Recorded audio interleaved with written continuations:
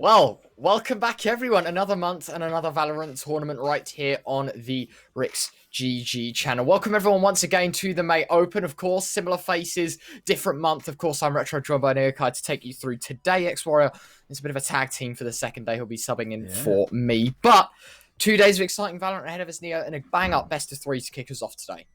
Exactly. We're getting started with a pretty exciting one. It's already had, of course, a couple of games played off the stream, and there seems to be a few pretty exciting results, which we can get into in a little bit more detail later. But as you mentioned, we're getting started with a pretty banging matchup now. If I'm right in saying it's going to be UCAM versus, let me double check it here. The Goose House. The Goose House. So that's a quite exciting match. The Goose House got off to a pretty good start against Celestial Esports, taking that one 2-1, and UCAM a 2-0. No messing around, taking down no witnesses. So, a pretty exciting match just to get us started on the stream. But of course, everyone, welcome back to the Rix GG May Open. It's a pleasure to be back on the stream as well. Yeah, absolutely. Let's get things right underway with this this here. And we all know that best of threes, they stem from the veto, and hopefully we'll have that in just a second here and go through it. The Goose House, as you mentioned, a fairly solid side. They've seen a lot of success recently. I feel like I've seen their name everywhere at this point in time. Sure. I mean, they beat GMT Esports in the 15 Kings Invitational not too long ago.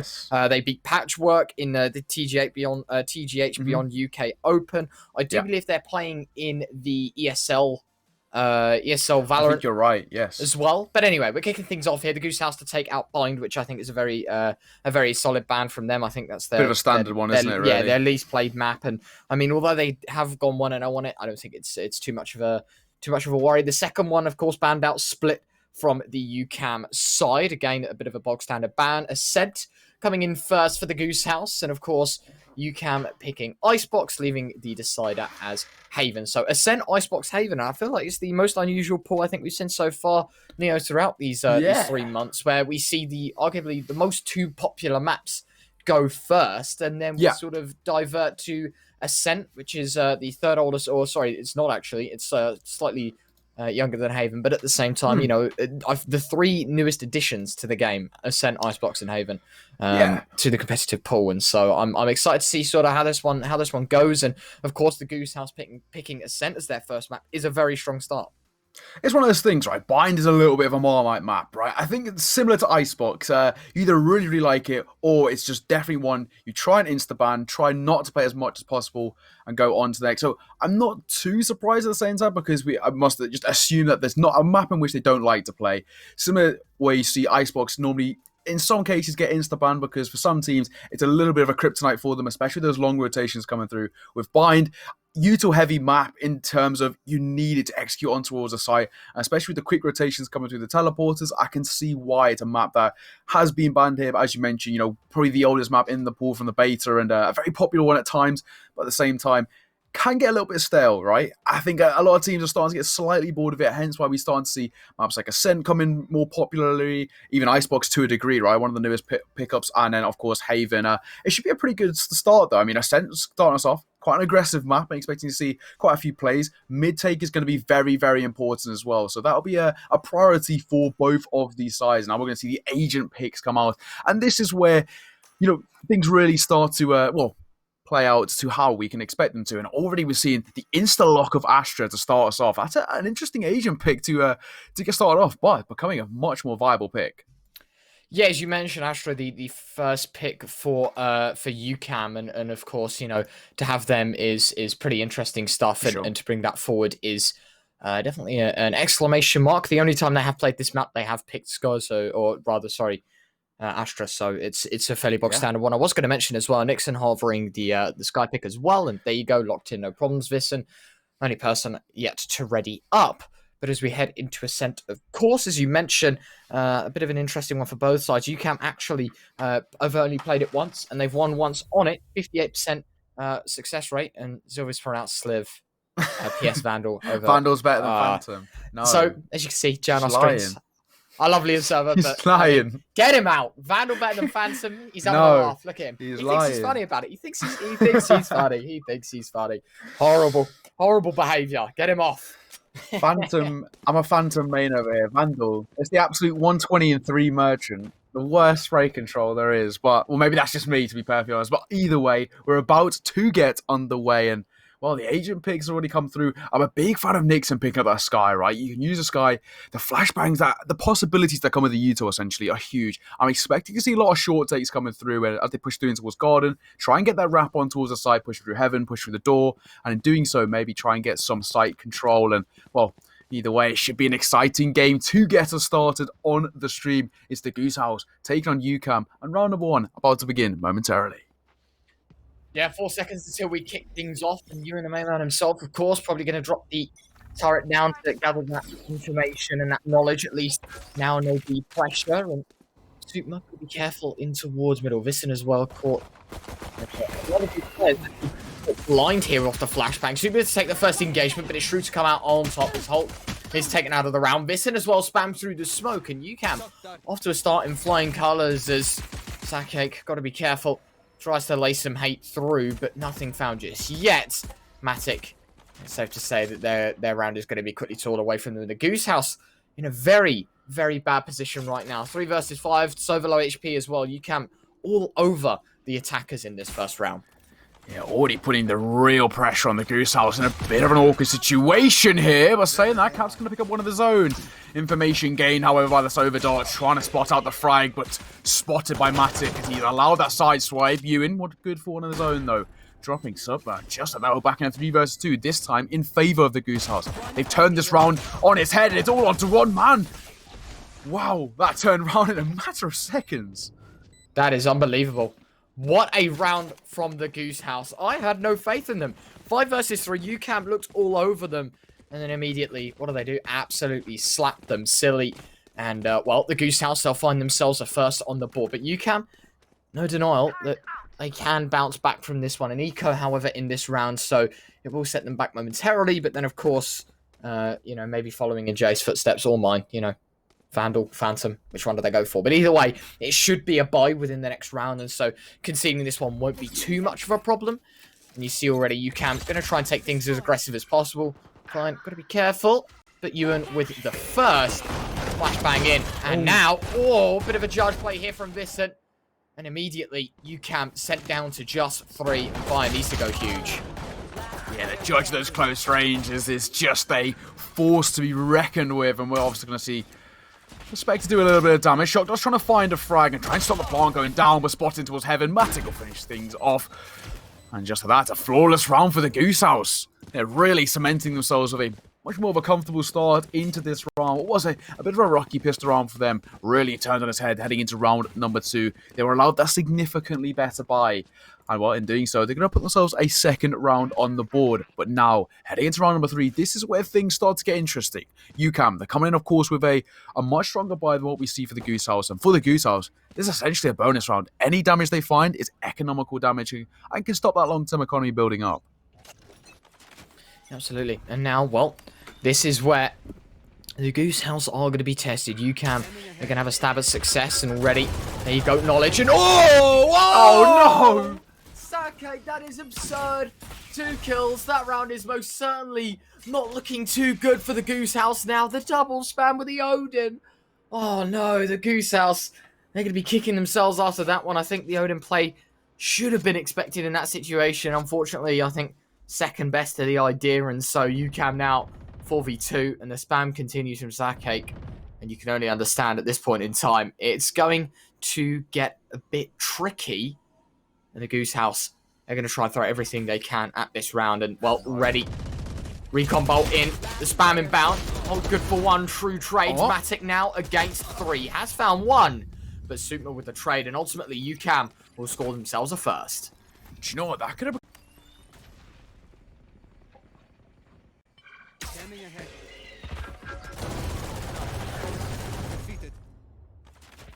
At that sort of position is just so broken. You absolutely love to see it. And perfect use of the Odin. Soverdart coming through, getting the information and finding the frags through the wall. Brilliant use of the Odin. And in doing so, it's UCAM putting that first run on the board and now staying just an arm's reach away from the Goose House, which just heats things up a little bit.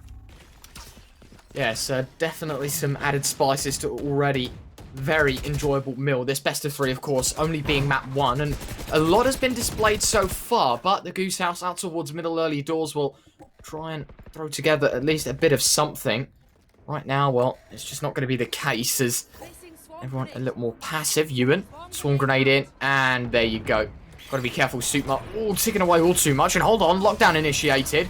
And now, Ewan, he's going to be able to throw the Goose House into this site quite quickly. Instead, though, they're going to back away. So much knowledge, so much presence, and Caps, in fact, find True. The B bomb site left desolate. Neo, this is unbelievable stuff. And already, with a Killjoy ultimate finding 1, they're out towards B, and it should not be a problem, as they found themselves complete isolation towards the B sites. Yeah, this is why we see people pick up Astra, right?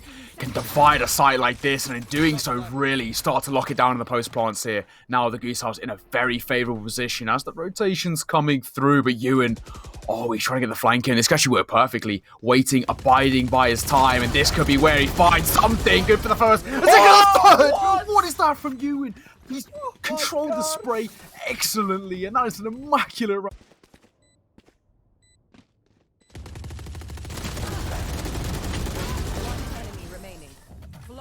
Three, and that is flawless from the Goose House. What a round from Ewan.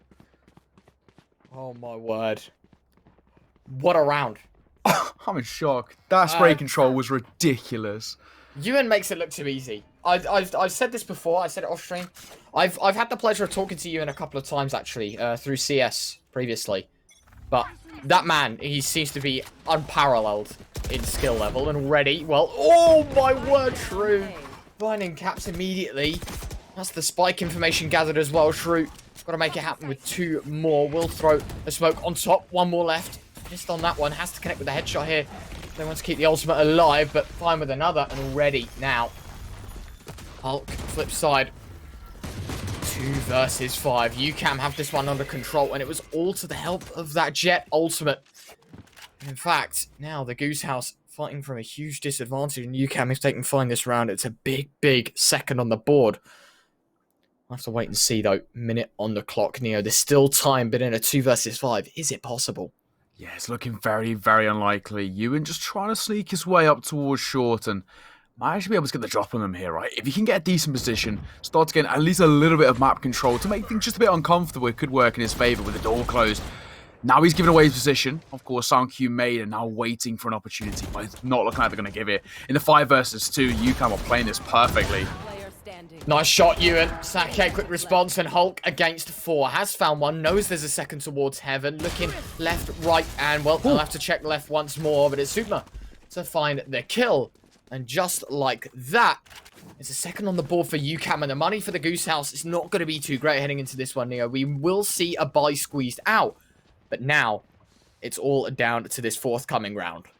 Yeah, exactly. It's all coming down to this one. It's very, very tight. So we're already seeing this level of VALORANT. It's so high between these 2 sides. A full buy going out for both sides. But one thing to mention, Shrew picking up the operator. Now this could turn the tide in this ever so close war. He's holding in towards B main. Look for that opening frag and may even be gifted it as well, as looking like there might be a little bit of aggression coming that way. Avoiding the pre-fire angle as well. Yeah, heading into this one, the Goose House. Well, a 6th round on the table. Well, we'll have to wait and see. Vincent slowly edging on through, smoke inbound as well. A second, and well, the ultimate. Fury inbound and already connecting with 1. Hulk out of the round early doors. And in fact, Vincent, nice response. 4v4. Supma could have found himself something, but no, instead drops on down, but we'll find it. Spike down A. To the edge of the smoke, it is another found. UCAM up the advantage now. The Goose House down to 3, but edging out a gunfight. It's none other than Ewan to find Supma, and now level 3 versus 3. Ewan to tap the bomb once, trying to play the peak, trying to at least get the timing there and find the advantage, but instead Spike goes down. And the retake required, and UCAM, all 3 players coming from this Heaven position. It could get dicey here, Neo. Yeah, this could become very dicey indeed. I mean, it's 3 versus 3. They need to play this excellently. The Goose House, very, very good in these post-plant positions. However, Killjoy low, definitely a lot of potential. Asher taking a bit of damage as well. Just jiggling their angle, Caps, jumping around, just trying to find an opening. Now with the jet smoke coming down, he needs to push forwards. It's going to go Viscern to go down. Fern pick up the frag. UCAM, Shrew pick up one of his own. It's all to Ewan. We see him do multiple things, but can he pull off the 3? He can't quite do it. And, well, defuse will come in. And I think in just enough time as UCAM are going to put a 3rd round on the board and tie things up 3 rounds to 3. Wow. Again, what an effort from Ewan. What a valiant attempt here. 2 kills, and I mean, you know, it's easy to say because we can have X-ray and we see what's going on. We could have said, oh, pre-fire the 3rd, pre-fire the 3rd. But that is ridiculous stuff from Ewan. 12 and 3. Already, I know. 6 rounds played. He's got a 2 kill per round ratio, right? Yeah, he is, he's smurfing in the server so far. Yeah. Ridiculous showing from Ewan.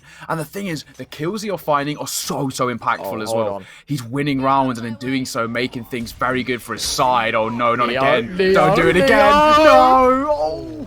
Usually all coming through. And the jet swinging through. The knives trying to find something, but not quite going to work in their favor. Shrew and Nixon pick up one of their own. Nixon goes down without a kill. Matic will trade, and in fact, Nixon to at least edge out now. That advantage, 4v2, UCAM suffering at least in numbers towards the site, but they have trumped the Goose House overall right now. And here we go, ultimate inbound. First shot connects, a second as well, tags up, and even a 3rd, I think, does find its mark, but at the end of the day, it's still a 2 versus 2. And fairly similar in HP. UCAM, both players towards B, and now they're going to quickly clear out, get that information, but they are going to be heading right back around towards A, and Nixon. The recon dart is going to be indicative. Healing whipped out, ready to go once again. But the A site left desolate. And the Goose House will find themselves the bomb site, or at least the plant freely. But Matic's positioning, it could be the round-changing maneuver. But no, Nixon to read into it. And Hulk up against 2. Knows that both players are coming in from heaven. Missed first spray. Has to reconnect on the second, but does not. And Shrew to find the shot. It is now UCAM to take the lead, 4-3, with a spike down. Bit of extra money. But at the end of the day, I think the Goose House, they're going to be whittled down to either a force or just the pistols. Yeah, brilliant stuff. UCAM putting that all elusive 4th on the board and taking that 1-round advantage. Now, here's where they start to set themselves up. Start building up that long-term economy, and in doing so, start chaining some rounds together. It's been a pretty good start from both sides, but as you mentioned, now for the Goose House, going to be a bit of an awkward situation economically, right? We see, of course, what looks like a Vandal going to be picked up alongside a Spectre, supported by some upgraded pistols. So they are going to slightly force buy into this, try and make it work in their favor, but, you know, on T side, they're going to need to play things very, very aggressive, and it looks like they're going towards mid. They might be met by the operator of Shrew.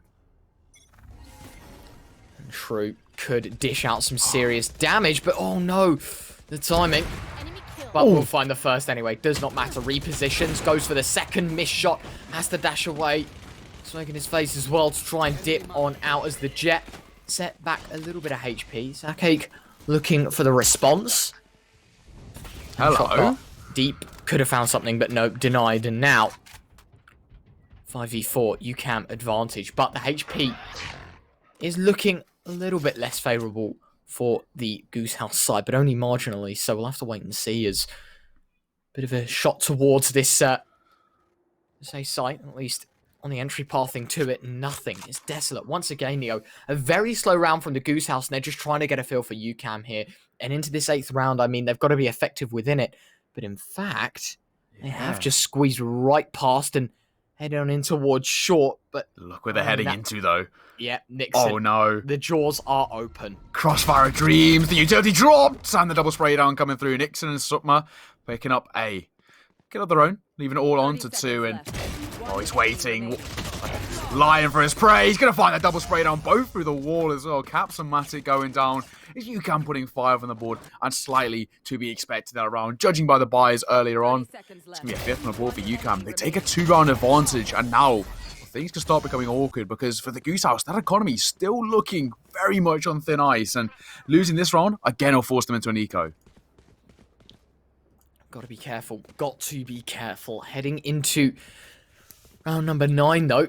The Goose House, they want to respond within this one. Looking at their statistics, I mean, it isn't exactly a bad map for them, considering, you know, all things measured. But at the same time, this map is is not too great on the attacking side. They've got much better success on the defensive side, but it's the question of, can they actually provide that statistic and bring it to life? Because then, you'd have to be looking at more or less a 6-6 scoreline. And, well, they are off to the right start. Caps to find one. And so now heading into this scenario, this whole situation entirely, leaving UCAM down to 4, gives some breathing room, gives some room to work with. Ewan looking towards B quite possibly. Nixon sending the Hawk deep. Won't find anything just yet. And actually tries to move around towards the back of this site, patiently waiting for any move. And in fact, look at where all these players are going. Other than the Sova, the Goose House are going to be absolutely trying to cover this B site with players. However, ultimate in. And now it's going to become a little bit more problematic. Sake might just push on through, though. And if he can, he'll find himself one. A second. Beautiful stuff from the Sova on UCAM. And another kill granted by Nixon and Hulk and Matic up against it all and have found one apiece. And so down now to the remaining player. The Sky against 2. Matic shaved out of the round, and now it becomes a little more possible. Yeah, trying to make his way in, but the sound cue has been heard, waiting, but not quite finding. Oh, Hogan had all the information, but it does not matter. What a shot.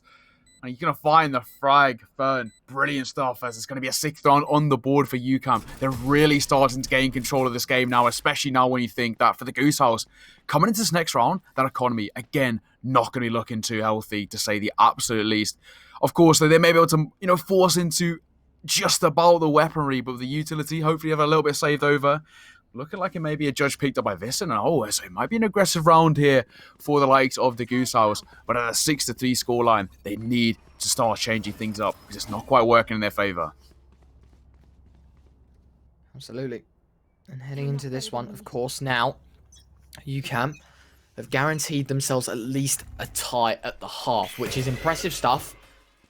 But now it's just about making that more than just even. Making it higher already. Supma with a first. Sake with a second. Whole quick trade, but Sake the ultimate. Hunter's Fury doing all of the work, and Matic left alone against 4. We'll have to find some heads, and already the peak is in play. Has found one. Our drone connects, and so now information given. Matic may just be looking for the play here. Shock Dart won't do all too much. Re-peaks, and in fact, flanked by Ferg. And that will be UCAM finding 7. Yeah, I mean, we mentioned they were coming in with a significantly better buy in this round, but look at this. The spray control is excellent. The use of utility once again, it seems to be the difference here, right? UCAM, they've got it down to an absolute T, and the Goose House looking slightly disjointed at the moment. It's a 7th round on the board for UCAM and a 4-round advantage heading into next. The positive sign is that for the Goose House, they can keep buying into these slightly better weapons. The Phantoms and Vandals picked up time and time again, so still opportunities for them to put that 4th on the board. True.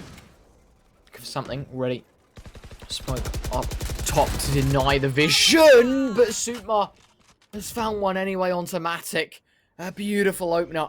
7-3 the scoreline, and we're on the brink of an 8th. There's a 5v4 to work with. Everything gifted. A chance granted. And for the Goose House, their response is going to have to be found quite quickly here. And Nixon might just be tested. Listen, pushing on through. Flashbang is in fruition. The peak is in. And in fact, first granted, got to be careful. A second. That is disgusting accuracy. Ultimate inbound. Going to try and push the Goose House on forward. True in towards short, though. He's got to be careful. Tree Room now lighting up the side of the Goose House. Another kill. Ewan's response found. Missed shot from Shrew, but the last to connect. Sake with the last, and UCAM with an 8th. Yeah, the Goose House, they made that space to allow them to get onto the side, but unfortunately just didn't quite work in their favour. And, well, a nice retake from UCAM. Shrew did a very good job as well, right? I mean, he did a very good job of not only creating space on that defender side, but in doing so, again, his use of utility to find those couple of frags. And while the ultimate popped, ultimate finds the kills. It's an 8th round on the board for UCAM, a 5-round advantage. And the Goose House, they need to step things up because this deficit is starting to become significantly large. Problem is as well, I haven't got many rounds left on this attacking side, so it is going to be quite problematic. Hold on a minute. Oh, Vissen missed shots. This is unfortunate, caught in the corner, and Nixon actually taken out first by Ewan through the wall. Oh, now he's done it. But he has found himself the opener, and uncharacteristic, I feel like, to the approach that the Goose House have had. They had a great start here, Neo, but I think this is the third or fourth time this half where we've seen them actually find themselves the advantage. Exactly. Ultimate on in. Hunter's Fury once again. Sake caught out by Matic. And the Goose House up by 2 agents. And, well, now it is going to be the spike set down. And they might just be on for a fourth.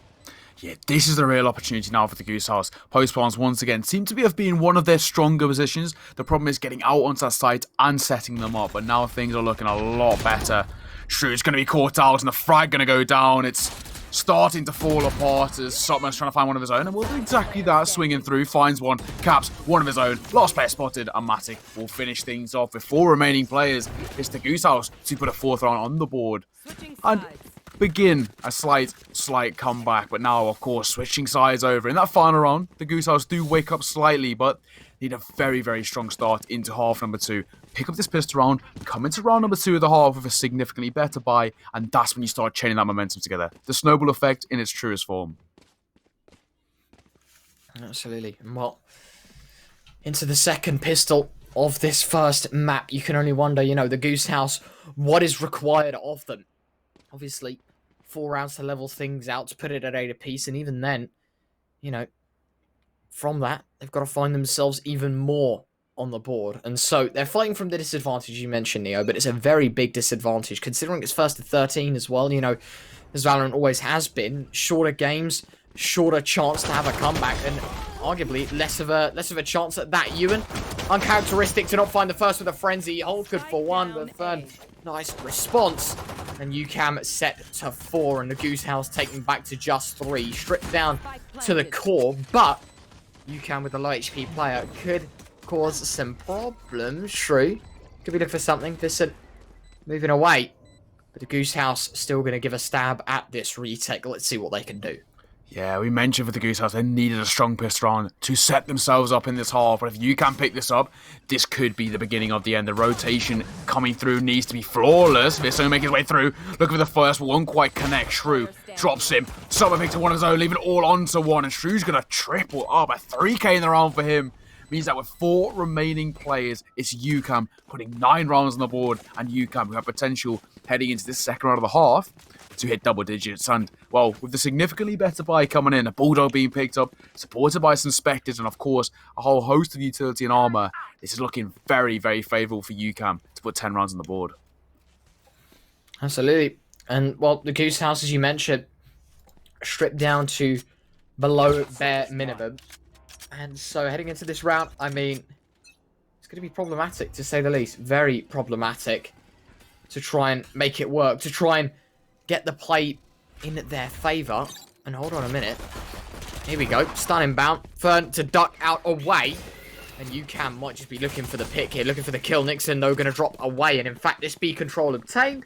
1 player towards A for the Goose House. And in fact, hold on a minute. Hulk's done some serious damage. Vissen's found Nixon. That's the spike gone. 4v5. All of a sudden, the Goose House looking a little more favourable. Cap's going to get all of this knowledge that they're running towards A. And although Superman's found his way towards Spawn, it is all the knowledge. Everything granted. And the Goose House could actually have a stab at a retake here. Yeah, exactly. Bomb does go down. The aggression towards Heaven. Favouring Shrew. A Summer picked one of his own as well onto Hulkson. Leaving it all onto 2. Make that just 1. Make that none. Wow, that could have been a 4v4 retake, but UCAM shut it down in the post-plant positions. We sang the praises of the Goose House of their post-plants once they actually got onto that site. But it's UCAM who are really showing up so far. Brilliant stuff. As mentioned, they pick up that all-elusive double digits. With 10 rounds on the board, now is where things start to, well, maybe look a bit downhill for the Goose House. Fortunately for them, though, they will be able to buy comfortably coming into next. We're going to see Phantoms and Vandals picked up, full armor, and a good amount of utility. So for the UCAM side, this essentially is going to be a bonus round. What we speak about again is the economical damage. That's what they're looking for here. Hold on a minute. Oh, throwing down some concussion. True to at least get rid of that. And in fact, now pull the lever. Get on out towards this site. Both players in towards the back of it, and Ewan's found the first. A great opener here for the Goose House man himself. Visson with another, a second granted, a third, and a fourth. Wow. It's an absolute mop-up, a near flawless way to end the round. The Goose House only with one casualty in the form of Ewan, but nonetheless, they find themselves a fifth. And a very interesting round. It seemed so messy outside looking in, but the Goose House, it was calculated aggression. They waited, they played off of each other, and they find themselves a fifth with relative ease. But UCAM's buy up next. Let's see what they can do. Yeah, we spoke about it earlier, right? It's that use of utility on that retake of the site. Of course, the spike hadn't gone down yet, but the aggression came out from the UCAM side, and the Goose House waited for their opportunity. They tucked themselves in, flashed themselves out, and in doing so, the trades and the swings came in. It was brilliant stuff from the Goose House to shut things down, and of course, having the better weaponry did definitely help. Out towards middle. True. Gonna try and throw out some hate. Visson taking some serious damage there. Down to 70. A little over half. UCAM still a fighting chance in this one. Caps opens up with the first. True out of the round. Nice shot from Supma. And now, well, 4 versus 4. The Goose House quick to be reduced. And UCAM might just have a stab at this round. They have the knowledge, at least, of at least one towards A. Gonna pick up the old orb as well. But everyone seems very, very passive here, Neo. No one really trying to throw all too much at it. But now, the Elephant Stampede, the rush towards B. And UCAM have got to be careful because Caps towards middle. And now the rotates are on in. The Goose House looking to hold on. And Caps, hello. A lovely way to open things up. Yeah, they picked that kill. The spike's gone down now as well for UCAM. They're left now in a 3 versus 4 position. And, well, the Goose House, this retake needs to be sublime. But look at this rotate coming through, trying to catch the flank. And I don't think they'll be aware of it. He might be good for a couple of frags here. Needs to control the spray, and he's good for 2. Brilliant. Bringing the man advantage in favour now of the UCAM side, and then once again sitting in this very, very passive angle because that's all they need to do in the 2 versus 3. Now the 1 versus 2, it's all onto one man. Caps needs to go huge, swinging through, won't quite connect, and Fern will shut things down. It's UCAM putting 11 rounds on the board, and the T side once again dominating in that post-plant position. Ridiculous stuff, and once again, a bit of individual excellence here, and, you know, to find the first tag, some might say was lucky, but Sake with the double, and of course that gives UCAM their 11th. 2 away from victory within this first map here, Neo, and, I mean, what does that say about the rest of the series? Exactly. If they can take it this dominating, and bear in mind, you know, this is, I do believe, the Goose House's map pick of Ascent. It is their map pick. And so, well, heading on to map 2, you are going to need a ridiculous comeback, to say the least. And even then, it has to start with throwing some rounds together and proving yourself as a team on your map pick. And so heading into this one, the Goose House, a bit of a do-or-die situation into round 17. Can they spread some magic and show what they're made of, or can UCAM wipe the floor on this first map of 3? Yeah, it's one of those things that we speak so often about VALORANT, though. It's because of the way in which the rank system is set up, everyone gets that map depth that you don't really have at times in the likes of CSGO, right? You know, we see instabans very, very commonly happening in CSGO, but you can't really do that to the same sort of degree in VALORANT. So there is that depth there, hence why UCAM on their opponent's map pick are looking so strong here as they're making their way out towards shore. Shrew going to drop the smokes coming through, trying to find the frags for the time being will be relatively untested, but Visson needs to be huge here, and he finds the first, the right click, brilliant on towards Shrew, but it's Supma opening up with 2 of his own, make that 3 as they wipe out the sides, and the rotate coming through needs to be flawless. Now the Goose House reduced to just 2. The retake is near impossible, but looking for a first hit. We'll try and blind the first, won't catch anything, but the headshot found onto Supma, down to 3 now. UCAM, got to be a little careful. The ultimate out on towards the site. The flash is in. Sake will find Caps. 1 versus 3. Hulk has found 1. Knows the second's location. Flashbang ready as well. Will catch 1 blind. Swarm grenade on the spike. And Hulk quickly now down to the final moments of this round. No chance, no way. He's going to have to run away and save whatever he can. And a 12th on the board for UCAM. Beautiful stuff from them. 1 away from victory on this first map. The Goose House map pick quickly falling from their fingertips. Exactly, we're seeing some real signs of domination here from UCAM. Hence why they're one of the sides to watch in this sort of entire tournament, right? We were keeping an eye on them, just a tentative eye on them because they're such a strong side, and they're showing it here. It's been a brilliant performance so far, and well, I'm expecting to see it go exactly the same way. It's match point in favour of UCAM. They're looking to push us very quickly onto map number 2, and the way things are going, it's going to be something special from the Goose House. But coming into this next round, it's going to be an awkward buy. Judge, Spectre, Stinger, supported by a few rifles. Not the best buy for the defender side, and they need something special here. Well, they're going to try their best. They're going to have a stab at success. Shrew to run right on through. And in fact, now Ewan, information gathered at least of that first ultimate being engaged. And, oh, this could be big. Actually, try and drop away. Spike goes down. True with the first. Drops on back. Killjoy in. And in fact, now, utility at the masses. Ultimates being spread left, right, and center. The Goose House down to 3. Ewan only good for the 1. And Nixon got to be careful. Drops on down. This sent out of the round. And Nixon granting every step to success. One man towards heaven. His head quickly removed. Matic out of the round. And Hulk has to do an immaculate clutch. 1 versus 4. And he's going to be finding the first. But the second will be denied. Nixon a triple. And UCAM wipe the floor 13-5 on this first map. Yeah, it's a bit of a dominant showing, isn't it? What a performance from UCAM. What was a very strong start from the Goose House, and it looked like it would carry on throughout the tournament. Just didn't quite work in their favour. It's a brilliant showing from UCAM. And the worrisome side is they're now moving on to their own map pick. So I'm expecting to see just as much dominance heading into map number 2. I mean, but that was brilliant. For UCAM, on defender side, they played things very passively, assessed the situation, and in doing so, were really good in those retakes. And then on that attacker side, that was a whole different breed. Not only their executes were immaculate, the use utility was brilliant, and the post plants were unstoppable. I mean, there was no chance for the Goose House to get back in on those sides once those post plants were set up. Hence why every time we saw that spike going down, it was essentially a one and done round for UCAM. They played it to perfection, and the Goose House, they need to change things up if they were heading into map number 2 because, well, map number 1 was a bit of a blowout. Yeah, you make a very valid point. UCAM, great start, and for the Goose House, well, a comeback of monumental masses required. We're going to go to a quick break, but when we are back, our second map of the series, Icebox, up next. Do not go anywhere. We'll be back in around 5 minutes.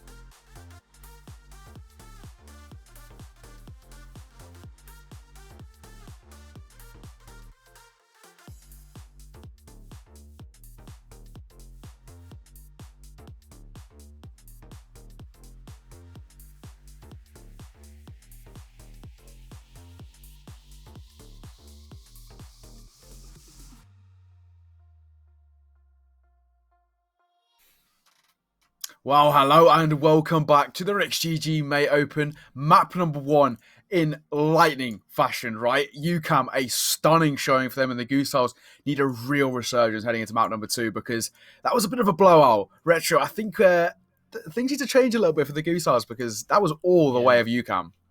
Yeah, they looked unstoppable in that first map. And as you mentioned, you know, we're going to need big changes here from the Goose House. And it has to start here on Icebox, their tournament, of course, on the line in this one. And I do believe everything ready and raring to go. Everyone seemed to have interlocked apart from Nixon. But even then, I think we'll see him on quite quickly. And there you go, the Viper pick in bound. And we're going to get things going here on Icebox.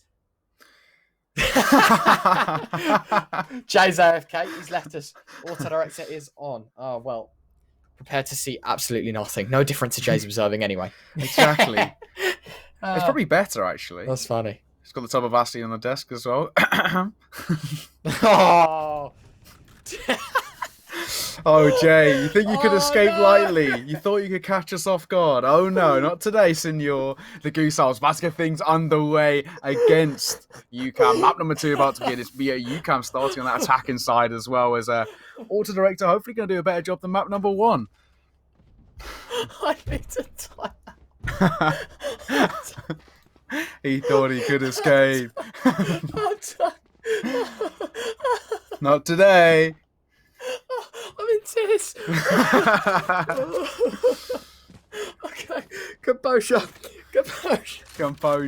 We're about to begin round number 1 as UCAM starting on that attacking side and the Goose Owls on the defender side who need a exuberant start heading into this first round because they need all the momentum they can get.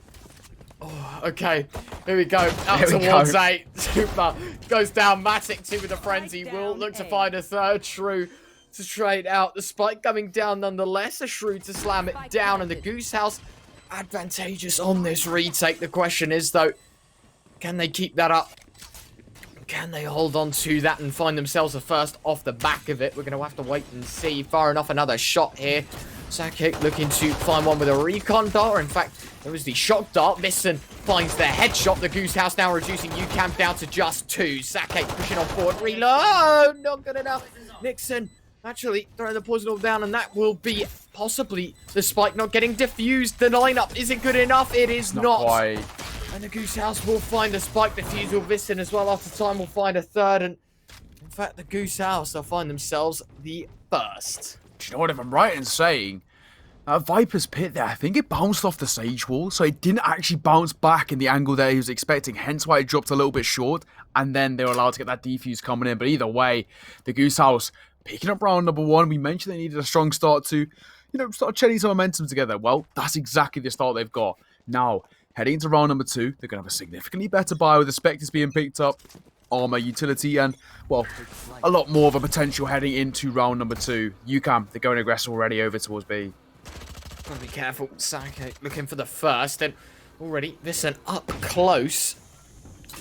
Or picked up Visson. Oh, they haven't checked the angle. Visson good for 2. The Goose House on a start with flying colours. It will be at least relegated down a notch. As a quick trade here from Sake, a second as well with the shock dart. The Hulk in with a response. Burn against 3. It's just not going to happen. And the Goose House, they'll find themselves a second, but 2 casualties. They were absolutely stung on that aggression, but the Goose House, they overpower and overcome. Exactly. Well, it seems to be a bit of a precedent, right? A bit of a standard in terms of the Valorant meta at the moment. That second round, very heavily favoured to those who have those upgraded weapons, and whoever essentially takes the best round is near enough guaranteed a second round on the board, or definitely has the momentum heading into it. And well, we've seen it exactly there. The Goose House picked up a second, and now, coming against a much more confident buy for UCAM. The thing is, they have opted for an operator as a way to throw it off, and Visson looking for it already, but the utility, keep them at bay, and just slow down the momentum momentarily. UCAM, they're trying to find as much map control as they can already, as they slowly shift their way over towards B. Ewan laying down some hate, trying to find anyone crossing towards into his crosshair, but UCAM instead opting to go towards B. 5 players pressing on forward. Cap's not really with a great buy, only with that frenzy. Going to be quite scary. Toxin down to the floor. Burn looking to push on through, and ooh, huge damage done. Vulnerability as well could get to them, but listen, milliseconds away from pulling the trigger and finding a first. The Satchel as well, denying the spike plant, I do believe. Burn to be pulled off of that one. Ewan will find one before UCAM overpower. Spike set down, and Ewan against 3. This post plant needs to be nothing short of perfect. And with only a Spectre in hand, I don't see it happening all too much here, Neo. Yeah, the only thing he's really opting for is maybe a little bit of economical damage, right? We talk about it time and time again. It's good for that kill on the site to bring it back to 2 versus 1, but Subma, good for 3. There's Subma changing agents as well, going for that Reyna pick, and it's already working very much in his favour. Playing aggressive right up in the faces of their opponents, and in doing so, is letting himself 3 kills in the round. That's what you need, right? For UCAM, they want to keep that pressure on the Goose House. So with Subma with the Reyna pick, and we see True, of course, with the Jet pick, they can play very aggressive, very high intensity, and very in your face. It's working so far in the first buy round as UCAM put a first on the board and stay just an arm's distance away from the Goose House. Absolutely. And heading into round 4, True, ultimate whipped out. Let's see how he does. Bit of a miscommunication there from the UCAM side to kick things off, but got to be careful. Pressure is in fruition. True looking for a first. Recon Bolt does connect, and in fact now they might just be able to catch themselves out something. Shot dart to bounce into the corner. That is beautiful accuracy, and a second as well. That is unbelievable from Sake. Beautiful stuff to open things up. UCAM setting the Goose House down to 4. Make it 3. And nearly a second on the line as well. Ewan will find another super quick trade. Ewan still on the back of the site. Has found one. Spam down. Fern knows he's in this close angle. Knows in that corner. Lurks another. Does peek at the right time. Ewan actually trying to take the fight to the UCAM side. But Spike tapped. Peek on in. Caps caught out. And Ewan against 2. Yeah, Ewan's got it all to find here as well. Spotted from the side, and Fern will pick up the frag with 2 remaining players. It's UCAM who tie things up 2-2. And the Goose House, once again, they had that strong start, but it's UCAM who already putting so much pressure on this defender side. And the Goose House now going to be forced into a pretty awkward situation economically. We already see a Vandal picked up by Ewan, supported by a few greater pistols. It's not going to be the easiest buy at all, as UCAM, they're starting to look very, very confident once again. That momentum from map number 1 seems to have transferred effortlessly into map number 2. Yeah, but now they might just be in a way to find the lead, the advantage as well. Not before Vissen deletes one. Resurrected. Burn brings him back to life. Ewan, though. Oh, hold on a minute. Oh, no, Ewan. That could have been so much better, but tries to escape the jaws of UCAM, and they are just too overpowering. Now down to 3. The Goose House set back majorly. Supma looking for another. Won't find anything just yet. Ridiculous start for Vissen to push on down. Maybe the flank in fruition. Missed shots from Hawk, and now down to 2. Make it 1. Caps gone. And Vissen, a 1 versus 5 required, and I just don't see it happening. Yeah, it's asking a lot, isn't it, really, for Vissen? The priority is just keeping this Vandal ticking over into next. We'll reposition over towards Kitchen to maybe find a shot in towards CT, but Sutma's holding deep as well. And any sort of cross he tries to make will be shut down instantaneously. Vissen holding, finding one towards Nixon, but that's probably all he will manage to find. They are going aggressive on the chase, but Vissen will get away in just enough time. It's actually repositioning over towards Kitchen. He's looking to make it even more expensive, and he needs to pull his Vandal out in due time. Information spotted. Going to try and play in the smoke. Good for yet another. Looking for 3. Looking to make it 4. Will he connect? Spots 1. Dashes into the wall. And he will be dropped finally by Supma, who stops the man on fire. Vissen made that a very expensive round indeed. But it's UCAM, regardless, who pick up 3. And UCAM, who take a lead in this game for the first time. Yeah, good stuff. And as you mentioned, UCAM taking that lead now. It's starting to work in full force. We'll have to wait and see if that can continue, though, and if UCAM can hold that up, or if the Goose House can respond. It's been back and forth so far, Neo. Yeah. But now, as you mentioned, UCAM recently pulling ahead could stir some problems here already. Matic looking for a bit of damage. Nothing found just yet here, but Shrew taking the pressure on forward. Now, they are going to try and find their way on out. Utility on forward. Superman looking for the first. Water to the left, and so pressure to the right. And well, all of a sudden, it's going to be quickly sliced down on sight.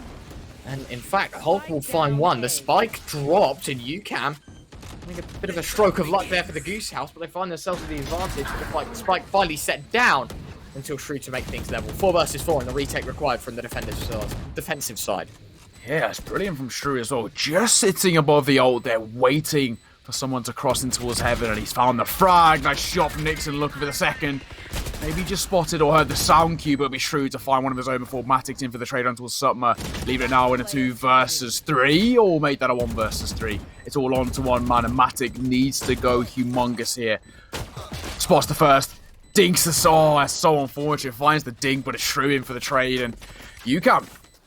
A 4th round on the board, a 2-round advantage, and once again, this control that we saw in map number 1 already coming out in map number 2 is UCAM, who look like the significantly more well-drilled side for the time being, and UCAM, who seem to really have a deep control of the series so far. It's going to be once again a pretty awkward buy for the Goose Houses. They're going to be coming in with just the upgraded pistols, but UCAM, that long-term economy starting to look fruitful. Yeah, you make a very valid point. You know, everyone's just trying to throw in some damage, throw in something, but the UCAM taking the lead, 4-1. The ultimate used by Hulk, and the Goose House aggressive towards A, or rather towards B, excuse me, and that rocket won't do all too much. Visson, did you just hear that was a 1-tap? Yeah. Onto Sutma. Beautiful stuff. UCAM set back now level, and Visson still well within the realms of finding another. Throws the smoke down, trying to duck out of harm's way, drops on down and jumps up high, reaching for the stars, but nothing found just yet. A second attempt at it, but nothing found this time. Has to reposition. 2 daggers left, looking to fire them off into the head, but unfortunately UCAM overpower. Fern out towards middle as well with a double. The lurk on the Sage. Nixon to slam down the spike, and UCAM on the brink of 5.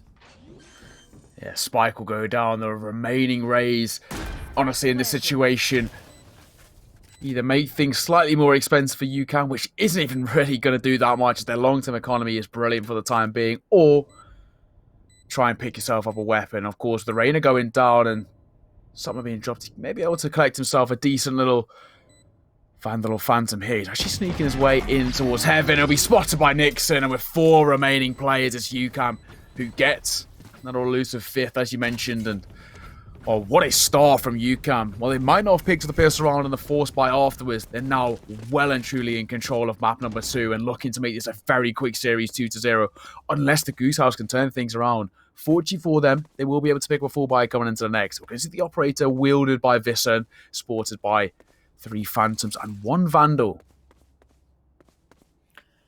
It's a little bit dicey here, Neo. The Goose House suffering so much, they need this buy to work out for them, and as you mentioned, the operator on Visson once again looking to try and puncture some holes through. We'll have to wait and see. There's another round to kick off and another chance for UCAM to further their lead, but at the same time, the response could well and truly be heard. Caps could be on for a multi-kill here as they're out towards B. Now, that's going to give at least a bit of knowledge on this first, and peeks on out. Shrew overpowers. Caps gone. 4v5 once again, and in fact, UCAM explode towards this B site. Spike already going to be set down. Miss paint canister there. Visson will find 1. So level in the retake with the defensive side. Have a lot of work cut out for them. A lot of work here indeed. Holding, looking for an opportunity. Shrew will be spotted as well. The Sovidar finding the information. He knows there's 2 behind yellow. And Hulkson finds the frag towards Shrew. But Sakai finds one of his own towards Hulkson. And now this becomes a bit of an awkward situation. But Fern will find 1. So what's the information on 2? Oh, that's brilliant. A triple spray down.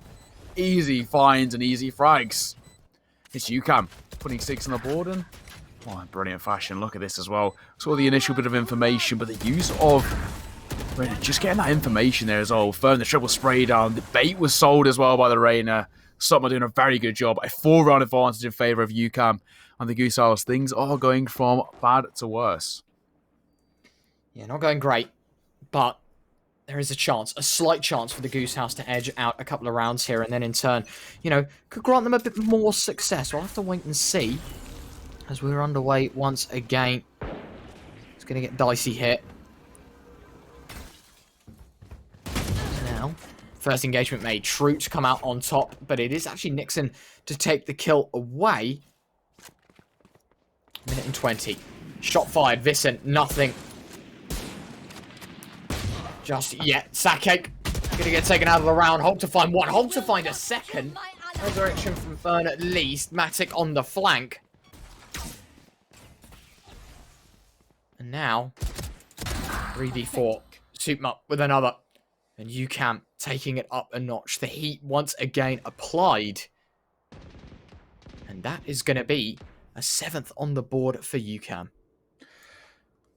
Once again, we're starting to see UCAM really take dominance here. Submap will finally finish off you, and it's all onto one man, but Vissen spotted, dropped, and Submap picking up another 3k. He's been doing such a good job of picking up those confident frags, and in doing so as well, the all-important ones.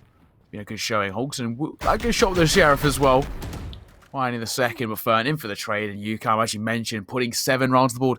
Now with a 5-round advantage. Retro, this is starting to become very, very problematic indeed, because the Goose Owls seem to be leaving things a little bit too little too late. They can't wait for that second half to start having that initial, start push.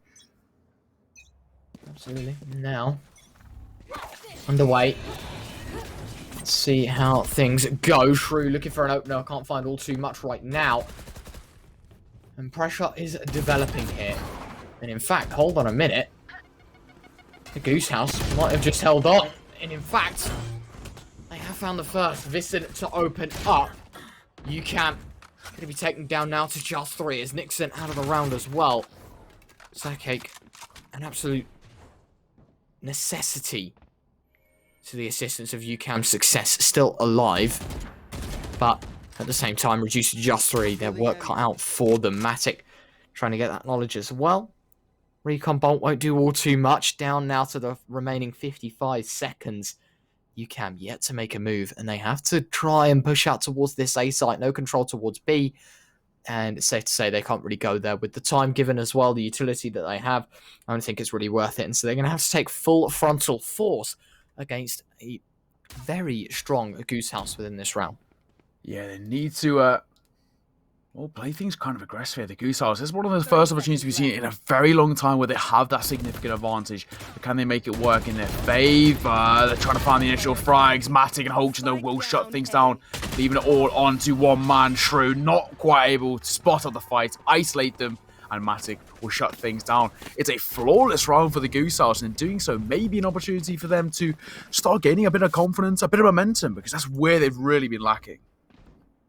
Yeah, absolutely. And now, 7 to the board of UCAM. It becomes a little bit more problematic, to come back from this scenario, even though, yes, the Goose House won that last round. Yeah. It's difficult to get into this one and, have a proper stab at it, a stab at success. And for UCAM in this round, well, no different to any other. A forced buy, well, a full buy. A great pedigree at that as well, to have all of these rifles, the utility. UCAM could throw everything they can at the Goose House right now, and, well, already some success within this half. What's to say they can't find any more? 1:20 on the clock, and early doors they head out towards B. Shrew leading the forefront. We've seen this man deliver sometimes, and already, they cross. Ultimate inbound, and here we go. Caps needs a big round, drops on down. Sutler with the first. Now the rotate is in. Vissen trying to find something, drops the smoke in close, trying to break the wall up ahead. Got to be careful. Hulk to whip out the ultimate, won't do all too much. The showstopper finding nothing. Sutler with a second as he drops on back behind the wall. 5 versus 3, and the Goose House decimated quite quickly. Ultimate, Hunter's Fury in play, but nothing connected just yet. And, someone with another, Sake with a 4th. Matic will find 1, but 1 against 5, near impossible. Yeah, this is asking maybe a too little too late, and Supmate finds the quad in the round. He has been lighting up. We spoke about it earlier. The Reyna pick was an aggressive one, but it could work in his favour. And look at him now, sitting comfortably 13-6, topping the scoreboard, the most kills in the server for the time being. And it's been a brilliant showing for him individually. Had a very strong performance in map number 1, and it's transferred straight away across into map number 2. It's a dominant showing so far from UCAM. They're looking to finish this as a 9-3 half. And if it gets to that, that may be too little, too late. If the Goose House put 4 on the board, there's still potential when they head onto their attacking side. But if you come get 9, this could be it. Yeah, and already bearing in mind, we all know, the map up.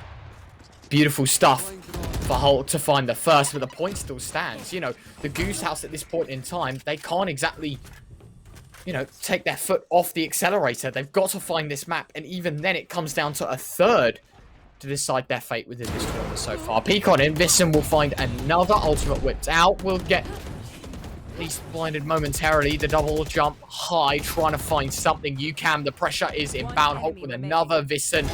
Now trying to hold the angle. Nixon against 4. Has found the first. Ultimate whipped out as well here, Neo. It could get scary. But look at that, not actually going into it for the time being, looking for the frag. Of course, Smoke Integrity has quite a while to find anything. They're trying to sell this bait that he's actually not over. And he could rotate away. He's going to have a free rotate if he times this to perfection, but they seem to be aware now. Now the smoke's gone, he's been spotted, but he will find the frag. Nixon good for 1, the rest coming through. Caps will finish off Nixon, and just like that, it's going to be a 4th on the board. We mentioned for the Goose House, if they can pick one up, they can make this slightly more of a competitive map number 1. Well, they've done exactly that. It's going to be a 4th on the board for the Goose House. And UCAM, only a 4-rounder lead. This piss run will be anything. Neo? I am hearing that noise. A bit of a weird one. I thought it would just kind of go away. It's the Viper's pit just floating. Salty J, go find it. Where is it? Is it still just floating in the air? I don't know, maybe. Who knows? Oh, here we go. We're on the move. He's in creative mode looking for it. Oh, it is. He's still just floating. It's somewhere there. That is so annoying. Where is it? What is this? I think it's still so it's in the air. It's in the air. That's a very weird bug. That is frustrating, because I reckon we're going to hit that for a little while, you know? I reckon we're going to hit that for the rest of the map. Yeah, anytime we go near CT, it's just going to be that. It sounds like someone sizzling an egg, doesn't it? It's not exactly that, but it's so weird, the noise. It's like a sizzling. Yeah, Defender Spawn is going to have that noise plaguing it until another one is fired, but looks like it could be momentarily.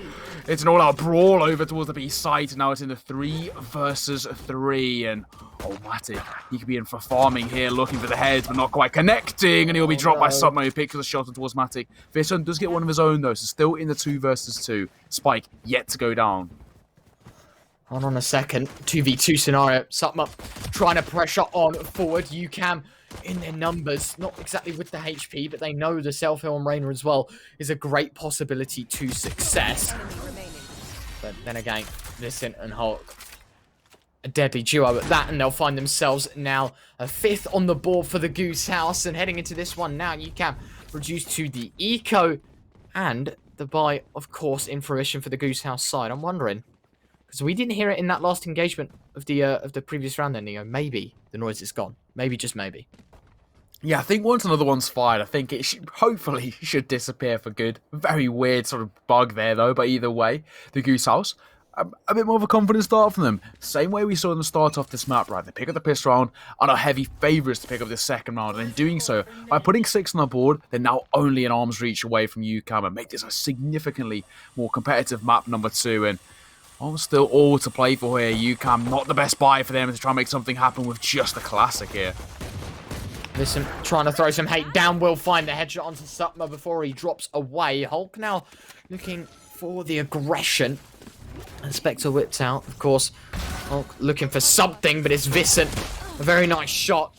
Sake with the response, but again, that Spectre second in, and it's more than just traded. It's found one more, and all down to the hands of Nixon, 1 versus 4. And I think it's safe to say at this point, this is going to be waved off and given straight into the jaws of the Goose House, a 6th to their name. And now UCAM, they're going to be in a bit of a troublesome situation, because if they lose the buy, then the Goose House might have just returned, and more than just, they're going to respond and possibly even level out. Yeah, definitely a lot of potential. As we mentioned, getting off to such a flying start for the Goose House is what they needed to get this momentum, get this snowball effect behind them, and in doing so, maybe start chaining a few rounds together. A very good start from them. They've picked up the opening 2, but coming into round number 3 of this second half, it will be just that bonus buy for them. So the priority, of course, getting that spike down, but on top of that, just causing that economical damage towards UCAM, who are coming in with their full buy, a very, very confident full buy at that. Here we go.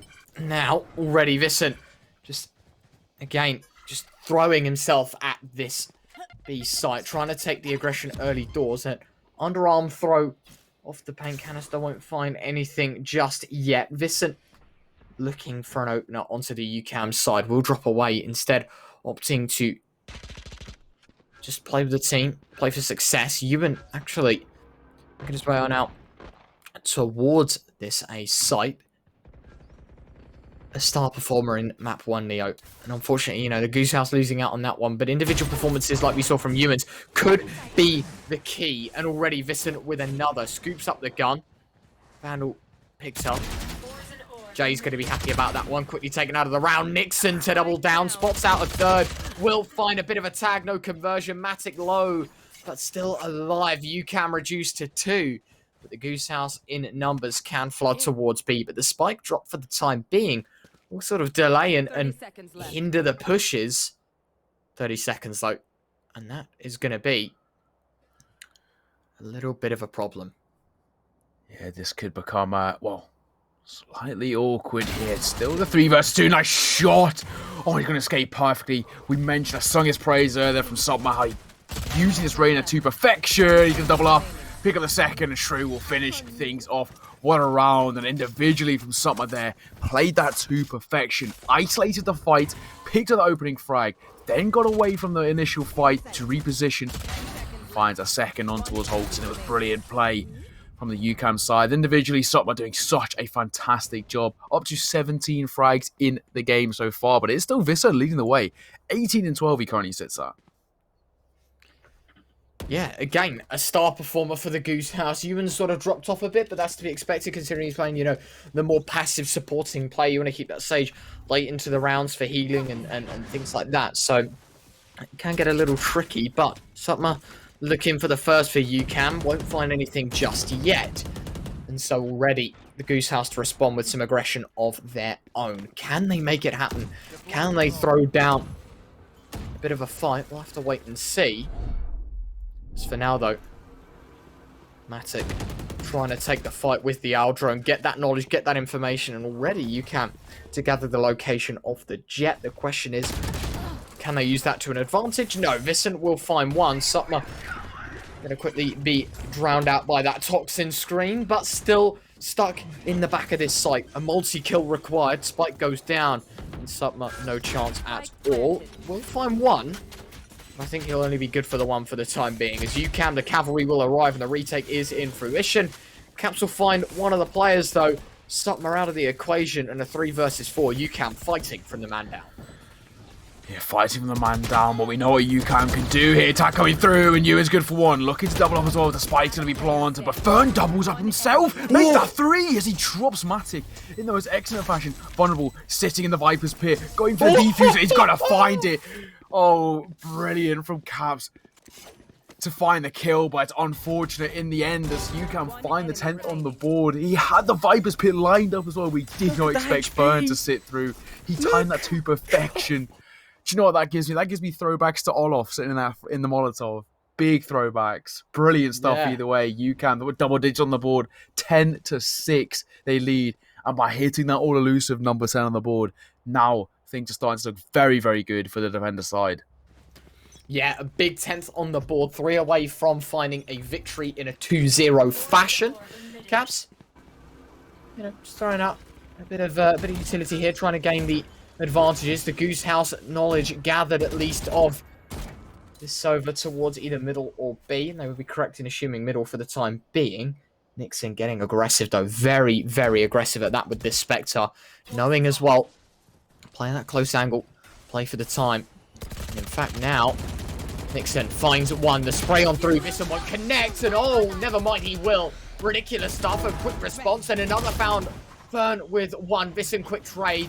Man advantage in favour of the Goose House simply because of the resurrection. Sackake looking to try and get some shock darts on down to do some damage, but Vincent with a third, and the Goose House, they respond, and again, that jet opening up this B site entirely.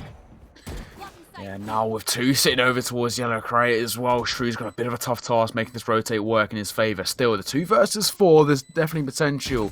These 2 try to double up and pick up the multi-frags. The aggressive agents ready for this, but they need to start making a decision here. The ding coming through into a Summer as well, leaving a bit of an awkward situation. We're going to find the frag. Now the heal comes through, traded quickly as Matic and Holston shut things down, and the Goose House put 7 rounds on the board and are keeping just enough distance to make this a doable fight.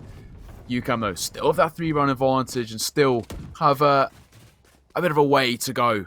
Either way, the Goose House, they put that 7 round on the board. And relatively comfortably so. We spoke about their post-bomb positions, right? Well, as a prime example of it, they didn't overextend, didn't overpeak, waited for information plays, and in doing so, swung and traded each other. It's brilliant play from the Goose House, and that's the sort of consistent level of play that we need to see from them if they want to tie things up 10-10. Heading into this one. Listen. Throwing down a smoke already. Trying to play aggressive. Shrew. Ultimate whips out. This is where it could get dicey for the Goose House. They've got to be careful. And Shrew finds the first. Scary stuff. Hunter's Fury is in play. Sake tagging up one. Sake converting. Shrew with another. Neo. The Goose House by crumbling. It was an eco. Oh, Shrew. Another one tap added to the tally. Matic swings, and his head removed. UCAM, they survive, and Shrew's quad kill. Nothing but the best, the highest level in the most important of moments. And just get a load of this. First kill, dashes away, throws himself right back into the action. Look at this, pixels to the screen, and somehow finds it. Matic to swing, and no way you're finding that kill when you're into the jaws of Shrew. You have no chance. 2 away, UCAM 11, the Goose House 7. That was jet played at the absolute highest level. The movement was pristine and the aim was immaculate. What a round there from Shrew, and well, he's looking to make it even more of a tough task here. Nixon taking the fight and winning it over Visson. The ult was popped, but Visson will go down as Ewan gets one of his own towards Summer, dropping the high intensity player of Reyna, making this a more even fight at 4 players apiece. Start. Nixon. Oh, Nixon. No way! Nixon! You can't be doing that. A quad kill. The Goose House decimated towards B. They have no chance. They have no space. The ace denied by Ewan. But he's on the verge of death. He will self-heal. But at the end of the day, he's against 4, or rather 3, very hungry UCAM players. The spike dropped. Crossfire set. Will peek on out. The first possibly on the peak, and Sake will find the last. UCAM 1 away from finding this series 2-0. And oh my word. First shot connects. Second on the spray. Third converted. It's a 4K within the round. I'm speechless. Yeah, that 4K was sumptuous. We talk about in a game like Valorant, sometimes that spray control can be significantly harder, especially with the sort of RNG element of it, but that was brilliant there. Locking it out, finding his aim, burst firing brilliantly, and, well, just playing around that utility perfectly. Viper dropped the smokes, but he knew how to just maneuver his way around them, and in doing so, Nixon's been doing such a good job time and time again in his position. Hence why he's left over here solo, because they know he has what it takes to hold it. So wait and see. Nixon to drop on back. Throwing up the smoke screen, trying to remove vision as best as possible. The spam is in. Sake will fire off a shock dart. Will it do some damage? Oh, indeed it will. Summer with the first to flag. Oh, it's found a second. And he gets away as well. He's in the dismiss. Will find a way out. Nixon with another. UCAM reducing the Goose House to 2. Peak off in Vista now. Ewan against 5. The main man himself needs nothing but the highest quality of round. And UCAM will find themselves 2-0 the victory. 13-7 on Icebox. And Neo, what a series. An absolute monstrosity from the UCAM side. Yeah, I mean, they're really a side to look out for. If I'm right in saying, in the previous Open, they actually went out relatively early doors. So this is a real good resurgence from UCAM here. They're looking very, very strong and very, very well drilled. The synergy in this roster is unreal. And a player I have to mention, I mean, I was singing his praises. The choice of Reyna from Submo was brilliant. He knew how to play it perfectly. he needs to be aggressive at times, use it to perfection, then got away, repositioned, evaluated the situation, and played it perfectly. But all round, UCAM did a very, very good job there, taking the series 2-0 and all the Goose Owls. Unfortunately, they were just defeated by the better side. Yeah, absolutely brilliant stuff. 13-7 on the second map. 13-5 was the first, Neo. Yeah. UCAM are a team to watch out for. We're going to go 100%. to a break. It's a bit of an extended one as this one ended 2-0. We're just going to wait on the other games to finish up before we jump back live with our second game of the day. Thank you everyone for sticking around so far, though. We'll give you some more information through the chat or whatnot on what game we're going to be looking into and delving into next in the coming moments. Thank you, everyone, though. Make sure to stick around as our second and last game of the May Open first day will be up next.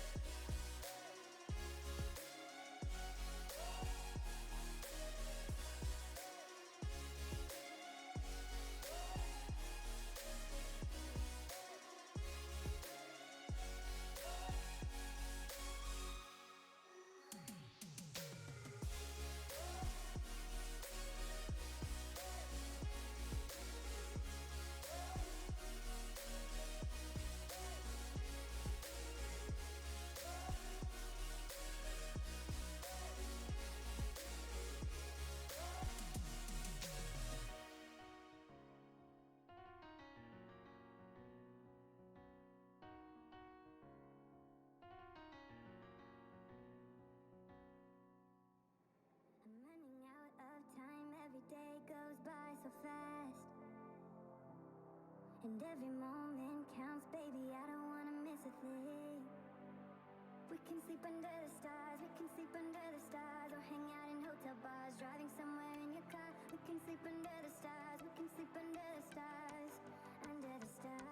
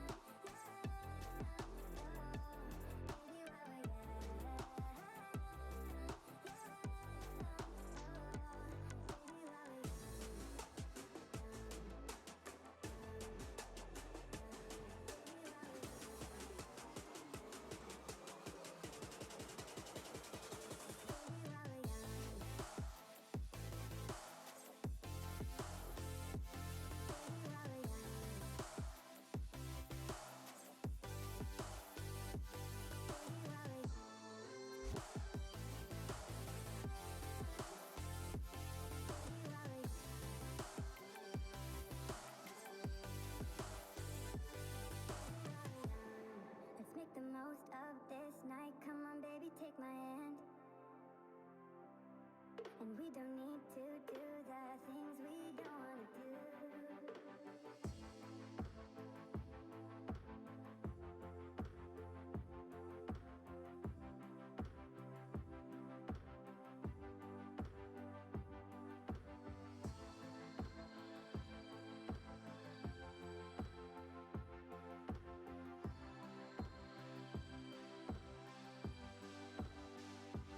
Baby, while we're young,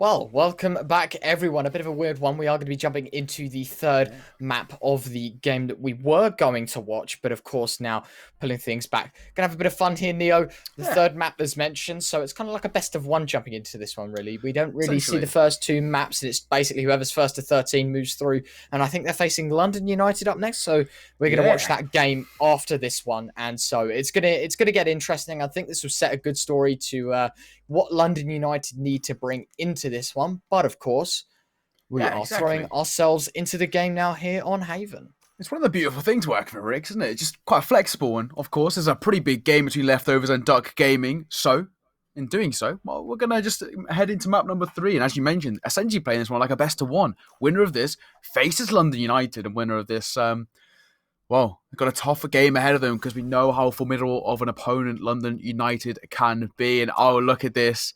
Silver 1. Bronze 3.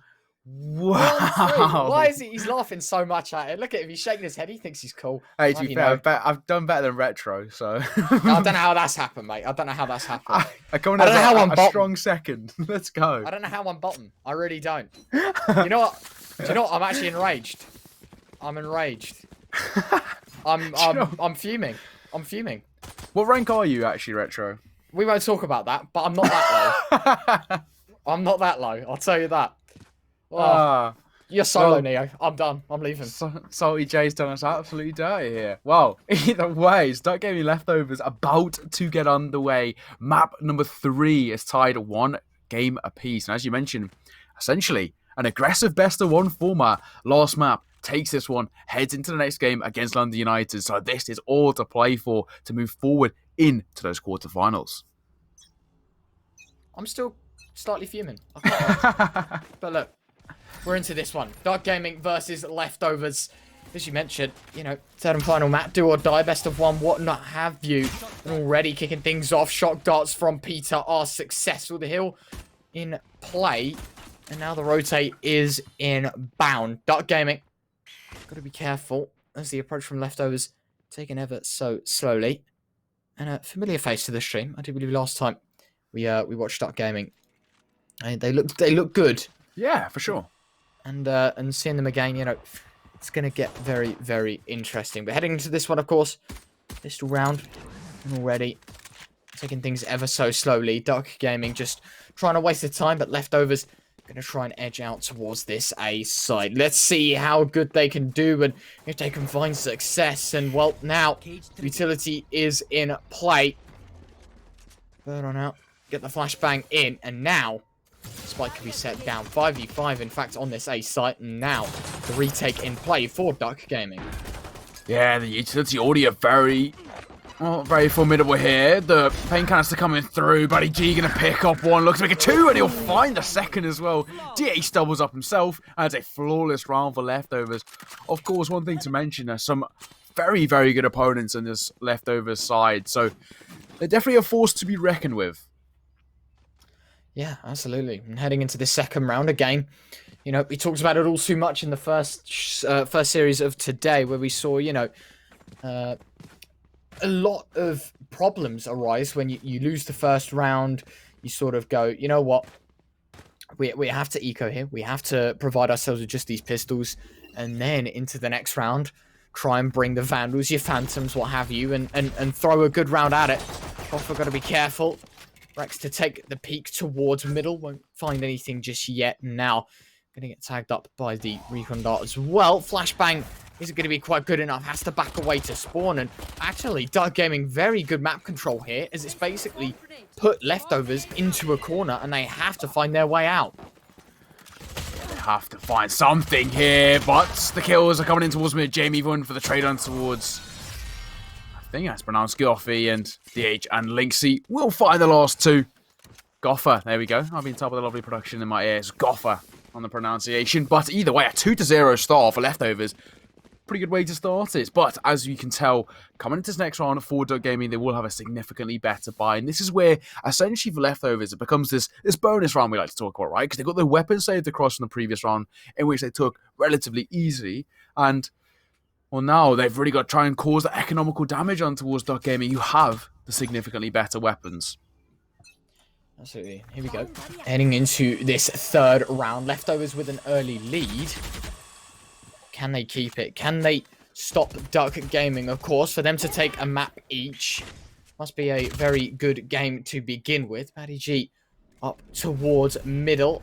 Will see the smoke in play and should know that Jamie's on these boxes, but instead, nope, patiently waiting with the paint canister. Jamie jumps across, and now surely that's a little bit indicative of how Jamie's playing here. Batty G pushes on through Jamie. Good for the first. The Phantom given time to reload as well, and now they're all going to be slowed down. The Leftovers side will send a spike down, and in fact, DH somehow surviving. Spike set down. Never mind. Kurt finds it. Dark Gaming reducing Leftovers to 3. Goffer quick trade. Doubles down as well. Kurt good response. And Dark Gaming up the man in a 3 versus 2. Yeah, Spike still yet to go down, but Kurt's going to triple up. Find that third. Drops Goffer. And well, it was all onto one man, but it's Kurt with a quad kill in the round. A brilliant resurgence. And well, just like that, Duck Gaming, they're going to put that round on the board. It was a brilliant, brilliant showing. Once they picked up those Phantoms and the Vandals, that's when Duck Gaming start to really come into their own, as Kurt especially pick up that sumptuous 4K, shutting things down on the B-bomb site, not allowing the spike to go down as well, and in doing so, well, that's the first round on the board for Duck Gaming. They stay just one round behind Leftovers. Bit of a pause here. We are just going to be experiencing some problems. Hopefully they get resolved quite quickly here, and we can get things back underway. But 3 rounds played so far, Neo, and I think it's safe to say I mean, speaking factually, it's as close as it could get. But I feel like in the rounds as well, we saw Leftovers take that early lead. The first buy from Duck Gaming doing great work, but now into this 4th round where we see, Leftovers, they're going to have guns. For the Duck Gaming side, I'm unsure what they're going to bring forward just yet, but I would assume a buy considering their money, will be somewhat there. And, well, there you go, Leftovers buying back everything after losing the half, or rather their bonus round, and then, of course, Duck Gaming winning the round. They're going to have to bring everything in, and now into this one. Still a bit of a pause, but now we know confirmation on what they're going to buy, Neo. We are going to be jumping into the action shortly. Pause done and dusted. Duck Gaming 1, Leftovers 2. Let's see what happens. Yeah, let's see how this one plays out, right? I mean, so far it's a bit hard to predict it early doors. Duck Gaming, of course, pick up that first round on the board for them with the first full buy, but we're yet to see a Leftovers versus Duck Gaming full buy play out properly, right? The utility will be a big factor, and already a lot of damage done in towards double door here. They're trying to find the initial pick, and well, in fact, Batty G pushing forward, playing very, very aggressively. Linksy going for the information play, and the scout will be destroyed, but he got the information on at least one. Peter sitting with the judge, waiting for an opportunity. This could be big. We've seen some ridiculous plays with the judge inside and outside of these tournaments, and Peter might just be the man to try and add to the tally. Up close, ready to go. Will anyone walk into his jaws? Batty G might just be the first. Ultimate whipped out. Nice shot. Good for the 1-for-1. Fortunately, Batty G using the ultimate there has at least traded things back level. It could have ended a bit ugly had he not found that kill, but at the end of the day, they're now going to push on forward. A-bomb side exposed, but Jamie's found 2. Teleporting elsewhere. Now trying to throw a bit of a curveball. Embo to fall. A triple for Jamie. On for the quad. Looking for the shot. Will try and steal the site. Goffer good for 1, but Rex, nice response. Duck Gaming level out to 2 apiece, and a great triple from Jamie. Yeah, with the first full buy round going the way of Duck Gaming, that could be, a sign of things to come, essentially, right? I mean, brilliant stuff from Duck Gaming. Now, the question is, for Leftovers, how do they respond to that, right? Of course, they're coming into next with just the Sheriffs. I guess the full buy for Duck Gaming, so I'm expecting to see 1 or 2 situations here. Either play things very, very passively and go for the picks in order to pick up better weapons, which can also work very against them, because we know Duck Gaming do play aggressively on that defender side, or they go aggressive, they get in the face, and don't allow Duck Gaming to set up, and it looks like they're actually going to push up towards C-Long. Got to be careful. Batty G will get blind, will get peeked. Rex to find the first, and so Leftovers now going to be set back the advantage. Goffer out in towards Garage. Has anyone checked the angle, though? Looking at the map, no one's really there to try and hold on. The first engagement made. Rex quickly gathering the information. The flashbang in. Does go for the spam. Won't find anything just yet. Jamie would have, or rather, caught the angle, and so isolated, alone. Leftovers now going to look elsewhere. Slipping back across. Embo trying to get out, quite possibly, towards the middle site. This B site could be under a bit of pressure. Crazy. Up close. Ready to try and find the first. Spots out Embo, holding the angle. Does Spot do some damage. Blind, though, drops the smoke as well. Kurt with one, Kurt with two. And that's held down the middle site completely. B reduced to nothing, as Kurt will find a collateral on Linksy and Goffer to get gunned down by the Phantom. Beautiful stuff from the Duck Gaming side. A flawless round, and furthermore developing that lead and starting to thrive their finances. Yeah, big thing as well. Kurt picking up his second quad of the game already. Ridiculous from him.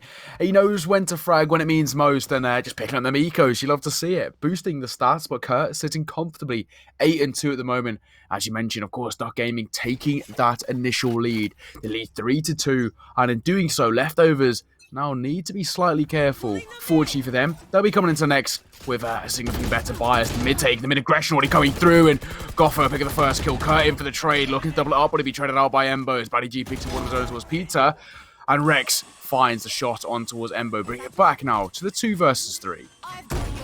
Spike set down. Buddy G looking to get up towards Heaven. Won't find it just yet. Spike set down now. How will this one go? Post-plant Leftovers man advantage, but Duck Gaming, they've still got Jamie alive, a valuable asset so far to this third map. Rex alongside him as well to babysit the approach, and here we go. It will be Jamie to find the first. Now leveling a 2 versus 2. That flash would have given a little bit of knowledge. Jamie now going to smoke it off. Rex to pressure on forward. Linksy catching out one. The blind doing enough. Rex will be caught out in the middle of sight, and Leftovers to find themselves levels 3 AP. STH betting the ultimate, but at the end of the day, all is well. Keeping that for a rainy day, as Duck Gaming now to full level with a very impressive Leftovers round. Yeah, impressive indeed. Tying things up 3 rounds to 3, and well, now we really do have a fight on our hands there. Of course, now coming into this next round, round number 7, it will be the first, well, the second full buy of both sides, where it's a little bit more of an even standing. First time, Duck Gaming took it relatively confidently. Leftovers, they need a good resurgence. On this attacker side as well, they need to be putting up this good rounds to give themselves a more comfortable start into that second half. And, well, they're going aggressive over towards A, trying to find something, and Crazy spots the recon, but no players for the time being. Information gathered for both sides, however. This could be big now, Neo, if they can get themselves a kill off of that initial knowledge, and if Duck Gaming know the positioning of Baddie G is in, they could seriously find themselves up in the front. Duck Gaming taking their time, holding on to every second possible. They've got a minute to work with the Leftovers side. They're going to be looking elsewhere, quite possibly to try and find something or other. But again, it's not happening right now. Crazy holding down the angle on long. Has to flick between the short angle as well. Time ticking away. Ever so slowly. Here we go. Movement made. Noise found out. Duck Gaming got to be careful. There we go. Lockdown in play. Goffer as well, throwing down everything. And now Jamie going to go on the aggression. Going to try and play the peak. Trying to play around his smoke. Swarm grenade inbound. Goffer to find the first. And now a big opportunity. Yeah, big opportunity indeed as well. 0 players detained, and Crazy popping the ult, looking for the frags, but the spike will go down. Postmark's going to be set up now, and Duck Gaming left in a very awkward situation. It's a 3 versus 5 on the retake, and they need something special here because it's looking very favourable, especially with Baddie G picking up another frag coming through. Peter will go down, and Duck Gaming, things are going from bad to worse. Time starting to run out as well. Gotta be careful. Here we go. Plays inbound. Let's see. Ooh. Was in fact a shot from Linksy on the exit. Duck Gaming reduced to just 2.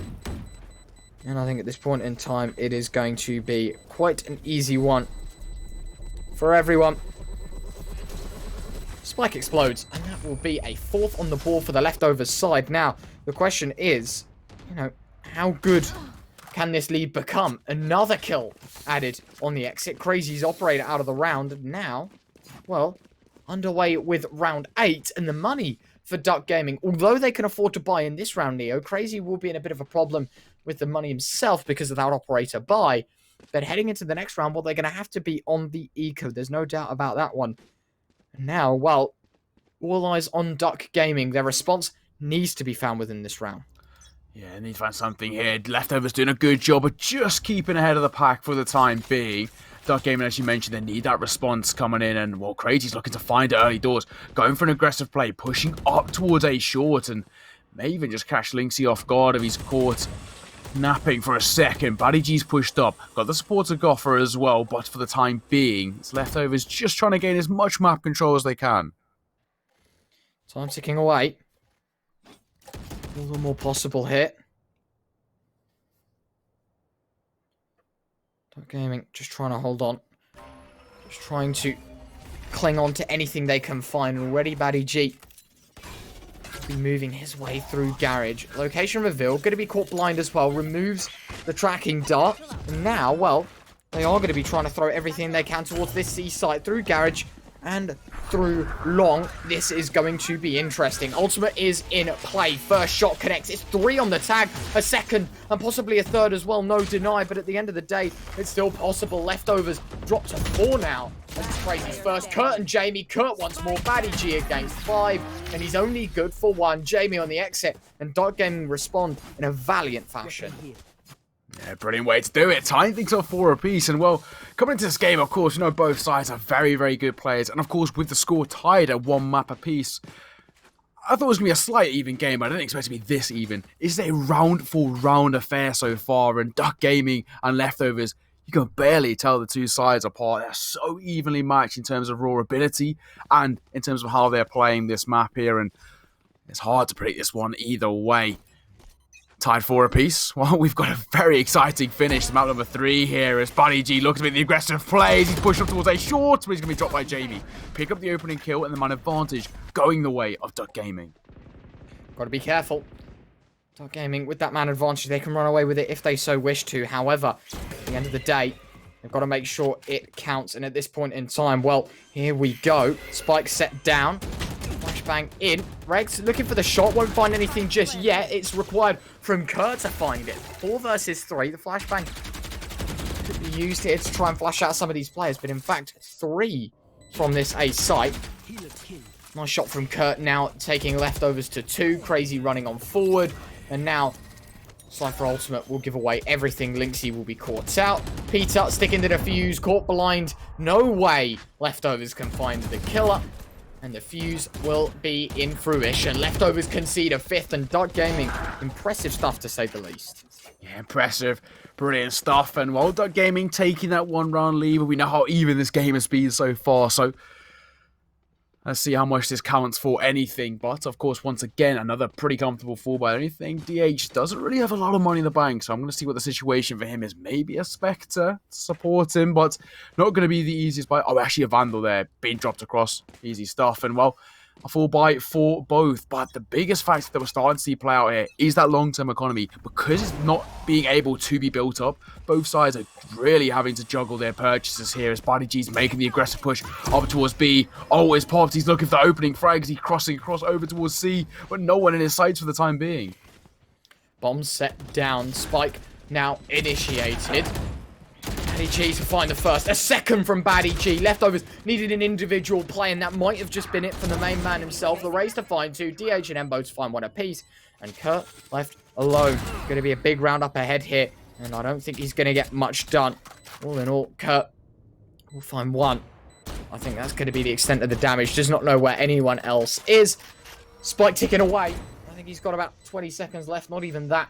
To find the defuse and stick it, and I think it's way out of his hands at this point in time, as it will be now. Leftovers to find a 5th to tie things up as well, Neo.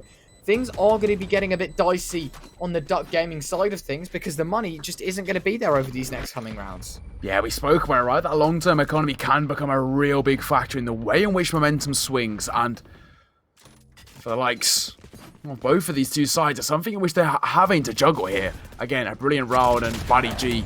Good use of actually not popping the ult, not using it to expose his position too much, right? He popped the ult, of course, and they would have heard that sound cue, but then he just shifted, waited for an opportunity, wanted to run out of time, pulled back out the Phantom, and found that double frag, and the information on the third. Brilliantly played from him, and Duck Gaming tying things up 5 rounds to 5. It's a real even affair here, and both sides just trying to get that slight advantage. Absolutely. Heading into this one, we are going to be diving straight into the action. And Dark Gaming, again, as you mentioned, Neo, you know, a chance within this, quite possibly. You've just got to make it happen, make it work. Ready? Batty G going for the spam. Won't find anything just yet. Kurt, ready and raring to go. And now, well, everyone is just going to be quite content on playing this one as slow as could be. Have to wait and see, though. So everyone's sort of sitting at a standstill. No real damage inflicted from the get-go. Everyone playing that little more passive. Batty G finding his way through Garage, and that might just facilitate and open up the C site completely, because 3 in from long. Neo, this could be the do or die moment, and only 2 players to hold. Division set out, ready to go once again. Yeah, of course, the utility making its way through, but actually Lynxy falling back, playing things a little bit more passive. Astra popping the ult, looking for the information, but Buddy G to open things up. Down goes Kurt, and that's a huge frag. Kurt, known for the multi-frags, but crazy in for the trade. Buddy G will find one with 8 canisters on towards Rex, but util being used early doors. Spike will attempt to go down, with Jamie stopping it single-handedly before Embo comes in with 2 of his own. Now, still needs to be dropped, and the timing will be everything. Look at the time, with 1 second remaining, and Empo will find the 3rd frag. It was all-out brawl there, and just about leftovers clinched the round with just a second left on the clock. Ridiculous stuff so far. 6-5 leftovers take the lead, and heading into the last of the half, well, Duck Gaming, they are going to have to bring out a buy, and it's going to be a very wonky one at that, Neo. We were saying, got to be careful for the money. And unfortunately, that most certainly is the case. The credits are low, and so this round, I think it all ties down to the fact that it is going to be, or at least it should be, a very easy one for the leftovers side. We'll have to wait and see. Into this round, 1:25, Batty G to pick up the ultimate now, getting that showstopper. This could be scary. Already, Scout being used for the leftovers side, getting that information towards long. Jamie to teleport away back into cover. And actually, yet again, leftovers playing things very, very slowly. Swarm grenade out. Yeah, it's gone a little bit quiet though, right? They straight down this tempo here, the attacking side. They initially had that sort of aggression come out, and now they've really slowed it down, looking for the initial pick, and then off the pick, that's when the SU comes through. You just use a Rex! What a shot to open things up. The running Sheriff, and well, Buddy G, we'll see the next round, or maybe not. He's being resurrected here. DH picking up, and the ult will be popped. Buddy G gonna be hit by the ult himself, over waiting for the rocket fuse to run out. No one in towards backside. Paint canister dropped in towards CT, but for the time being, no initial damage done as the spike will go down, planted on C, and the rotation needs to come in immediately. Got to be careful. And here we go. 5v5 retake. Once again, that resurrection going to be helping with numbers. Is now utility in play. Absolutely outrageous the amount of kills gone on. Rex the last man standing. And, well, leftovers will find a 7-5 half. No problems at all. And, I mean, they have done fairly well, both sides at that in this game so far. But now heading onto the defensive side, leftovers, they are going to have their work cut out for them. Covering 3 sites with 5 players, you know, disadvantage in that sense. And so, although they have found themselves that early lead on this attacking side, it's now Duck Gaming to turn up. And we know individuals on that team can make that difference. You look at Kurt, 14-7. Jamie's had some ridiculous kills. We've said individual excellent from Rex. And that's not even mentioning the other 2 players that could work out very, very nicely. We'll have to wait and see. As heading into this one, it's going to be more than interesting to get things underway. Yeah, I'm liking what I've seen from both sides here, and Leftovers, for what seems like the first time since those initial few rounds, have taken that 2-round advantage. As we mentioned, it was a real round-for-round affair, and now it's just slightly having a gap, but in favour of Leftovers, as they now head over on towards the defender side. The only problem is, on defender side, at times you can be spread very, very thin. With 3 sites to cover, it's a lot of map to maneuver in, a lot of map to try and control. The rotations can take a long time, but it doesn't matter as Goffer picked up the opener. DH one of his own as well. I mean, already they've picked up a 2-man advantage. That is ridiculous stuff, and now already they are going to be looking to try and throw this round together. And hold on a minute. It's good stuff. Spike picked up. Duck Gaming now level. I have to wait and see. Embo to peek. We'll get the initial knowledge that Duck Gaming have found themselves onto this C site. Spike set down as well. Should not be a problem at all. Now, we wait patiently for the move to come on out. Time ticking away.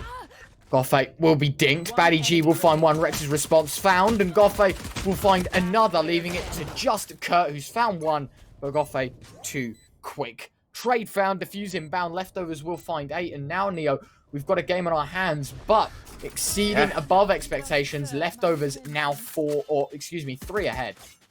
Yeah, we haven't had a sort of advantage to this sort of level, right? I mean, Leftovers, they were making this a very even affair. Now they've started to just branch away. Enough so in which that gives them a little bit of a comfortable room to work with. Especially when you factor in that coming into this next round, Leftovers will have the significantly better buy, right? So Phantom picked up, joined by a few Spectres, and a decent amount of utility means that for this defender side, they're going to be coming in and maybe giving themselves a real opportunity to put 9 rounds on the board.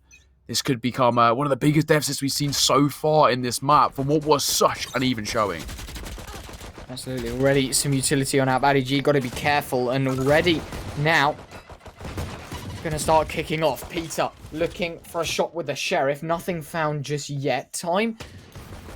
I mean, it's going to be working against the Duck Gaming side. There's no doubt about it.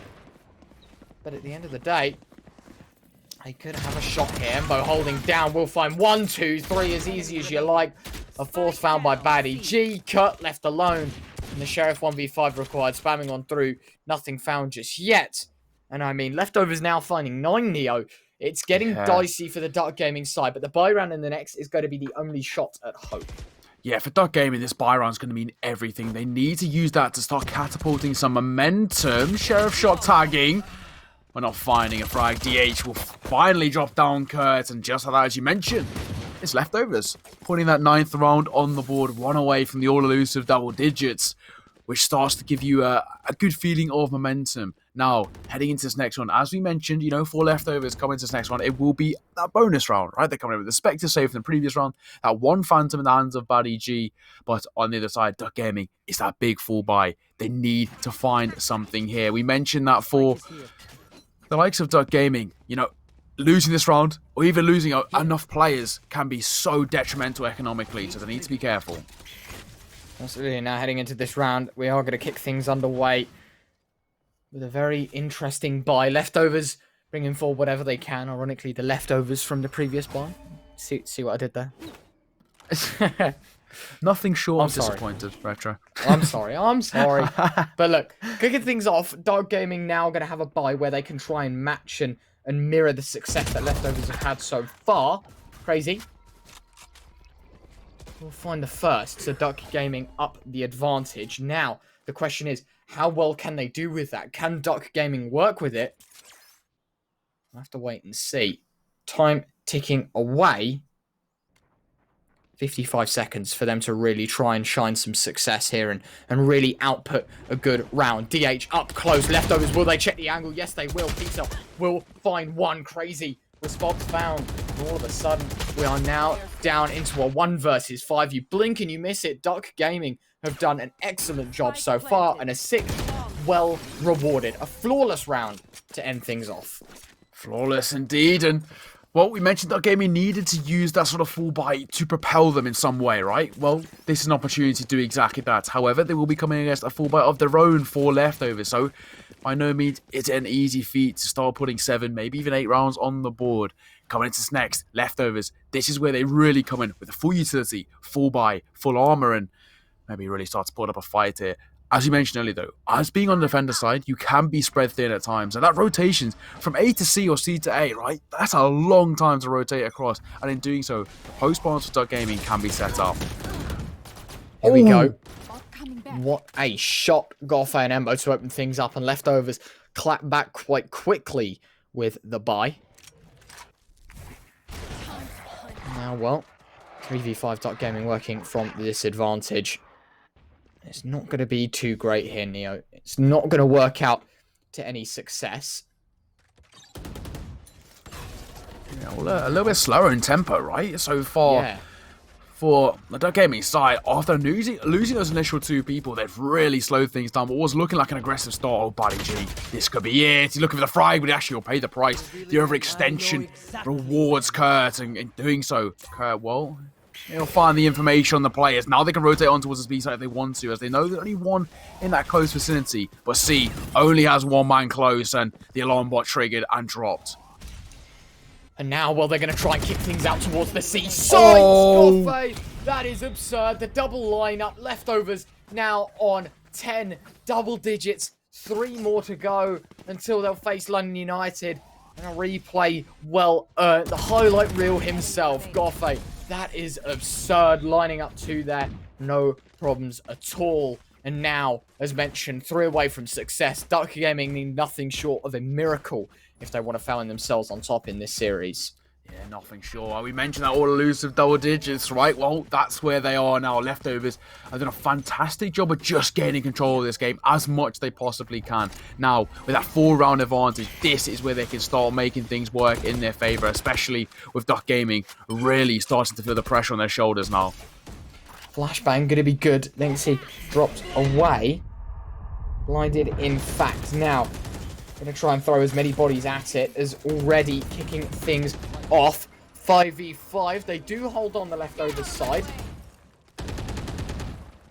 DH concussed quite possibly, but no, missed ultimate from Crazy. Very low HP. DH so unfortunate to not find that kill. And now, with that disadvantage, Duck Gaming working not only against the grain on this attacking side, but lower HP as well. They've got to be cautious with their approach, and they might just be rethinking their strategy entirely, as Jamie looking to head elsewhere. Embo close towards middle as well. This is beautiful stuff. He could catch one in isolation, and that could grant amazing stuff for him and the leftovers side. Yeah, no, agreed here, right? I mean, Curtis trying to spot a little bit of information, and for the time being, not really being gifted in his favour. He's trying to just eke out the opponents, trying to find that sound cue, and in doing so, find some frags. But look at this setup here. Avoids perfectly. Crazy going to go down. Goffey picks up 1, but only 1. Traded up by Peters. Linksy picks up 3. And Buddy G will finish things off. That hold over towards A was absolutely immaculate. And Duck Gaming are completely annihilated. Look at this teamwork here. From leftovers, it was brilliant. It absolutely to Linksy with a triple. The spray transfer, sublime, and Buddy G will finish things off. That's 11 rounds on the board for leftovers, and Duck Gaming are starting to be in a very, very awkward situation. I mean, beautiful stuff. Absolutely unreal. And now, penultimate round quite possibly of this whole series. Leftovers 11-6 ahead. And now, heading into this round, Duck Gaming could be heading towards this C site. They are thinking about middle as well. Spike picked up moving back towards A. And in fact, Duck Gaming simply using it to try and throw a curveball, but up close, Linksy.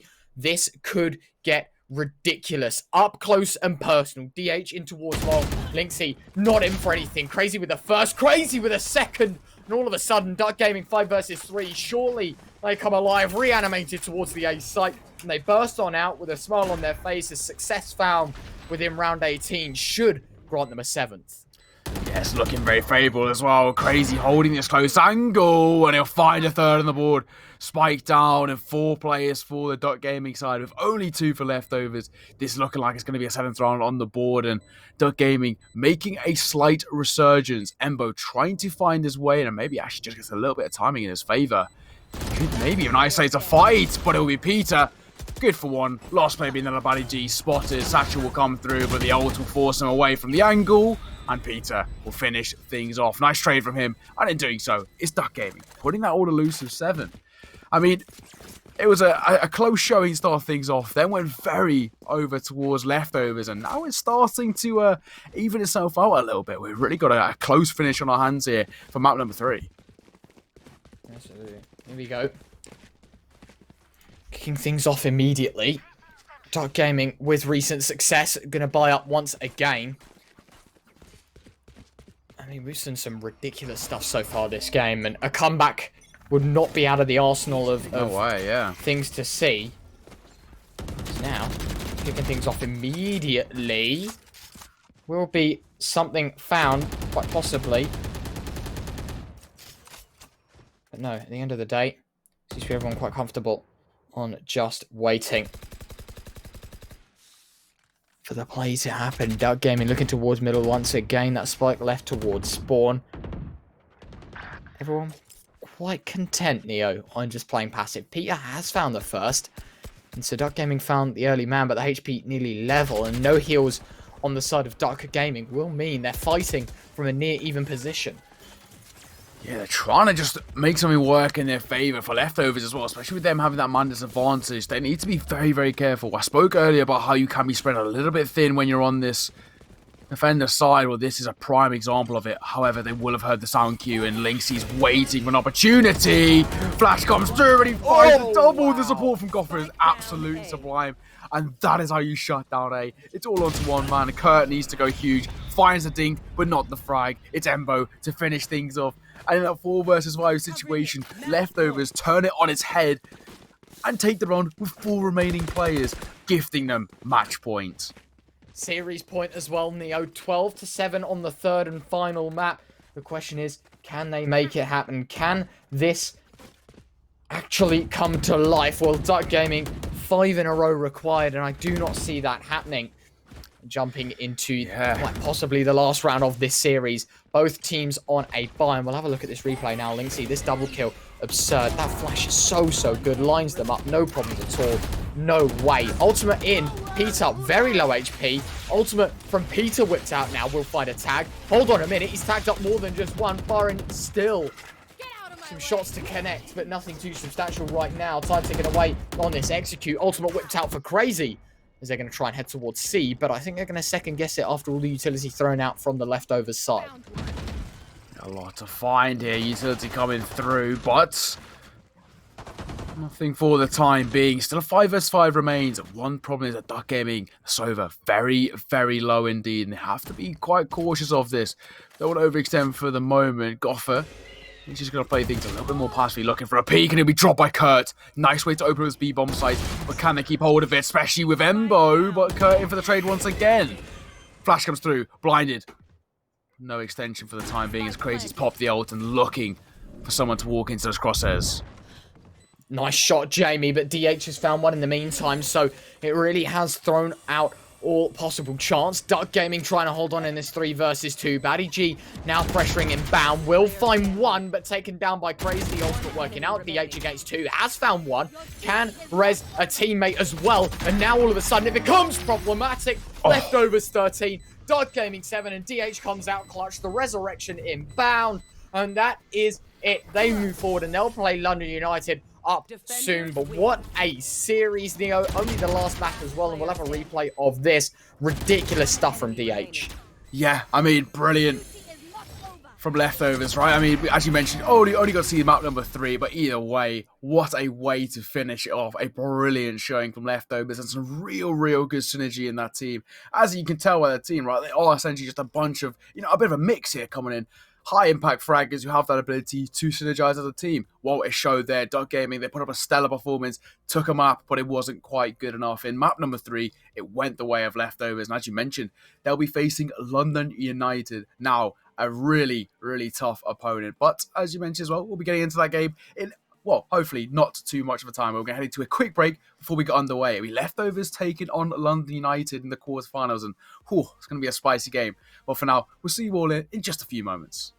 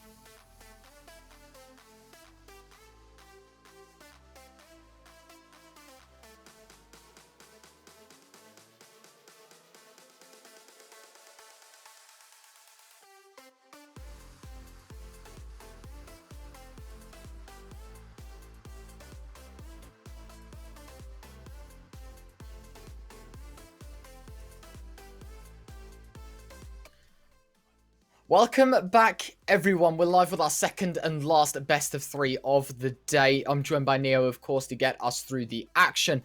London versus Leftovers. A very interesting one, to say the least. I can't wait to get things going. You see on screen right now how things are going. Of course, UCAM up there with Tower and Mill. We've got Rugrats versus Area, of course.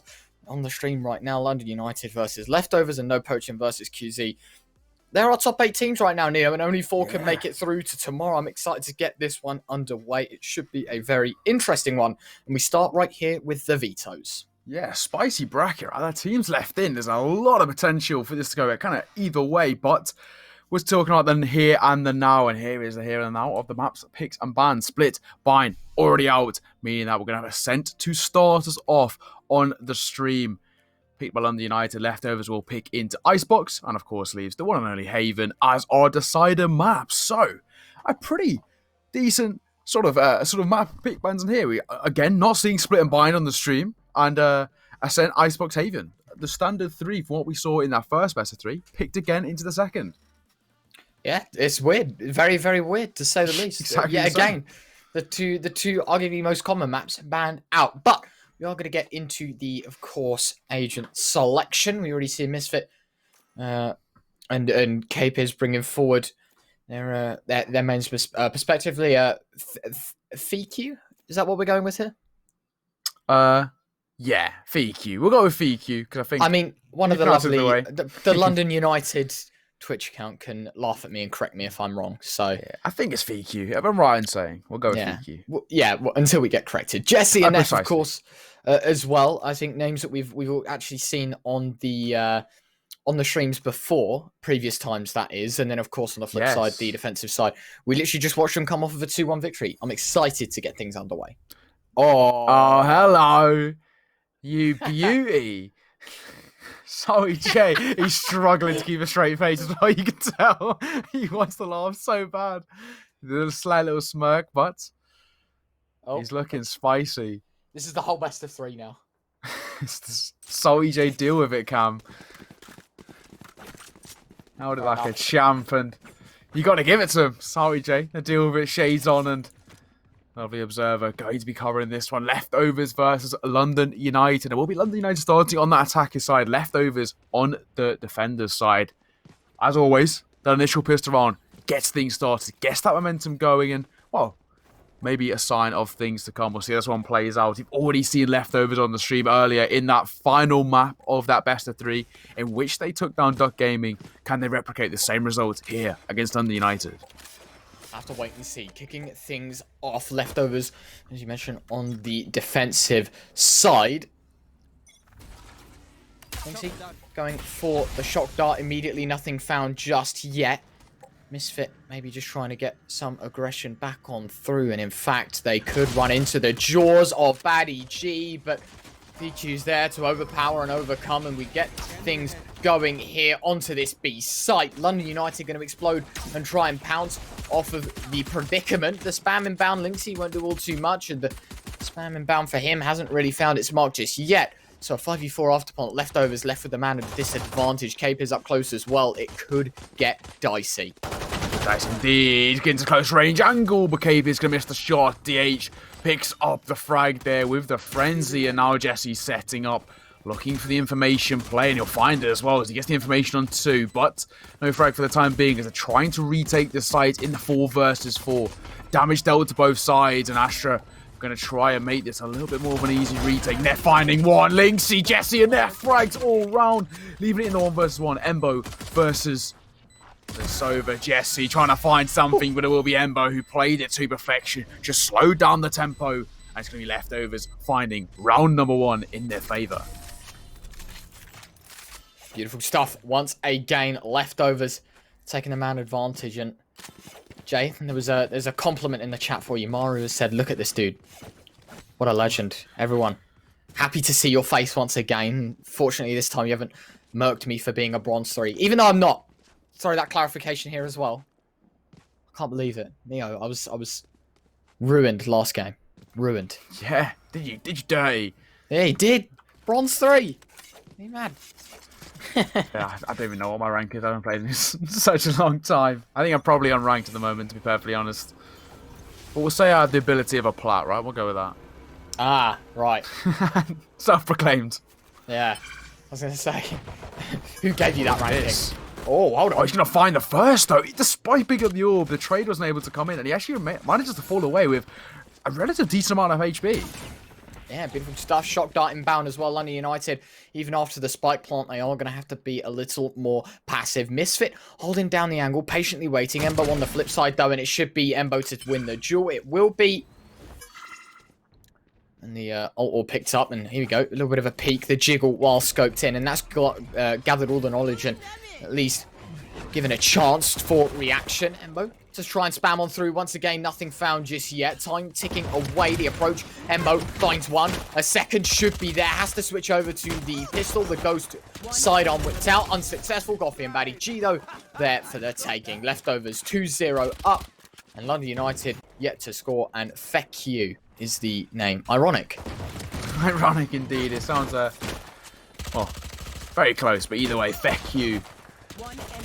And it's been an exciting start already. We're seeing a mix of the best of both, right? We're seeing, of course, already Leftovers getting off to a decent start, but moments of brilliance slightly from London United. Potential there in this roster, and definitely here coming into round number 3, as we are going to see, of course, the Phantoms and Vandals picked up, and an opportunity on this fall by for Leftovers, of course, that bonus round as they try and cause the economical damage. And here we go. Already mid-aggression taken. Neff looking to get things done. And now the aggression from the London United side out towards middle could capitalise and get a first kill. Linksy pressuring through the Owl drone. And I mean, right now, he won't exactly find himself something.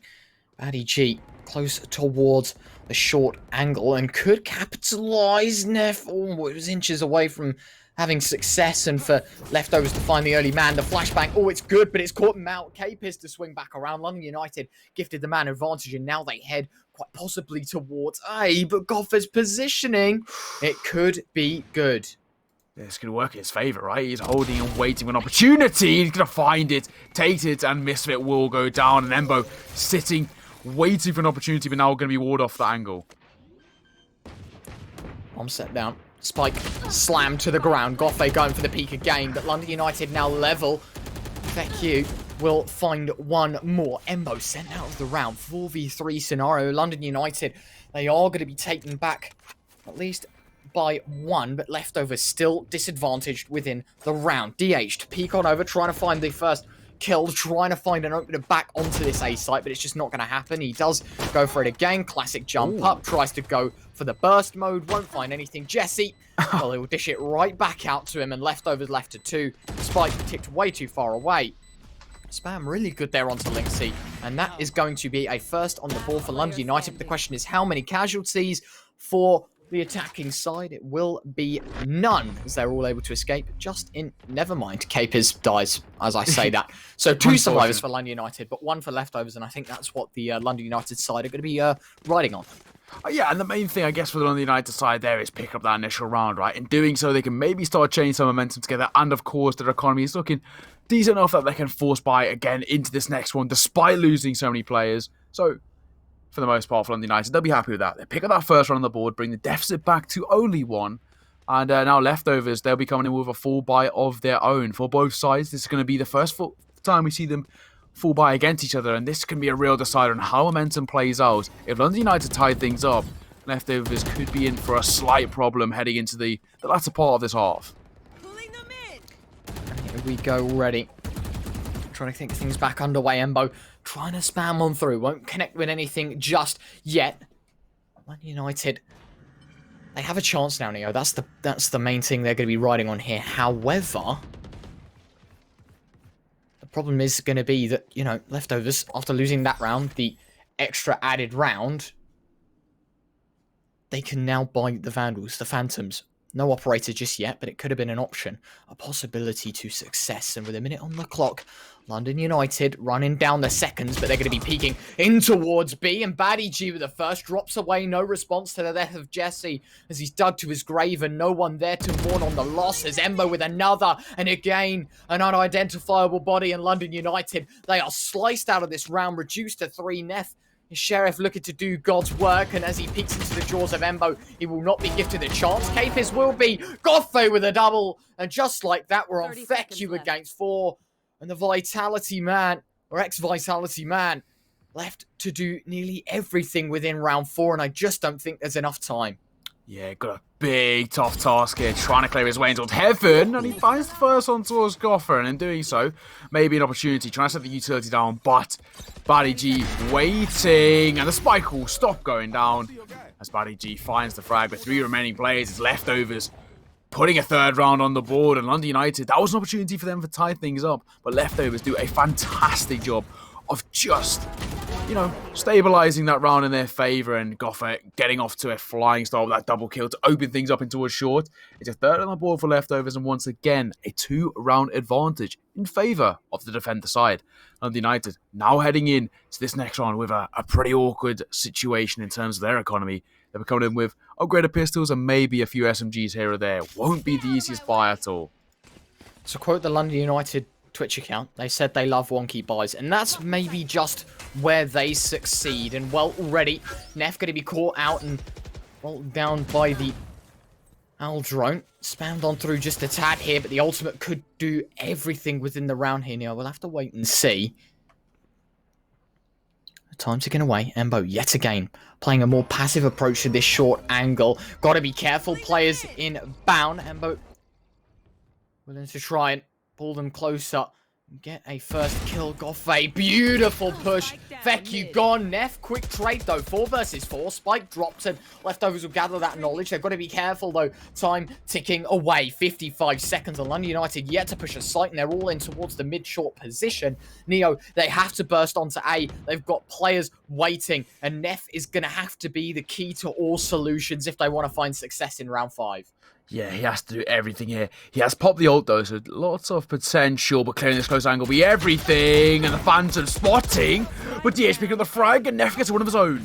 Brilliant. Stays alive with 5 points of health, with just about remains alive. Now clearing the close angle, nearly a whiff from Embo, but he does is able to stabilise it. Astra utility pops, and the spike will go down. Now post-spawns need to be set up for London United, but Embo's going to shut things down as it's a brilliant retake from the leftovers roster, and they very, very quickly retake this A-bomb site. It's stunning stuff as leftovers put 4 rounds on the board and take their biggest margin of a lead that we've seen so far from them.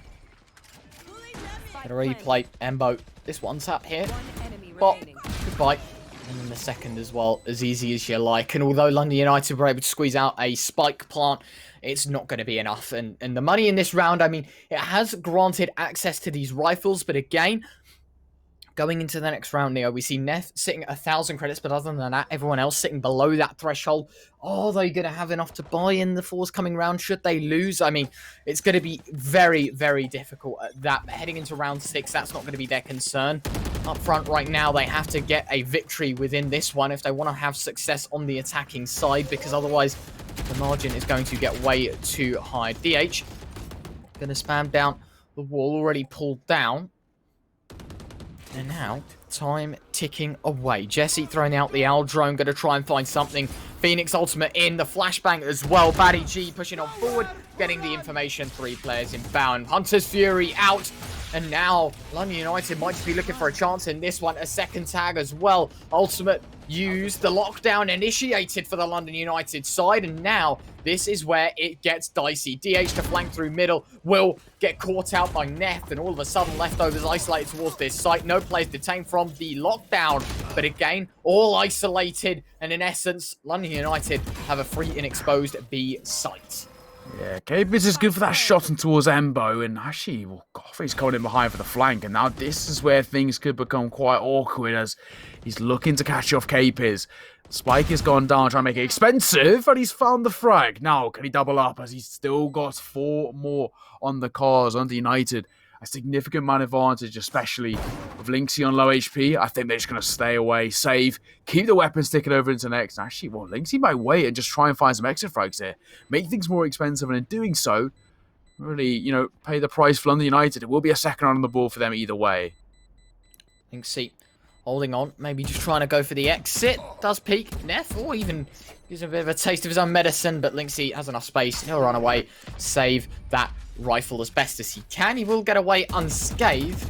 15 points of health, but it is higher than 0, and that's the important factor. Bringing in these weapons into this this 7th round is going to be quite key, because Leftovers, again, they're starting to try and build up that economy, and they're both sitting at the same situation right now. London United, having come off of that win with so many survivors, they just simply have the money where they can go, you know what, we're ready to invest in the next should we have any problems. And Leftovers, after winning 4 rounds and being split in the middle with a loss in between, still have the money to invest. Heading into round 7, though, it's an even playing field, and for the first time this game, it's a buy versus a buy, and this is going to be a true test to accuracy, and who prevails is going to be key to this whole map in general. Yeah, it needs something special, right? I mean, at the moment, Batty G just playing with fire quite literally as he's facing 3, but will fall back, play things a little bit slower as he just posts up around Pizza, and Jesse going to make his way over towards this divider position, connected towards mid. Embo waiting. And the tempo really slowed down here for London United. They were once playing things nice and aggressive, really trying to push and find something, and now they're playing things very, very slow indeed. Batty D just jiggling around that middle position. Doesn't want to take any fights for the time being, but the ult and the info, may I say, is being gained for the time being. Either way, though, that's really slowed down. 50 seconds after the clock, they need to make a decision. Yeah, here we go. Neff, going to be pushing on forward. First kill granted. Nice headshot. Goffe has been caught out. Batty G, quick response. And now, 4v4 scenario. Leftovers got to be careful. Jesse to tear away another head. Down to 3 now. Feku hearing all that knowledge. And a third kill granted. And after the 5v4 scenario that London United disadvantaged within, find themselves on top. 4 versus 2. The retake near impossible for DH and Batty G. Although the first granted, Jesse. Oh, it's pristine. Hello. It's perfect. And it's London United close the gap as they now find themselves with a 3rd. Yeah, brilliant stuff. And London United, you know, we was not counting them out, but Leftovers were looking so strong. And London United, they replied and responded right back with a couple of rounds in a row of their own. And in doing so, now things are starting to look very, very good for London United in that long term. Like, that's where it really counts, because that's how the momentum is factored in. But the likes of Leftovers, losing this round will be an awkward situation economically and may even force in an eco or a force buy into the next, if London United are able to tie things up 4-4. Either way, it's London United who are looking very, very strong for the time being, as Neff is looking to get that early pick in towards mid. Batty G up close towards tunnels once again. That Aldro looking to do some serious damage and at least get the knowledge, but it's Vecnu's rifle to find the mark. Neff in towards middle as well. No one really found out just yet. Lynxy will try and send forward the recon dart, and that has done a very good job gathering all that knowledge. DH going to hear the movement in towards middle, out towards B. The rotations a bit stagnant. We see 2 players in towards spawn right now for Leftovers, a bit confused on the approach, and a triple stack towards A. Neo. It's going to be unfortunate. All picked up, but at the end of the day, they've got to be careful. And here we go. London United ready and raring to go. Embo going to try and hold on slowed. And now, here we go. Going to be spotted out. Never mind. Embo to destroy the recon dart. The slow warp in position. And unable to find anything. Embo sliced out of the round. 3v5 scenario. Spike set down. Spike set down in his post-palm positions. We know what London United are like. Leftovers, they may even opt to just save their weapons here. Maybe find an early pick to make it a little bit more expensive, but I can't see too much of a retake happening here. All 3 players just waiting, very, very passively, looking for some sort of a frag to make things more doable, but it's looking like it's going to be a pretty flawless London United 4th, may I say, on the board, and with 5 remaining players, tying things up 4 apiece, things are looking very, very good for the attacker side. It was a bit of a slow start, a little bit of a stagnant start from London United, but they've woken up in the server now and really, really starting to gain control. London United, spike goes off, and a 4th round gained in favour of the attacker side. And furthermore, that's going to develop the financial aspect so much so. And DH to find one on the exit, no response. So Leftovers getting away with one right now, but at the end of the day, it does not matter. London United's credits starting to flourish, and on the flip side, Leftovers in a bit of a tricky situation where some players, well, you have to buy to match the standard, but again, you're looking at a very big variance in credits, so what do you do in the forthcoming rounds? It's going to be quite problematic. And so as we head into the 9th round, Leftovers now level with London United, and this is where the attacking side succeeds. This is where it could get dicey, and it starts within this round as Leftovers required to win to stop the London United side in their tracks.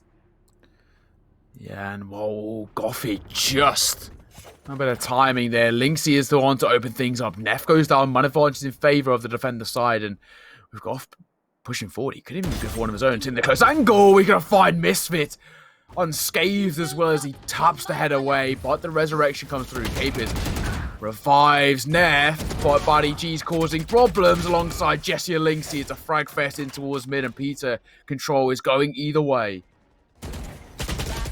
Spam in. Jesse caught out Baddie G to find it, and well now, down to the one, the only.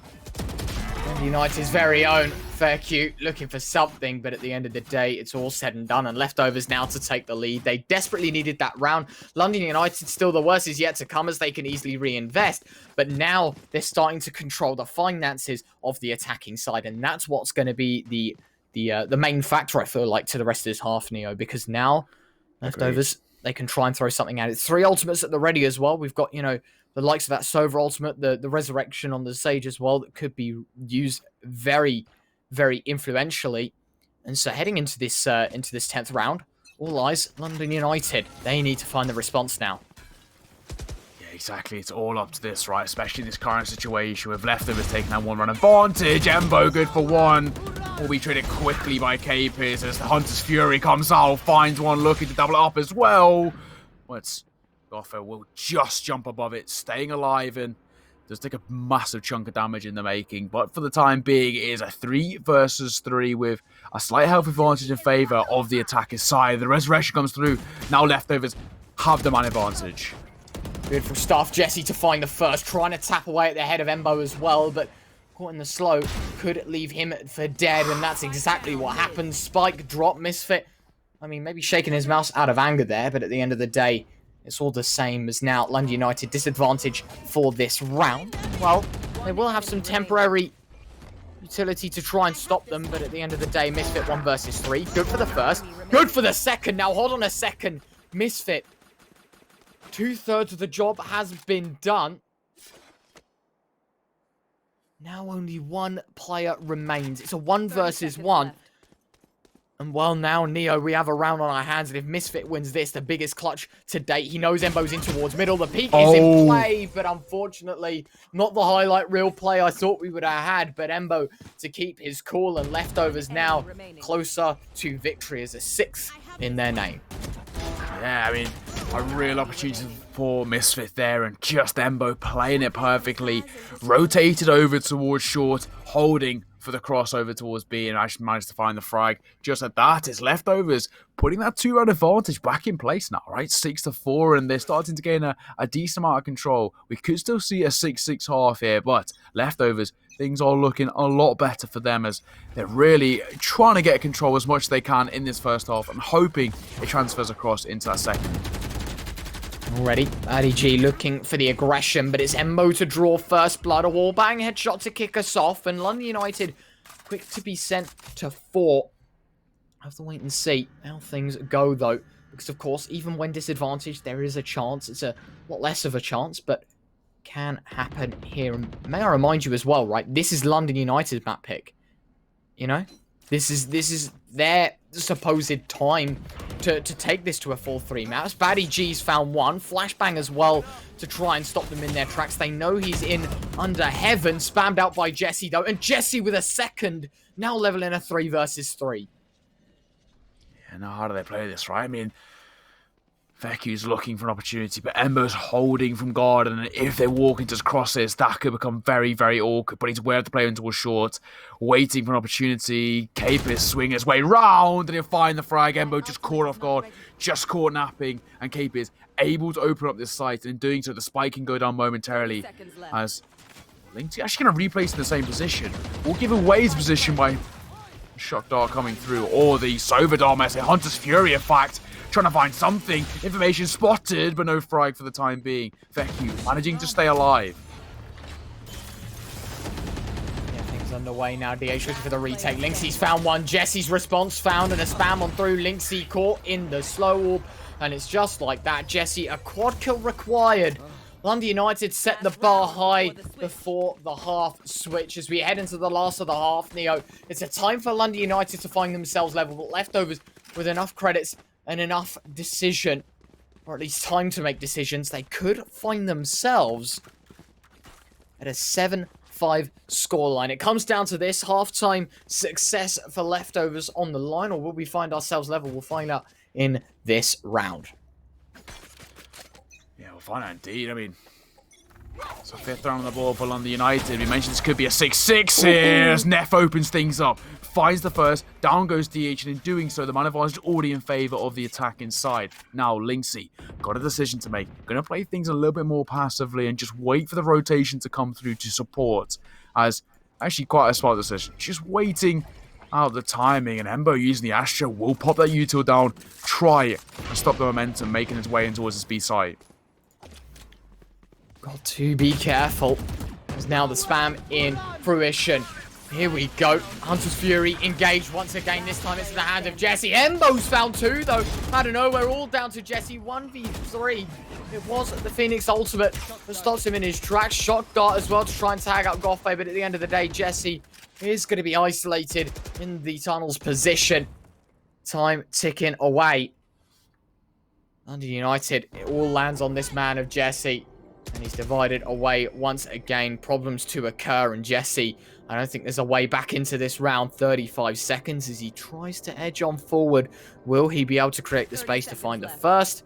I don't believe so. Holding the angle down. Embo goes down. Hold on. Never mind. Baddie G to save the day. And Leftovers 7. London United 5. Yeah, looked like it may have had potential there. Either way, it's Leftovers who take that 2-run advantage heading into that second half. And they do it really well, actually. Leftovers regaining control of the London United. Had a pretty dominant prior round. And to finish things off, they shut down that B-bomb site. Really well played as well, it has to be said, from Leftovers. And especially Lynxie, right? In that sort of position, he just played it very, very passively. Waited for the information play, waited for the sound cue, waited for the rotation. And once the rotation came through, then he could play off his teammates. Brilliantly played. Embo leading the way as well with 14 kills for Leftovers. It's been a good start from him. And especially using the new Agent Astra, he's using it very well. Absolutely. And now into, of course, the second half. And the second pistol means a lot, because if London United can find it, then all is restored. Everything back on the table. Every opportunity presents itself equally, but at the same time, if Leftovers find this, a 3-round disparity and then the eco required for London United, it could just spiral right out of control. And so it all stems from here. Right now is the time for London United. Desperation plays required. And well, already, that is a lovely recon bolt, giving all the information. London United going to be isolated. It's Misfit that has to find the first. Will deliver. Baddie G, his response, not there. Embo straight found. Neff with another in the meantime, just to try and mediate the whole play by finding one, but has to drop away. And Leftovers disadvantage, and now, in fact, by 2, DH. Frenzy in hand, should be able to find one. No, Neff to deny. And it is an exceptional round from London United. There's a 6 on the board, and as mentioned, all is restored. Yeah, and the big thing about this, right, with 6 runs on the board and that initial pistol round in the second half going the way of London United, now coming into the second round, they're going to have the significantly better buy, which, as we've seen time and time again, may I say, it gives you a massive advantage and a real opportunity for London United to tie things up 7-7, which in doing so puts this game back at that level taking. And makes it a real competitive one. London United, a real opportunity for them here. And for Leftovers, the priority, just making things expensive. So Neff slowed immediately. And so Leftovers trying to deny the immediate peek. A dink, in fact, towards middle, I do believe. Baddie G is going to try and push on forward. Jesse caught with a headshot of his own. But even then, it's going to be isolated and caught out. London United early man granted. Neff with a ghost as well in this round. It's very interesting the dynamic they're willing to play. Capers gonna get tagged up. Neff will find the trade, and in fact look for another here. Tags up another. Veku finding a third, and Leftovers reduced to just 2. Neff trying to go on forward, trying to find the peak. The advantage not granted. Feku with another. The dash is really good there for the London United side. Neff just trying to throw the distraction play, and ultimately a flawless 7th, all tied up. All tied, all square. We mentioned there's a possibility, and well, exactly that. London United, they've tied things up 7-7, and now on this defender side as well, a real opportunity for them to start cementing, a good foothold in this game. They were at times a little bit all over the place in that first half, but now real opportunity. The only problem is they're coming against that full buy of leftovers, so this is the bonus for them. This is an opportunity for them to really start to damage that economy and maybe set themselves up a little bit stronger in the long term. Right now will have to be the time for leftovers to try and reset the London United side. Kicking things off, Batty G. Trying to find something, and that is quite unfortunate. Facing into 3. Got a face trade, however. He knows a second man is there. So now, 4v4. London United advantaged in at least the defensive sense, but guns favouring the side of leftovers, and that tag as well going to set the London United boys back a little bit, and that headshot from Goffe most certainly will not help to the case of the defensive side. Down to 3. Misfit now going to try and hold on to this ace side. Got to be careful as players coming from long, and in fact the short flank not yet held down, and that could even stir up an absolute storm, which London United desperately don't want. Yeah, not at this current stage, right? I mean, for London United, this was an opportunity as Linksy nearly get the timing on Jesse, but he will make his way over towards B. With Jesse moving away, this could be the B's bomb site is exposed. Utility is slow orb coming in towards short alongside the smokers. Feku forced to walk through it, but Jesse picked up the frag, off in for the trade on towards Feku, picking up his 3rd kill in the round. And with just 12 seconds after the clock, they need to make a decision here. They're bursting on towards B, and Jesse waiting for his opportunity as he currently sits vulnerable. There you go, Jesse to find it. 1 versus 2. No time. Absolutely not. Misfit just hides. He sits patient, and that will be that. The spike set down, but way too late. And very well stolen there from the main man himself. 8-7 London United, they find themselves in front 19-9. Jesse absolutely trashing leftovers individually. But, of course, we know leftovers, they're not going down without a fight. And in this round, it's going to be the case, as they're willing to throw everything back at it. And in fact, the half investment coming out here, let's see what they can do and what they can manage with it. Yeah, it's a huge round for London United to pick up, right? Because you mentioned on a bonus round, if you can pick up that sort of round, you make things very expensive for leftovers who, of course, fully expended in that previous round. So now they're forced into, a force buy, right? They're going to pick up a mix of weapons and try and make it work in their favour. Well, London United, that long-term economy is starting to look very healthy. And in doing so, momentum comes with it. They lead 8-7, that 1-round advantage. And leftovers, a bit of pressure starting to build on their shoulders. Yeah, and now when leftovers, they are the round down and have to find themselves on the attacking side, could stir up a couple of problems, but not without a bit of time and a bit of space. London United trying to buy themselves valuable seconds, because again, these rounds, they're in the moment, you're playing the game, you understand every second counts, but it goes down quickly, especially in very intense situations like this where every second matters. Having only 45 left of them, leftovers have to make the play, and Feku's found the first. Goffe sent out. London United advantage once again. The flashbang catching Misfit. Embo with 1, and wow, what a spray down there for Misfit. 1 apiece. Embo to sandwich the kill with 1 of his own, but Baddie G against 4. Spike will be slammed down to the floor, but even then, what can he get done? Throwing up the wall, the dash inbound, and Misfit will find 1, the Vandal in fruition. And that will be a 9th to the London United side. London United really starting to gain control of this match now, and especially picking up that 9th, that 2-round advantage in favour of them. They've turned this completely on its head.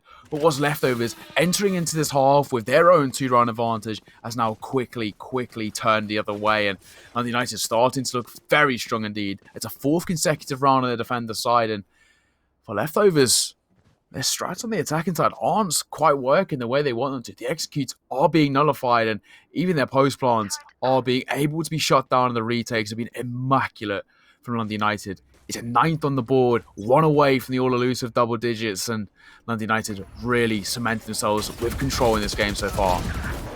Nice shot, Goffey to at least respond, but London United taking out Batty G. It's a very important frag once again.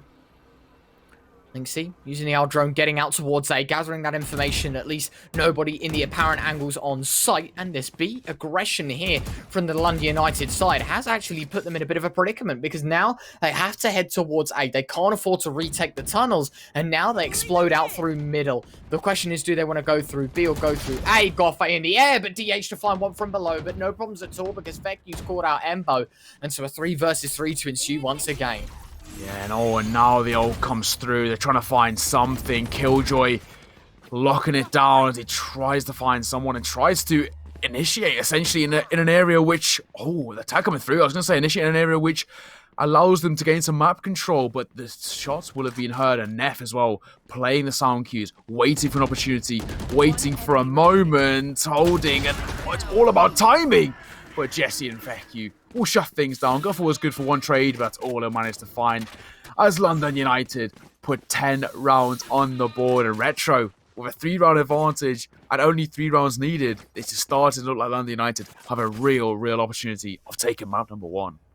This time last half, Neo, we were absolutely questioning London United on this attacking side. There's no doubt about it. They were suffering from the get-go. However, now 5 rounds in a row to their name, and they found themselves 10-7 up. Mounted a decent comeback, but the question is, can the momentum continue in their favour? We'll have to wait and see. Neff looking for the shot through middle. Unfortunate in the approach for now as vision declined, but looking towards short as the rest of leftovers now trying to take the aggression. The question is, can it happen? We'll have to wait and see. Ultimate thrown out. Neff to find the first. Misfit to swing wide. And it's a lovely triple all chained together by 3 individuals. Batty G called out by the ultimate. Nice shot found to Misfit before he goes down.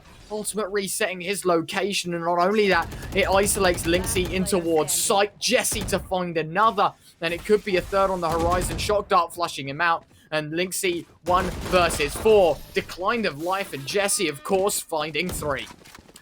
Finding 3, London United finding 11, and they're starting to gap away now.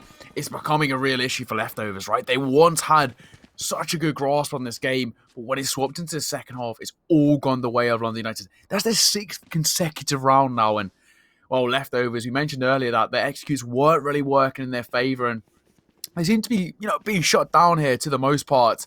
Well, it's definitely that case at the moment, especially when you think that heading into this next round for leftovers, it's going to be a very unfortunate bye. They're forcing into next Sheriffs and whatever they can essentially muster up, supported by a decent amount of utility, but it's going to be a tough round to say the least, and an opportunity for London United to put 12 rounds on the board here. If they can do that as well, Neo, the pressure is well and truly off their shoulders. Time ticking away. We'll have to wait and see how things progress and how things go down.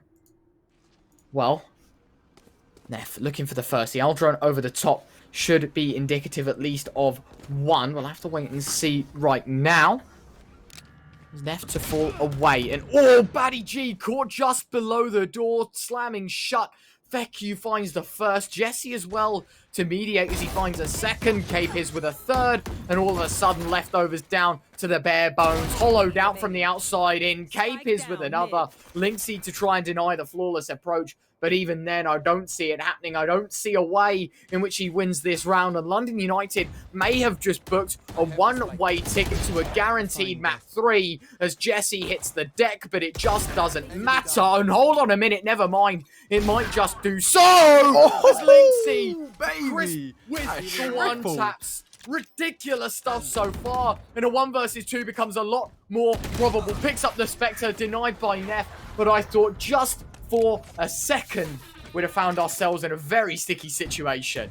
Oh, that was spicy. He was feeling it as well. And, well, it showed precise crosshair placement, isolated the fight, and he managed to pick up this third hit. That was a sumptuous shot as well. Veku didn't see that one coming. Also, the information on the final 2, but fortunately for London United, they just play things slower, just doubled up, went for the trade, and in doing so, they were pretty comfortable in shutting things down in towards shore. But either way, Brilliant couple of shots there. Nice little 3K. And sometimes, you know, a little bit of individual brilliance can maybe turn things in your favour. Leftovers in a bit of a dire strait here at Sunday United. They've put 12 rounds on the board, and this could be the beginning of the end as Buddy G's going for the fight here. Deals a little bit of damage on towards Neff, but nothing for the time being as the dash comes away. Oh no. London United reducing Leftovers to 3. Gope going to be caught out. Now vulnerable. Embo at least to find one. Misfit taken out. Beku jumping away. 5 versus 3. Ultimate whipped out to the jaws. Neff ready and raring to go. Finds one. 1 versus 3 required. Embo 12 points of health. And Neff not letting it happen. 13-7. London United take their map pick in successful fashion. Yeah, what a brilliant resurgence from London United, right? I mean, it started all going the way of their opponents. That first half, they were down by 2 rounds, but they came out all guns blazing. Even right in saying, didn't drop a single round in that second half. No, they didn't. Ridiculous showing there. And, well, London United show how well they can play on that defender side, which I'm expecting will carry on throughout this series. It's a ridiculous showing from them. And, well, what a way to get things started. 13-7. Their defender side, immaculate. Beautiful stuff so far, but of course it's not over just yet, Neo. Our second map on the way, an interesting one as London United take their map pick, but Icebox thrown into the Leftovers side. Can they make it happen? Can they take us to a third map, or will London United end it in 2? We'll find out after a 5-minute break. Don't go anywhere. Every day goes by so fast, and every moment counts, baby. I don't wanna miss a thing. We can sleep under the stars, we can sleep under the stars, or hang out in hotel bars, driving somewhere in your car. We can sleep under the stars, we can sleep under the stars, under the stars.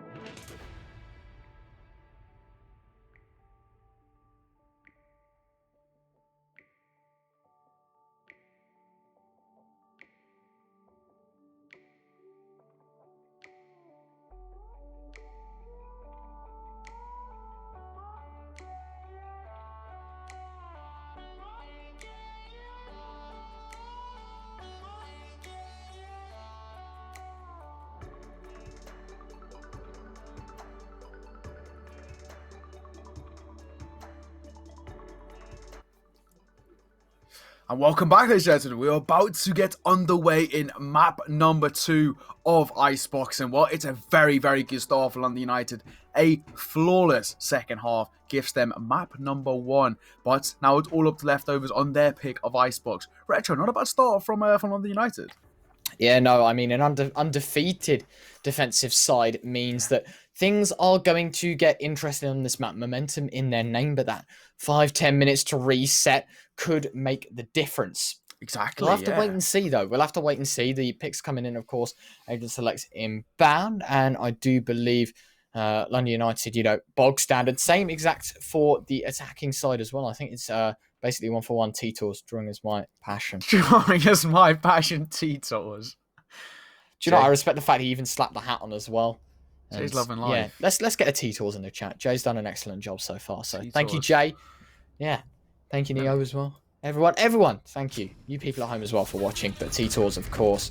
So if there's ever a mistake, you know who to blame. At SaltyJ on Twitter. As we get into the pistol round, however, London United opting for, in fact, the 5 goes setup. Similarly, it is going to be the 3 goes, 1 frenzy, 1 classic for the leftovers side, getting things underway. However, going to be a spicy one, to say the least. Yeah, looking forward to seeing how this one plays out. Leftovers, a lot to prove here. They want to, still remain pushed all the way to map number 3, being that of Haven. But, of course, London United, a formidable opponent, as seen by their flawless defender side in map number 1. They're definitely not a side to count out. And now for London United, they will be starting on that defender side, looking to make even more of an impression heading into map number 2. As Capers already having a couple of shots on towards the Sova dart, but for the time being, it looks like they're making their way over towards A quickly.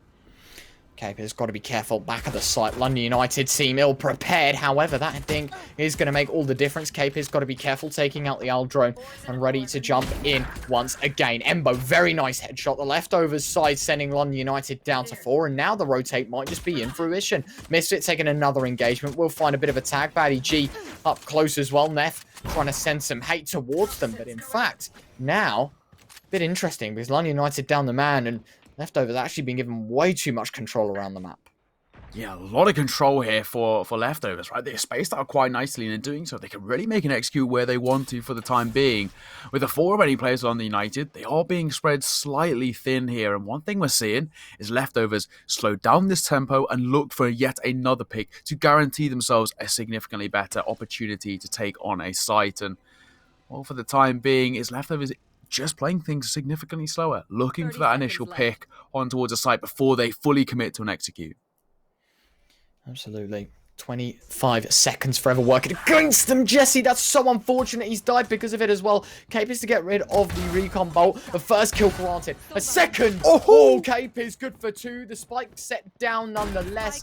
10 seconds to spare. Baddie G will take him down. And finally now the retake in fruition. London United disadvantaged. However, things could get interesting. Misfit and in fact joined towards Heaven by Neff. Should be a kill granted. Nope, dash away of ADG, having none of it. DH to find 1. Nice shot from Neff against 3. He has found the first, but tries to jump into his own smoke. The utility will not prevail, and DH to find the first. Leftovers pick up the pistol, and that is going to be quite a worrying start, but Cape is a moment of excellence from the main man himself. Yeah, brilliant. These taps are stunning as well, aren't they? But either way, it's leftovers picking up that first round on the board. And we know what it means when you pick up that first round. That economy going into the second is looking significantly better. So for leftovers, the Spectres coming out supported by 1 Vandal as well for Goffer. And, well, London United, this is going to be a tough hold on this round number 2.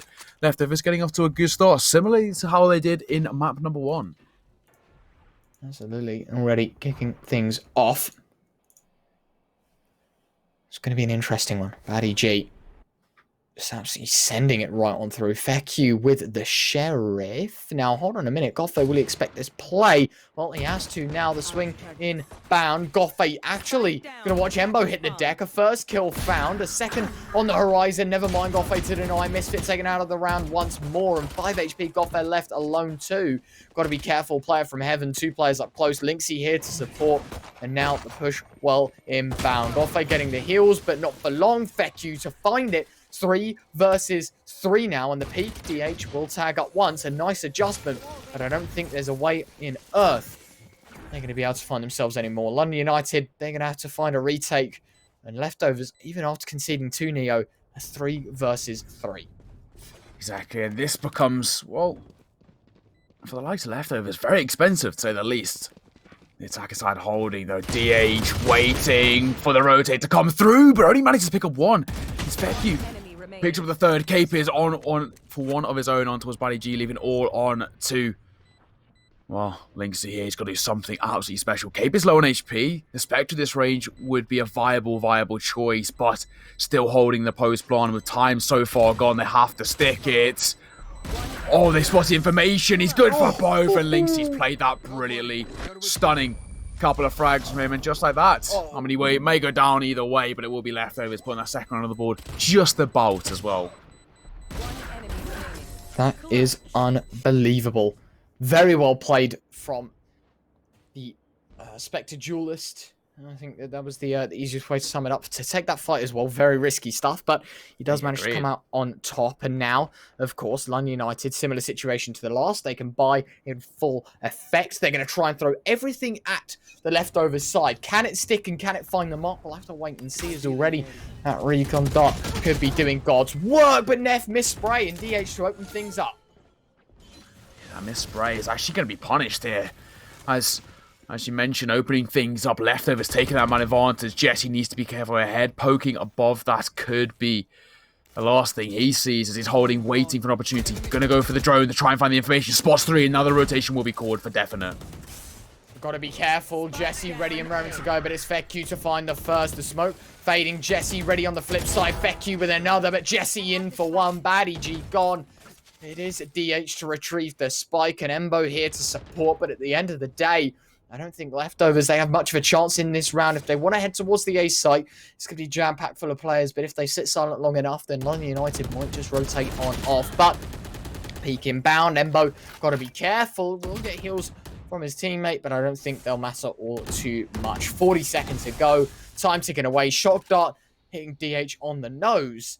And that might just be the nail in the coffin. And so a first should be on the board for the London United side. 30 seconds left. Yeah, I'm expecting it here, right? I mean, we'll see how this one plays. I don't want to count them out for the time being, but even still, it's been a very good start so far. 4 versus 2. Made it a 4 versus 1. Vecchio, stunning. As he picks up the shot on towards Embo, leaving all on to one man. DH got it all to find, and he won't even manage to find one. Jesse shutting things down, and with 4 remaining players, it's London United putting that all elusive first round on the board. Unreal stuff. Needed, required from London United to find that round. And, well, Leftovers, they're here to bounce back. But in this round, it will not be, because they're going to take a bit of a half by here. We see, you know, the lighter shell being brought in, or excuse me, the heavy brought in on Baddie G, but then, of course, Goffey bringing in the Ghost. And so, well, what does this buy mean? It's sort of mismatched in approach, but has the same idea to keep the finances high enough to buy within the next. So we'll have to wait and see. Yeah, you can slightly understand it though, right? I mean, they're trying to force something out in their favour, but at the same time, it's very high risk, high reward. Yeah, absolutely. And I was going to say, Misfit has to stop all of this, right? Look at the push coming in. Leftovers ready and raring to go. He's stuck in behind yellow container, getting ready to go. And here we go. Utility inbound. Baddie G trying to hide. Misfit good for 2. Baddie G's response found. Now a 4 versus 3. London United sits silent on the approach. Capers got to be careful. Spike going to be planted. The dash is good, and Baddie G with another. Jesse's responded though. Has caught off the ultimate. Neff finding another. DH left alone. 1 versus 3. Has outmaneuvered the opposition. London United got to be careful. In for a first, maybe. Nope, denied. And I don't think DH will find all too much. Spike going to be defused. Neff to stick it. Becky to find the shot. And just like that, we're all tied up at 2 apiece. Leftover Spike plant, though, might just be able to squeeze out a bye within round 5. Yeah, it'll be a bit of a mixed one though, right? But they might be able, as you mentioned, to try and squeeze something out to make things more competitive into next. But either way, we're seeing some very nice fragging from both sides. A lovely double spray there from Misfit. Vecchio leading the way for the time being. He's up to 7 frags already, with only 4 rounds played. London United, that pressure already starting to be put on towards Leftovers, the same way they did in that second half. And, well, London United, they tie things up 2-2, and now things become very, very competitive. For London United, the real priority is building up that long-term economy, because that's why the momentum stays in their favour. And now, it gets interesting. More than just. Because in this round, if London United can find it, leftovers will be sent out of this round. And furthermore, that's the buy taken away. And look at Feku's positioning. Neff as well to join him. Oh, Neo, it's all about timing. It's all about positioning. And the first kill granted in favour of the leftover side. Neff has to drop away with only 10 points of health. And that is a very bad start for London United. But the bounce back could be in fruition as Misfits find one Embo to take out Capiz. That's the healer gone as well. And so the HP on Jet is stuck at 10. And Neff has to fight on low HP. It's going to be unfortunate. Leftovers level in a 3 versus 3. Yeah, it's going to be awkward, right, in this 3 versus 3, especially the low HP inbound. Oh, and just like that, Neff's going to go down. Goff picking up the frag, and well, the post plants might actually favour leftovers here. The 2 remaining defenders trying to rotate in. It's going to be such a tough rotate, trying to make their way through, because all of these areas are being covered. But Jesse managed to snag himself out in towards heaven, looking to find something. But the post plants, you mentioned about them earlier, they're so deep on towards this side. The crossfire's already set up, holding all the angles. And with Jesse, this is going to be a tough one here. The sound cue would have been heard dropping down, and now they need to force their way in.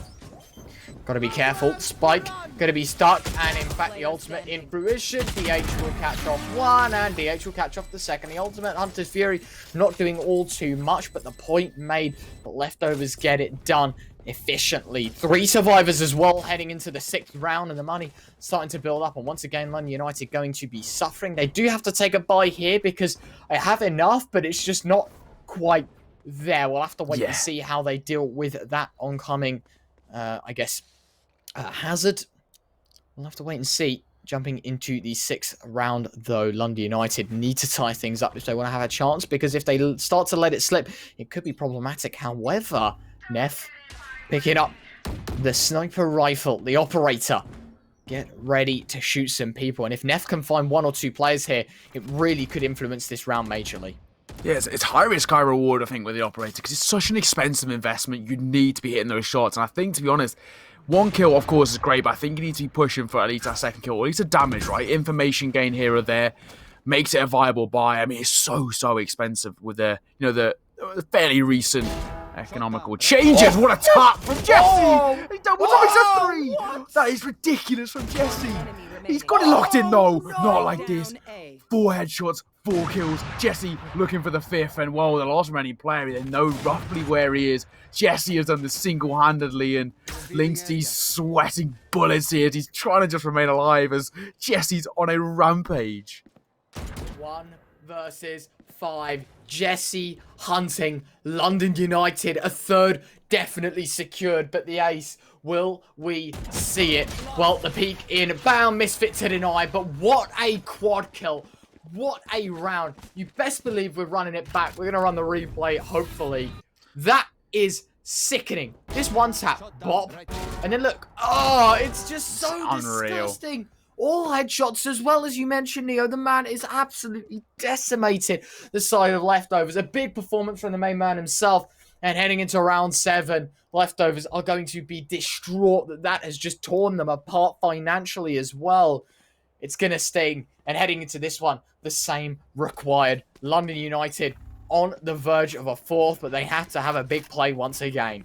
Yeah, that was stunning there. And now, well, Embo missed shot. It means that indeed, well, the Soviet is going to find the information. So they're going to have a rough knowledge of where they're heading, especially with the utility making its way in. Jesse.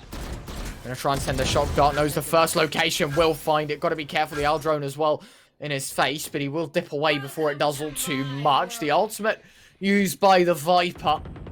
Swarming that site entirely. Could be problematic. DH to get the resurrection. But Beku, headshot. Beku, 2nd headshot. Beku could be on for a 3rd as well. Spamming right next. The man on site. Embo will dodge a bullet, but Jesse to find it. Linksy on the site alone. London United again and again. They turn up, and Neff final now within the coffin. The running burst headshot gives London United the lead at the scoreline of 4-3. That is sickening. Yeah, and the biggest part about that, flawless, right, in doing so. London United starting to look unreal. Feku getting in behind, causing real problems there. And, well, London United, as you mentioned, putting that 4th round on the board, taking the lead in map number 2. They've already got a 1-map advantage, and Leftovers, that pressure is starting to build up. To make matters even worse for the Leftovers side, coming into next, it will be that eco. So just the upgraded pistols coming in to try and find something, and the Sheriffs against an operator, bit of an unfair fight. Neff, got to be careful. Ducks out of harm's way. Repeats with that operator. Got to be careful. Location reveal. Going to be backing away. Misfit will throw the poison orb up, but Goffe will find him nonetheless. Now the orb on the repeat, ready to go once again. Missed shot. Neff has to back away. The operator out of the equation for now. Feku will find one. And now, London United looking for a response of some degree. And that is ridiculous from Neff. Feku with another. And that round done. Dusted, gone. Goffe left alone. His shot onto Cape is denied of a second. Feku a triple. And what a round for London United. Neff jumps up and Neff succeeds. And we'll run it back once again. Of course, this jump. That is disgusting from Neff. One tap. Literally doesn't fire a second.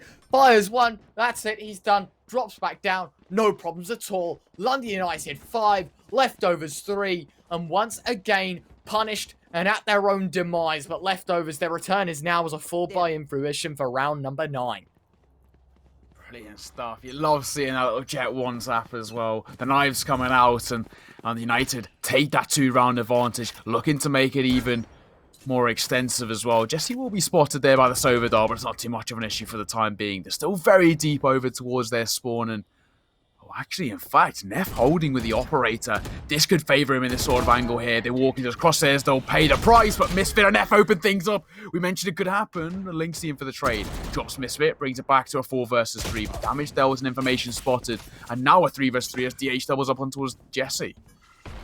3v3 scenario. London United up by 2 rounds, so it doesn't matter all too much if they lose this one. But, of course, hunting for a 6th. That's the main point. Feku, 1 tap, of course. The Empress once again delivers, serving her crown as a second found. Goffe left alone, will be caught. Blind Cape is to find one more. And London United make it look all too easy. Leftovers decimated once again. Spike defusal and bound, and Feku here to take the crown once again. And oh my word, is that a disgusting double Linksy back turn.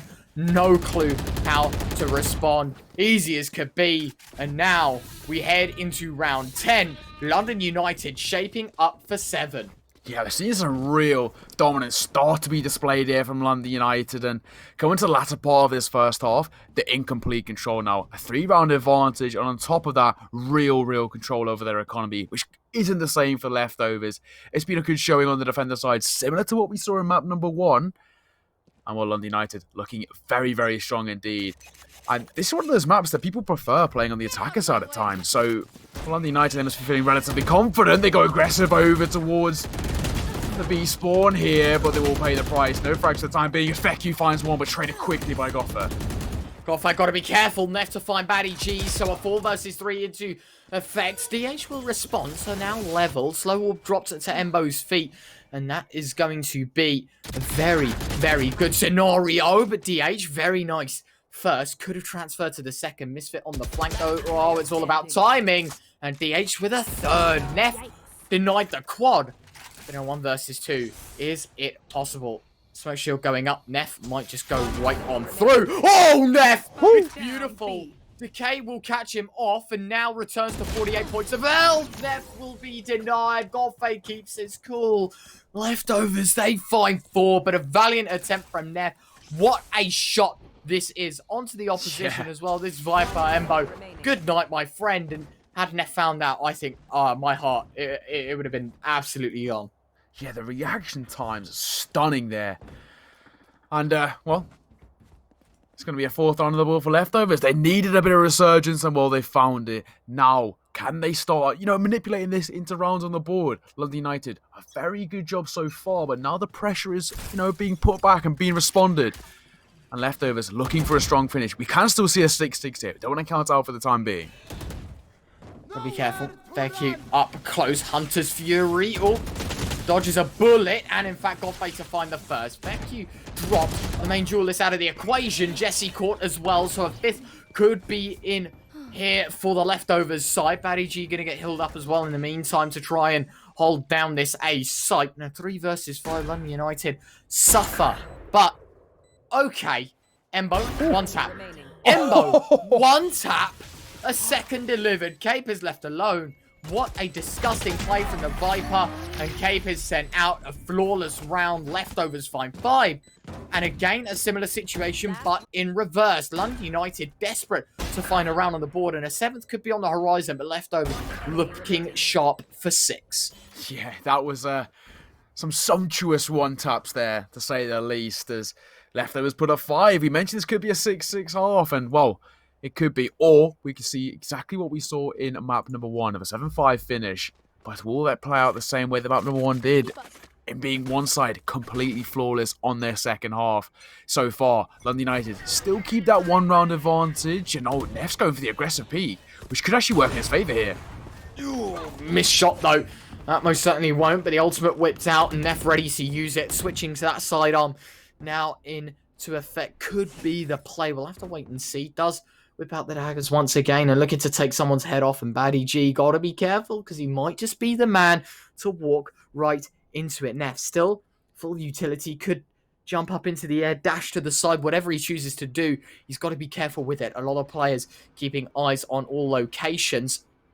But firing at all cylinders, London United now could have the advantageous play as Neff tucks in close. Batty G to move back on up. Veku now slips in towards close sight. And every second drained, Leftovers need to work back 4 because London United know exactly what they're doing here and they want to play for time. Yeah, I want to play for time indeed. And, well, so far, all gone a little bit slower. London United, however, Veku going to pick up that frag on towards Linksy. Batty G will find the trade, but Jesse good for the double on towards Embo. And DA just got for finds 1, make that 2. Pull back to the 2 versus 2. And now, with 25 seconds remaining, the spike will go down and the retake needs to come into place. Post-spawns starting to be set up in the 2 versus 2. Not a lot to work with here. Cape is sliding up the rope and will now peek from this heaven position. Got to be careful, player below. Goffey to find him. A triple in the round. Misfit now coming. Does Goffey expect it? Of course, Goffey does. 6 apiece. We're tied at half-time, Neo. We might just be going the distance because Leftovers, although slow out the gates, they're looking sharp to close the first half. 3 in a row to their name. And now onto this defensive side. Leftovers, they do have a chance, an opportunity, and well presented on their map pick. Yeah, this is an opportunity. We mentioned this could be a 6-6 half, even at Stevens, all square on the board. And, well, so far, it's very hard to call this one. London United, who started very strong, started to slightly stagnate, but Leftovers, a real surge of momentum for them. And, well, whoever picks up this pistol round will start to turn things in their favour. Of course, pick up the pistol round, gives you that significantly better economy, and then in doing so, allows you to pick up maybe a 2-round advantage. This is an all-important one to just start gaining a push in this second half. Neff going aggressive. Everyone possibly sending it through middle. 3 players on the go. And now, well, it's going to have to be a big opener. Neff to find it. Good stuff as well. The heal onto the Reyna has meant the Ghost ineffective. Neff to find the trade. And already 5 versus 3. London United setting the Leftovers side back majorly. Shock Dart is in play and in fact does tag up once. Got to be careful for the second to duck away. Spike set down by Jesse. And now 5 versus 3. Neff. Oh, he finds the dig as well. Neff. No. Stop it, my friend. Ripping heads apart. Leftovers sent home. 7-6 to scoreline stands. And this is absolutely ridiculous. What is that? That is insane. The Ghost to just the best ability. And well, we mentioned whoever picked up this pistol round will be getting off to a very good start, but I don't think it'll be Neff with a 4K to absolutely dumps the Leftovers. They put 7 on the board, and of course, now coming into the next, economy looking fantastic. We're seeing rifles picked up as well with the Bulldog and the Phantom, and London United looking to extend this lead to 2. Here we go. Misfit. Got to be careful. Does take the first engagement. Dishes out a bit of damage. At the same time, got to be careful. Players on the close approach. Myths and runs out of ammo. Embo will find the trade. So 1-for-1, but London United out towards A in their numbers. They flock towards the spike, the spike set down, sorry. And Neff now using that ghost once again. Ridiculous stuff with him so far within the half, but Capers will set leftovers to 3. And not only that, disadvantageous with the Viper being low HP. Nice shot from Goffey, but at the end of the day, I think it's safe to say at this point in time, London United well and truly on for an 8. Yeah, it's looking very likely, especially with the spike already down. This doesn't really matter that it's a, I was going to say a 4 versus 3. It actually could be made slightly more expensive. Never mind. Neff looking to finish off the final person. Goff is spotted, and with low HP, Capers will finish things off. And London United going to put an 8 round on the board with 4 remaining players. Absolutely. And, I think, here's the right one. Yeah, this was the pistol. insane. Oh, the dink as well, and that's just, you know, your control of your crosshair to the absolute highest ability. Craigasm. Brilliant stuff. Exactly. A little Craigasm there. But yeah, and honestly, stunning stuff from Neff. Hence why London United are now in this advantageous position where they've got 2-round advantage coming off the back of Neff picking up that 4K. And here we go into this one. London United up by 2. Can they make it happen? Dive up and jumps across. Neff trying to open things up with a Vandal. Got to be careful, though. Players up close. They know now Embo tries to cross back. Do they think DH will still be in this close angle? We'll have to wait and see. This thing are getting interesting. Dicey from the get-go. Leftovers are going to be a little bit cautious in this approach because, of course, being the defensive side, they can't really give up this advantage in any way. Baddy G getting the information. And now to drop away. Still a 5 versus 5, but information flowing both ways. They know there's that double stack towards the B site and that information from Baddy G towards A, but DH way too aggressive, and that's going to leave the B bomb site hollow. The double rotate inbound, and now that's left the tunnel clear. Neff to find 1. 3 versus 5. London United, they are going to crumble the leftovers side simply because of the over peak towards B. We speak about that overextension, right? Well, that's exactly what we saw. Goffey picks up one towards Feku, looking to double it up. Won't quite connect for the second frag as Paddy G finds Jesse. Linksy on towards Neff. And well, for the leftover side and for the London United side, they're both started to drop like flies. Post-plants now will be set up. The problem is Misfits low on HP, and this could become a real issue. Oh, but you know, there's a lineup, and when you know a lineup, that makes things significantly more favorable. The Viper's pick comes over, stops the defuse being able to come in, and it's brilliant. That is disgusting. Capers throw a slow orb as well, and is there going to be a second on the lineup as well? If there is, that is absurd, but it's being stuck, I do believe. It's pulled back on, peek on, out, Misfit finds 1, but spike defused, and that is that. Leftovers with a 7th. Life is grand for the defensive side. London United, though, are going to be too disheartened. They can buy back and bring themselves into this round and this game once again, but it's a do-or-die situation, I feel like, because if they can't find this, their momentum will start to go into the leftover favour. Have to wait and see, though. Things are getting dicey here, Neo, and I love a spicy game. Yeah, it's really starting to heat up, right? I mean, leftovers are just about keeping within an arm's distance. London United, who were once looking so dominant, are, well, slightly falling apart now, and they need to be careful not to let leftovers too much into this game. As London United, they were once in such control, and it's sort of not looking that way anymore. Linksy, he was just spotted, but Neff turned away at the worst possible time. Bomb will go down either way. London United setting up the post plants as Embo alongside Neff and Jesse picking up frags. A double kill, in fact. Misfit on the flank as well. This could get tricky. Leftovers down to 2. And Feku holding down the angle. Embo going to try and get spammed out here. Got to be careful. Feku seems to know, but at the end of the day, I think it is going to be Embo with 1. Linksy with another. Now, hold on a second. Viper ultimate whips out as well. Feku to jump right on through. Finds the shot. Embo out. And that ultimate quickly to dissipate. And a nice shot there from Linksy. Not a second. Shouldn't be a second. But Jesse faces. Jesse denied. Leftovers all tied up. What a ridiculous round there from Linksy. You know, when things aren't going your way, sometimes a little bit of individual prowess. Well, that is it at its absolute finest. Linksy has isolated those jewels perfectly there, and That is so crisp. Jesse, what can you do in that situation? Lynxy domes them out of the round, and as you mentioned, leftovers have tied things up 8 rounds apiece. Retro, we have a game on our hands here, and this is going right down to the wire. Oh, my heart. I don't think it can handle anymore. I can't lie. I'm excited to see how this one goes, because of course now leftovers starting to sort of piece things together, you know, trying to throw everything back into full effect. Neth, sending some hate on through, trying to find the first, will be denied of it immediately, but it is going to be a bit of a silent approach to this one. Round 17, when United going to try and send everything forward. Jesse with one, Batty G with the double, however, and well, all of a sudden, leftovers, man advantage gained, and in fact, oh, Jesse spams right on through the heaven box. No problems at all. And now, full level. 3 versus 3. 2 ultimates in the hands of London United. That Viper ultimate as well could be the situation to throw in. Cape is bringing the teammate back to life. Ultimate being whipped out. The Hunted Fury, I do believe, in the side of leftovers, or rather the London United side. 4v3.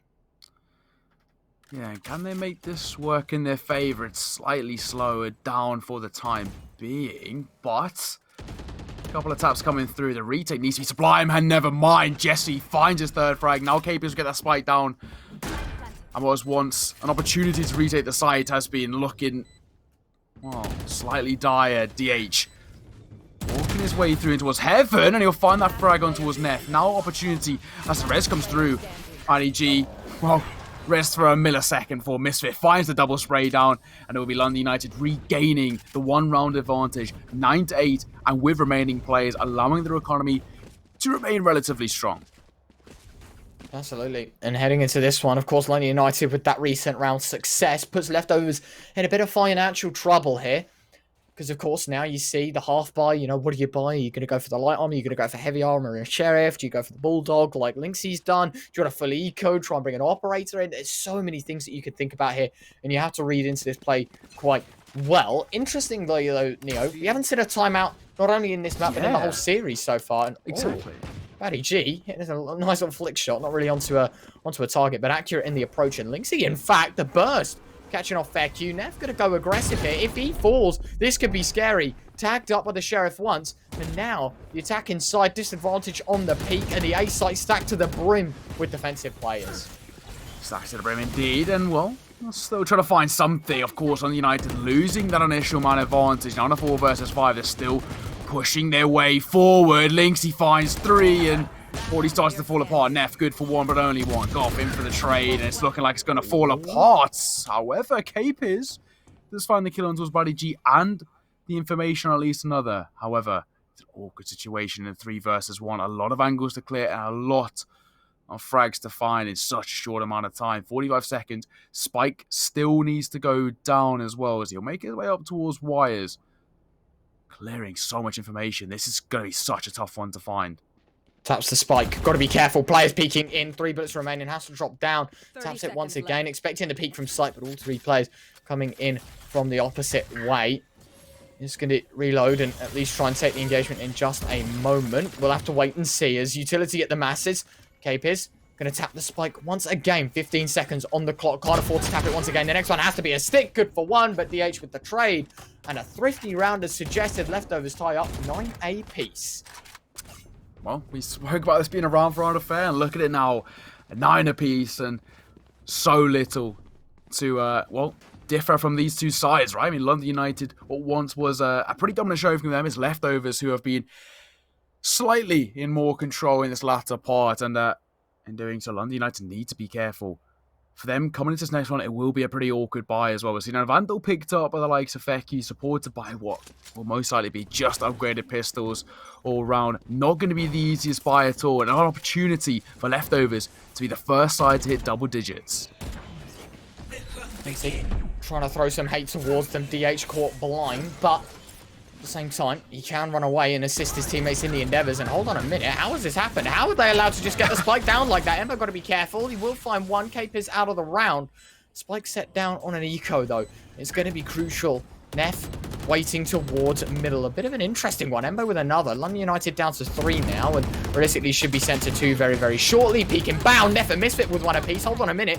Things are getting a little more dicey. Oh, Jesse! Ripping heads apart. No way does he find a third. Denied by DH. 1 versus 2. 1 player low HP. Lineup found by London United, and it's none other than the London United squad that find themselves a 10th. DH pressuring, knows that they're there, can't get the peak, can't get the play. Misfit swings, DH finds their head, but there is no time. Finds the third on the exit, but ultimately, London United, a thrifty round and a very successful 10th. Double one tap with the Sheriff. Where is this game going, Neo? Every round, I'm just more and more surprised. Check this out. Just deleting the ridiculous from Jesse. Bob, straight headshots across the board. And London United in front. Not only were the frags immaculate, but that turned that round on its head because the retake was coming through. Leftovers were looking prime to retake that site, retake the bomb, get it defused, and put a 10th on the board. But Jesse single-handedly clutches out, picking up the double frag, turning it on its head, as I mentioned, and well, it's London United who are the first side to hit the all-elusive double digits, 10 on the board, and ever so closer to a 2-0 here in this series. Nice first kill though, Goffey not going to go down without a fight, especially in this series. Throwing the slow orb on through, Cape is looking for the resurrection as well. Neff brought back to his feet. Will it be momentarily? No. They are able to escape with his life. Although he loses the shield, it's still a big opportunity. An opportunity at that, best served cold as Jesse to dish out a very, very nice first shot. Goffey down to 4 and no resurrection in their hands of the leftovers side, meaning London United guaranteed 5 versus 4. They can work with whatever they want at this point. Exactly that, and well, they're looking to still explode onto the site, but for the time being, it's a bit of a slower take here. The tempo is slightly slowed down as they're just trying to clear all these angles. Now the Hunter's Fury comes through, and the information spotted on 2. Sage towards the back site, and the Jet making his way through from mid. But Spike goes down, and the post plant's starting to be set up in this 4 versus 5. Yeah, and the interesting fact is the Viper still available. The ultimate there as well. Jet ultimate if need be. Feku's found Maddie G. And all of a sudden, 3 versus 5. The swings in fruition. Feku! Oh, Feku! A quad kill. Once again, London United have a man to step up in such successful style. 11-9. We stand strong, London United. Going to be proud about that performance. It is none other than Feku to deliver one of the most disgusting double lineups I've seen. And a third, prestigious, only awarded to the highest. And London United may have just booked themselves a one-way ticket to top 4.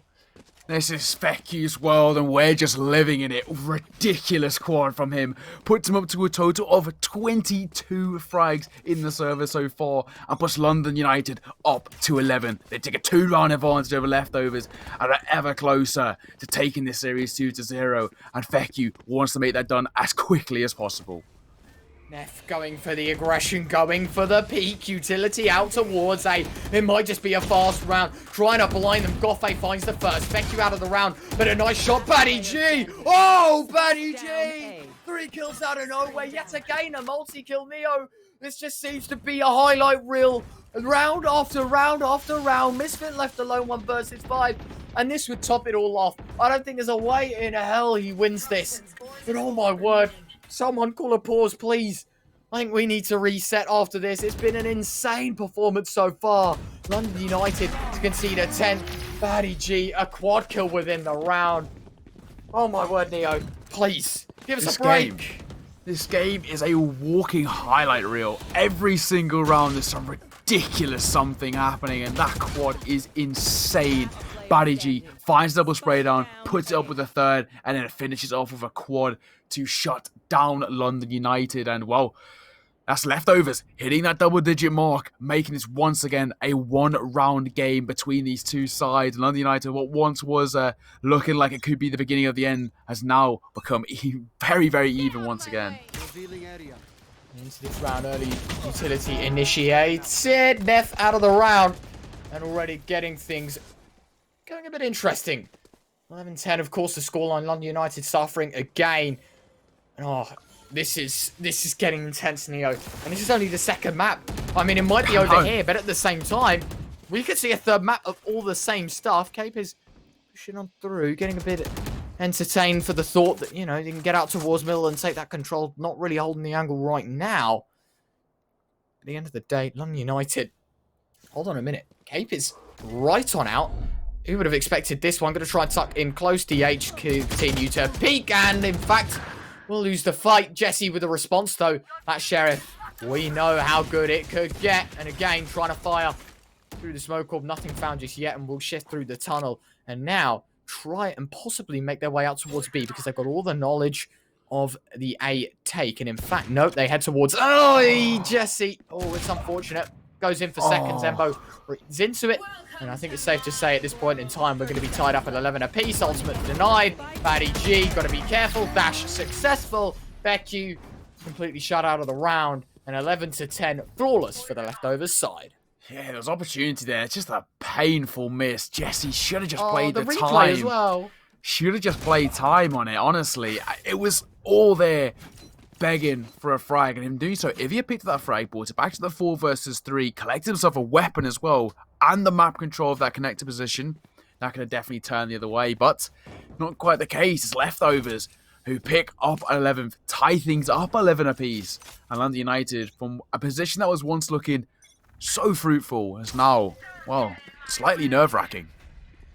Yeah, London United's hype quickly diminishing, but looking to restore it in round 23. Jesse, got to be careful. Going to take the first engagement quite possibly, and that could end with his life taken away. Feku to get out elsewhere, and hold on a minute. The aggression, relentlessness from the leftovers side. They're going to continue pushing. Feku, not done just yet. Looking for the tap.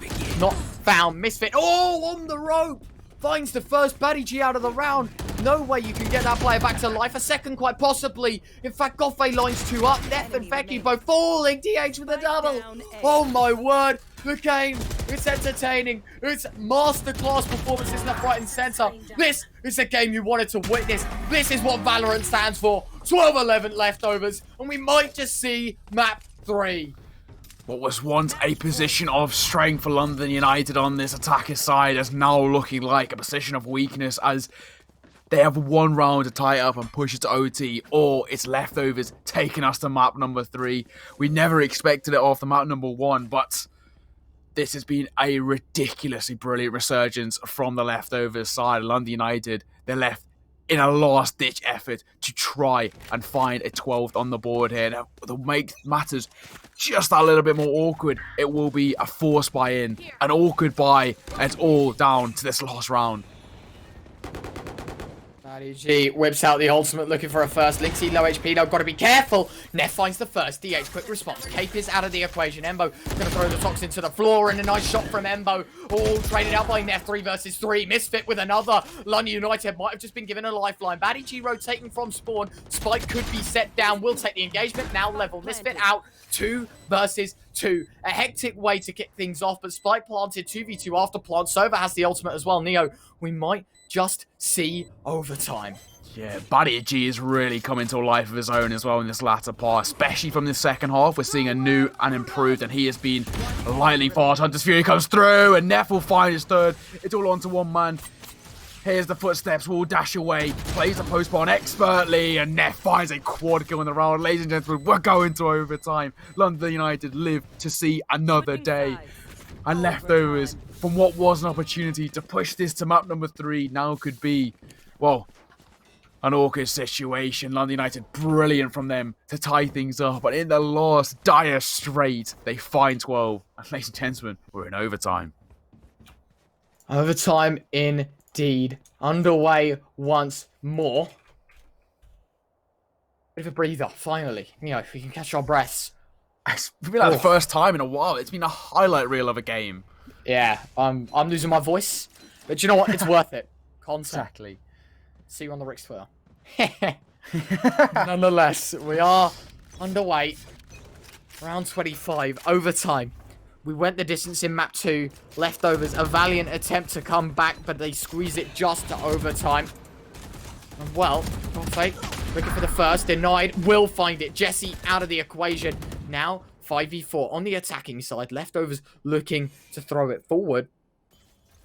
And in fact, now, London United defensive side reduced to 4. An individual excellence. A masterclass required from one of these players. And so who will it be to step up? The man on screen, Vecchi, low HP. But he has been absolutely amazing on that Reyna so far. Can he continue? Look at this, Buddy G. Oh, he's waiting for an opportunity, and it nearly comes to his favour. May have just heard the sound cue, but isn't going to overextend off it. Now, Neff takes a shot, is spotted, and will fall back down to 87 points of health, but remains alive for the time being. As Buddy G opens things up once again, been doing such a good job of entering these sites. Neff reliant to hold and Goffey to find the headshot. London United might just be out of a 13th round. And remember, this is only 2 rounds, 1 on each side. And that is that for the overtime. Chalks up now to the 1v5 from Misfit. Good for 1. Misspray onto the second. DH to find it. And now leftovers advantage given. London United required to find if they want to see themselves to double overtime. We went the distance. London United not wanting to fall at the final hurdle. Lifeline thrown out, but again, this is this. London United 12, leftovers 13. Neo, quite possibly the last map or the last round on Icebox. If not, we go to double overtime. Yeah, it's essentially either double OT or we're heading to Haven as leftovers. They have the advantage. They just need 1 round, and they're on the defender side. Here we go. Ready? Neff caught out by the recon dart. Got to be a little bit more careful here. Linksy up close, jiggling the angle. Doesn't really want to throw all too much away. Misfit as well, taking the aggression. A nice shot from Misfit to open things up. It's going to be slowed on the exit, but no problems at all. A 5 versus 4 granted to the attacking side. And now, London United, time and space to work with. Yeah, time and space. Cape is just jiggle peeking for the frag here. Links, he's sitting in that close angle, but won't overextend for the time being. Jesse picks up Buddy G, who has been lighting up the server so far, and that's an important frag. Now, pressure inbound, ready to go. All in the face, and hold on a minute, Linksy nearly found the spam and to deny the plant. Goffey, the presence alone will take down Faircute. And now, 3 versus 3, all level. Neff going to be caught out by the recon bolt. Needs to be careful, taking another engagement, but no plant, no spike sent down as well. Means London United, you know, they have to fight back. They have to use the guns to the advantage. Jesse, another to the tally. Linksy going to be chalked up to low HP. In fact, a little less than expected. And now Capers to take him down. 1 versus 3 required. Capers keeps his cool. London United 13, leftovers 13. Double overtime at the ready. Rick's GG may open. Could you have asked for a better game on the last stream of the day? Exactly. It's right down to the wire in the most emphatic of fashions. We're into double OT, 13 apiece, and these two sides so evenly matched. Of course, 1 map advantage in favour of London United, but leftovers, they're gunning to push as map number 3 of Haven and live to see another day. They want to go into tomorrow's games. I do not blame them. Everyone ready to go. Unfortunate that the recon dart wasn't taken out in time, and so 3 players spotted here. London United gathering that info early. IDG pushing on forward, and in fact, Jesse, I've completely missed it, but he's found a first. Impressive start from him. Once again, he seems to be the, I want to say the orchestrator to this whole project 100%. That London United have thrown at the leftovers side, because again, another opener, again, no response. IDG pushing on forward, shot needs to be found, and it will be. Misfit down. Jesse needs to find a trade, denied. Buddy G out for a double, and now London United disadvantage as the retake needs to be in full effect. Yeah, Buddy G, I've sung his praises time and time again, but he is looking ridiculously good so far as Spike will go down. Now the 4 versus 3 retake ensues. Reyna Flash to try and open up this side. They know the information on Feku, but he's just trying to sneak his way in, waiting for the rotate to come through as well. And this teamwork will be everything, but Embo and DH pick up the frags, and it's all on to one man. Neff has got it all to find. Good for the first. 3 more to find to try and put 14 on the board for his side, but it's looking highly unlikely. Does smoke onto the spike, and in fact, hold on a minute, taps it, going for the peak, and he's going to be caught out. BH to find him. 14-13 leftovers. Now advantageous in double overtime. London United required to win on attack once more. Same situation, different scenario. Instead of it being 12-13, it is now 13-14. London United fighting from the depths. They've got to win this round if they want to keep map 2 on the line. If not, we're going the distance and we're going to map 3. We'll have to wait and see, of course, the buy for both sides. And now, no risks required. Instead, it's got to be one team to take it. And London United, they're not going to be going down without a fight at this point in time. Exactly, they're looking to take this all the way. Map number 3, we could be seeing Haven on the cards here. And a couple of shots coming through. Neff needs to be careful.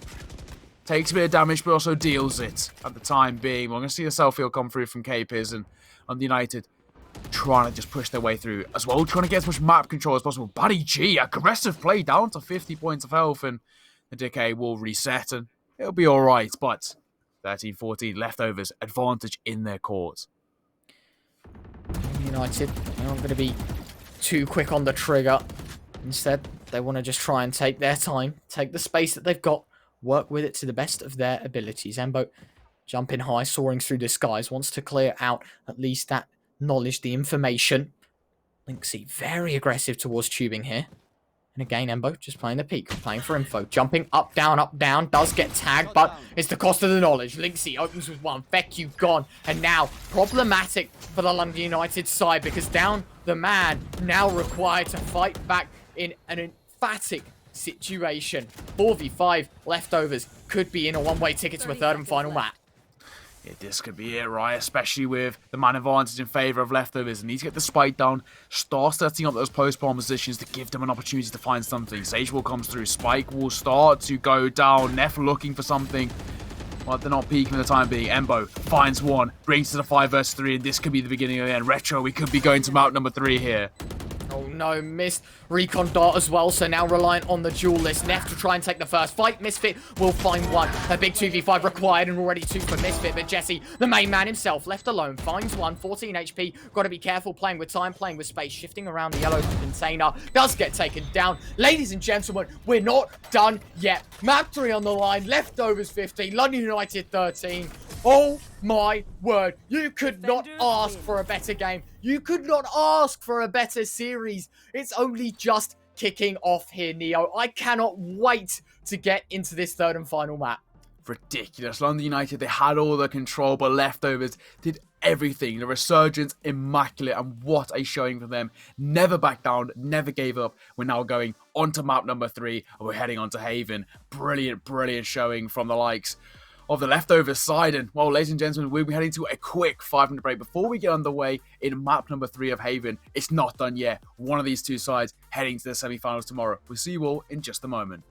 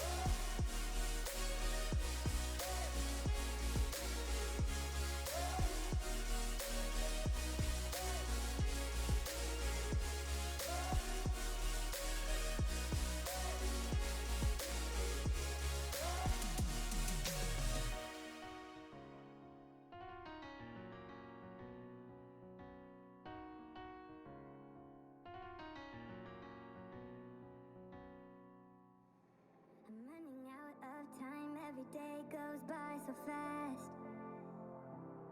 And every moment counts, baby, I don't wanna miss a thing. We can sleep under the stars, we can sleep under the stars, or hang out in hotel bars, driving somewhere in your car. We can sleep under the stars, we can sleep under the stars, under the stars.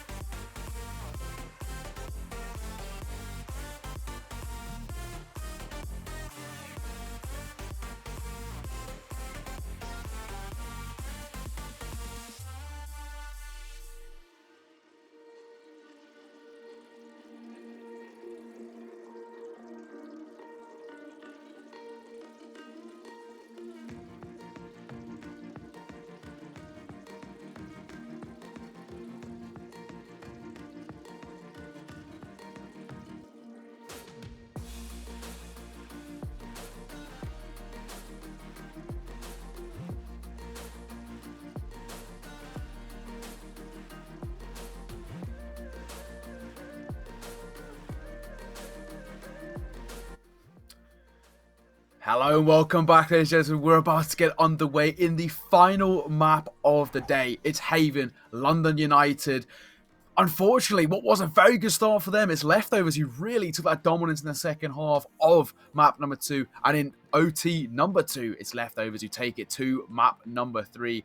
A brilliant showing from them. And I think, if I'm right in saying, we're going to have predictions coming up on your screen in just a second after the Asian picks. But already Asian picks starting to come out here for the likes of Haven, and the Insular coming in defend the side. Yeah, it's going to be interesting, of course. Welcome back, everyone, of course. What a game this has been so far. There's no denying that. I mean, first map wasn't a whitewash, but London United definitely stood their ground and proved their worth. And then on to this second map. Oh. Observer prediction is OT again. Nice. All right, then. Okay. Ryan, what's your prediction? Hit me. You know what? I'm all with the London United guys. I can't lie. I think that even though we've seen some ridiculous stuff from both sides, even though we've seen, London United prove time and time again who they are, and then on the flip side of things, I mean, we've seen some ridiculous stuff from the likes of Baddie G and DH. I just think London United have it. I think they really, really do. As we kick things off underway in just 2 moments here. Map 3. Yeah. It's all down to this one, Neo. Should be good. I think, I'm not sure if you can hear him on stream, but still, what's your prediction? Oh, it's going for the Leftovers pick. I'm actually going to join you, Ryan. I think London United may just have the edge here. Judging by their map number 1 performance, but at the same time, Leftovers, a very, very strong way to end map number 2. And that confidence might transfer across into map number 3. Yeah, I'm excited to get things underway. All we know, though, is Jay didn't predict a team to win. He just put overtime. Which OT, yeah. Doesn't care as long as we get so many rounds. I'm excited to get things underway, though. Here we go. Capers peeks on out. First engagement made. First headshot found as well. Baddie G gone. Now 5v4. London United have space to work with. Time to move with. They're cute. He's going to find a bit of fire come towards him here, but the C site giving up, and of course now the retake 5v4 should be quick to transition from Capers with another, though, and maybe they can even deny the spike in general as Embo to find another. And now 4v3. London United disadvantaged in some senses, but well and truly in the numbers count. 4v2, spike set down. Post plant has to be immaculate from Leftovers. Yeah, it's going to have to be stunning here, right? With the bomb already down, the spike gone. London United, they're going to have to do a good job coming through, and Leftovers is going to be a pretty tough situation. Playing inside, though, waiting for an opportunity, and DH going to work in his favour. Sitting inside the Astra Smoke, and that's a brilliant way to play it. Now the aggressively jump through, the right click works. They accept the post plant, now it's brought back to 2 versus 2, but they spotted both of them.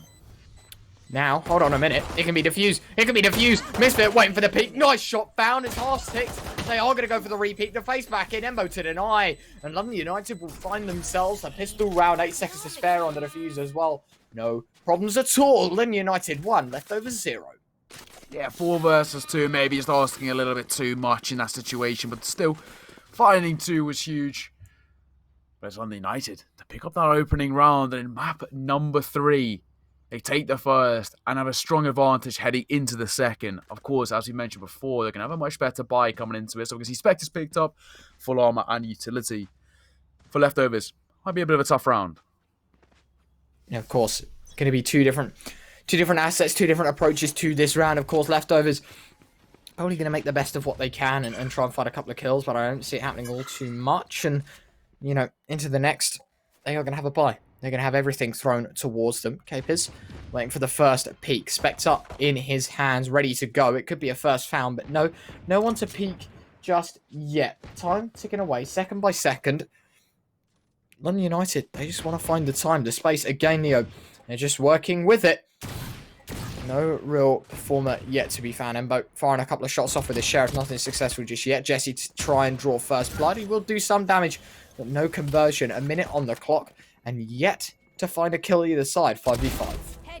5v5, or saying that, Jesse finds one towards Linksy and will just about fall away intact, down low HP, but the self-field comes through. Embo make his way slowly up towards B, looking for a head to tap, but he won't quite connect. Feku In for the drop, and it's London United who are picking up the significant man advantage here as Feku doubles up. Jesse gets one of his own, leaving it all on to one man. Spotted towards short. Goffer good for one of his own, but only the one. Jesse picking up 3k. London United picking up a pretty comfortable second on the board. Interesting stuff, and now, of course, this is where it could get dicey for the London United side. It's the full buy in fruition for the leftovers side, and obviously heading into this forthcoming round, they are going to try and throw everything at it.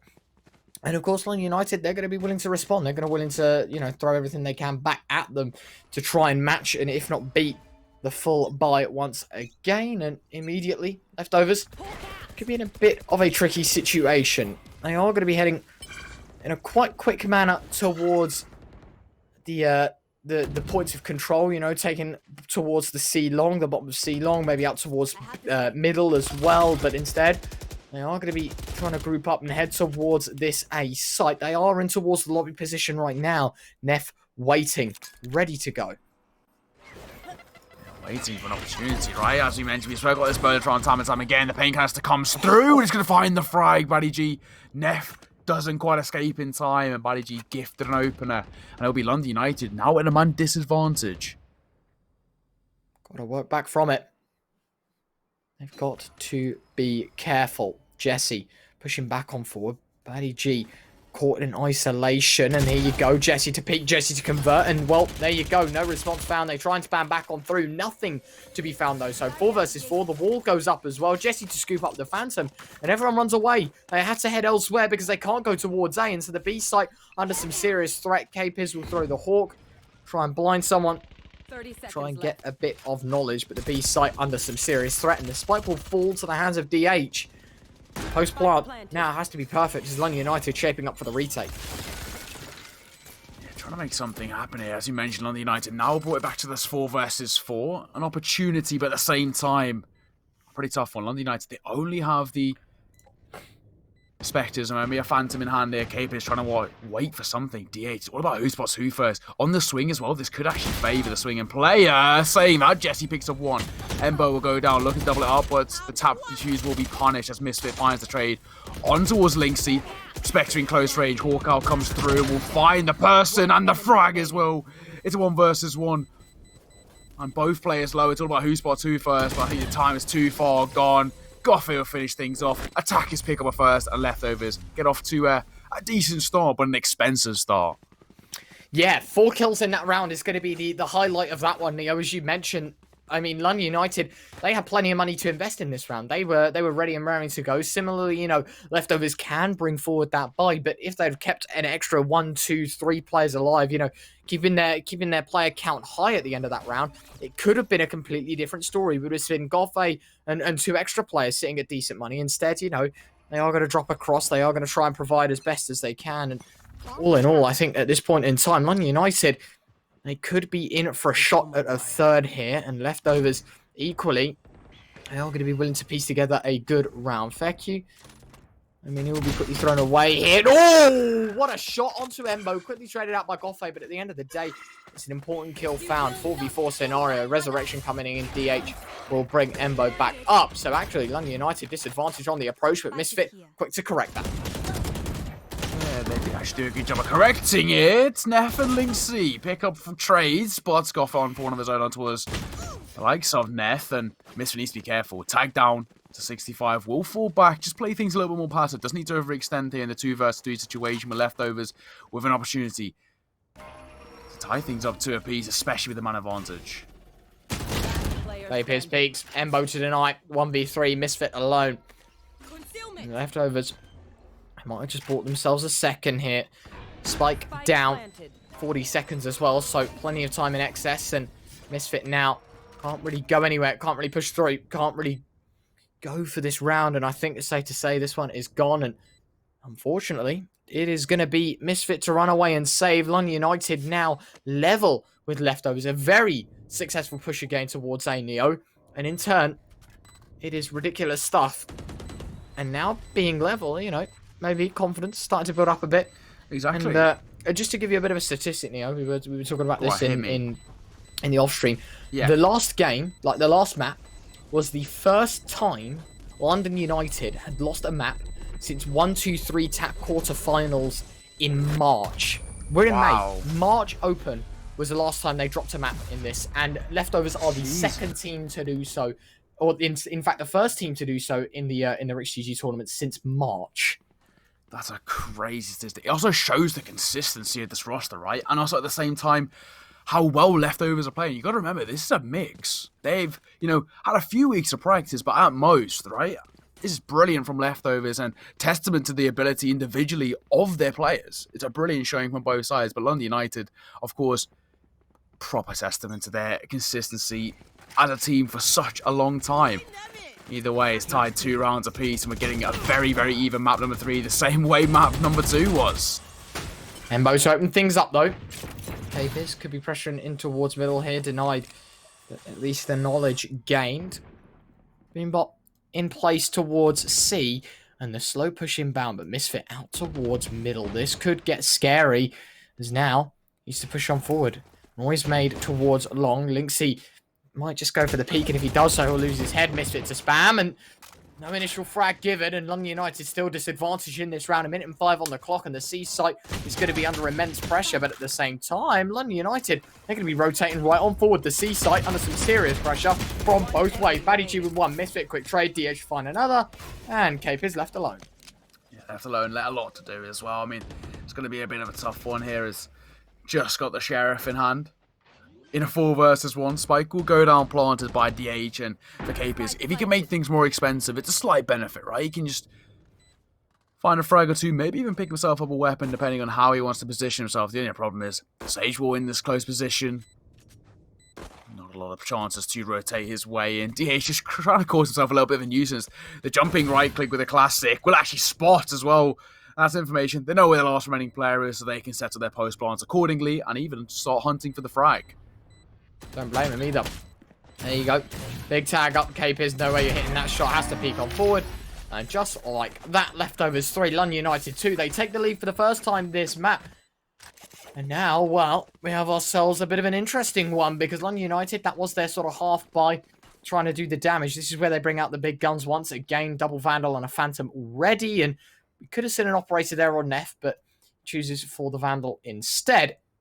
And heading into this one, of course, all eyes on London United. Their response needs to be heard in the forthcoming round here, Neo. Otherwise, they're going to be drowned out to the success of the attacking side. And if that happens, well, what does that speak about the rest of the series? I think it will speak volumes about the way this will go. And considering my my prediction was on the London United side, no bias, but I mean, Leftovers are looking very strong. And so if they can't pick up this round, I mean, what's to say we can't see 2 or 3 more rounds going in the attacking way? And then that's where it spirals out of control. Exactly. That's when things, may take a turn, right, for the worse. So that's what we're kind of waiting to see here. Leftovers, they've picked up that initial advantage by 1, but can they capitalize on it? Can they keep pushing this forward and try and extend this into quite a notable lead? In doing so, put the pressure on London United. For the time being, however, London United, they need to make this hold perfect here. They're flooding through towards short. The turret coming down, spotting the information, but Neff good for the first. Nice trade, Baddy G. Opening up with another. Jesse in the close corner. Baddy G to find another 4v3. At least Skull Ultimate being used. Misfit 1. DH responds. DH to slam the spike down as well. And now it becomes a little more problematic. Feku will get blinded. Spams the wall a little bit here, but at the end of the day, I don't think there's going to be an entry path back onto this site. London United to concede a 4th. Feku caught in the slow. Fortunately, you won't find anything just yet. The Sky Ult in response. And now, first shot, Feku, making things level. Still a lot more work to do. The flashbang once again going to be caught, tagged up behind. Knows they're playing in the close corner. Cape is 1v2. DH left alone. 5 bullets left in his gun. Has to find the kill. Cape is to deny. London United make it work. It's 3 apiece. It's all tied up, but at the expense of 4, it's all too close still. Even though London United come out on top, Leftovers with that spike plant will have plenty more credits in their bank. Exactly. They've done a very, very good job there. They've tied things up. We speak about locking things out right on that side, and the post plant for Leftovers just wasn't quite good enough. While they had that crossfire locked up to start things off, it was very quickly deleted, especially the Sky Flashes coming through, and London United doing a very, very good job of retaking the site. Defuse comes in, 3rd round on the board, and in doing so, will be a more comfortable round for them. tied 3 apiece. If leftovers had picked up a fourth, then it become 4-2. That's where things could have become very problematic for London United in terms of that momentum. But fortunately, that's not the case. It's tied 3 apiece. Even game once again. Once again, London United looking to try and make things work on that offensive side. It was down to the wire within the last, but of course in this round, slightly different effort, slightly different change of pace. And here you go, already. London United, they are going to be taking their time. Misfit going to try and throw down some hate and at least let it loose on where these players are. And again, for the time being, sitting passive, sitting patient. And Batty G, that is beautiful. Misfit caught completely out of open. Paint canister works out quite nicely. 5v4 to ensure the triple ultimate setup for both sides. I'll have to wait and see if it works out for them, though. Can they make this work in their favour? Right? They're pushing up towards C long and already there's a player there to meet them, but it does not matter. Batty G has been so good at opening things up. I traded out quickly, looking double up, and Caven's doing exactly that. Finds second, not quite the third. Embo in for the trade. As Goffer picks up one of his own, brings it back now to a 3 versus 2 in favour of leftovers. On the transfer was nearly good for the second. It's all onto one man though. Neff needs to go huge. Oh, finds the first, same angle. Link seat. Looking elsewhere. Neff having none of it right now, hiding. And oh, this is unfortunate. Linksy has no clue where he's coming from. Now he does, though. 1v1.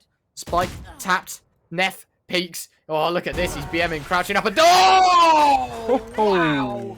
Neff, the executionist for London United. That is disgusting. What is this? That's a ridiculous tap. He played that to perfection as well. The tap coming through and that one tap is ridiculous. He sees just a pixel, but it's enough to find the frag. And London United are going to find a lead here, leading 4-3. A 1 round advantage is stunning. And wow, what a way to do it as well. Map number 3 is not disappointing. Absolutely not. In these forthcoming rounds, all the same required for both sides. Still being a very close and intense best of 3. Everything on the line for both sides. They are going to have to do something about it, though. Leftovers, they can't afford to let this one slip out of their fingertips just yet. It's back and forth, and this buy's a bit wobbly. You know, we see the Spectre there in the hands of the Sage, and furthermore, you know, they can't really do... Or, sorry, in the hands of the Sky, excuse me. And they can't really do all too much with that, you know. It's a good gun, in effect, but when you're against the rifles, it becomes a lot more problematic, right? And so, here we go. Killjoy in position. The lockdown ready to go. Becky will get the knowledge, the information. Recon Bolt finds one. Cam gone, but at the end of the day, that lockdown will allow the spike to go down. London United 5v5 to retake. Now it needs to happen in full force. Yeah, was your Sage Wall come up as well, and actually DH going to post himself just on top of it. Oh, with the Sky Flash coming through, that was such a good idea by Batty G, but it doesn't quite work in his favour. Veku was aware. And well, just like that, it's going to be a 4 versus 5 here on the retake. They're trying to make something happen. Leftovers do have ult, so they can pop here, and we're going to see exactly that. Bembo, DH pick up one of their own. As he's going to post up in towards Under Heaven. Neff, good for one, but only one. Embo and DH trade. K-Pit's dropped. And Linksy, just like that. We'll tie things up. It's going to be Leftovers putting a 4th on the board and keeping this an all-even affair. It's not disappointing at all. When London United, an opportunity there with the man advances, quickly shut down by the post-plant positions. I have no words now. A response from Leftovers have left London United nearly penniless. They do have to take the eco within this round to buy within the next. And it's an alarming situation to be in, of course. We'll wait and see how things go. And underway already. Jumping into the action. Batty G. Going to scoop up the ult orb. And now transition towards this C site. The rotation is inbound. The Astra waiting for the play to happen. Into the jaws of the Sheriff. And, oh, Misfit. Nice tag. Won't find anything. Throws on into the sky. And there you go. Smoke once again. And now, this could just get a bit dicey. Misfit not holding. Batty G out on this site. I don't think either team will expect how they're playing right now, and that could cause trouble. At least they should know now. 2 smokes on either side of the site, and all that utility, as well as the wall, will be indicative of the push. Spike will be set down. 5v5, London United on the pistols. This retake is not going to be good.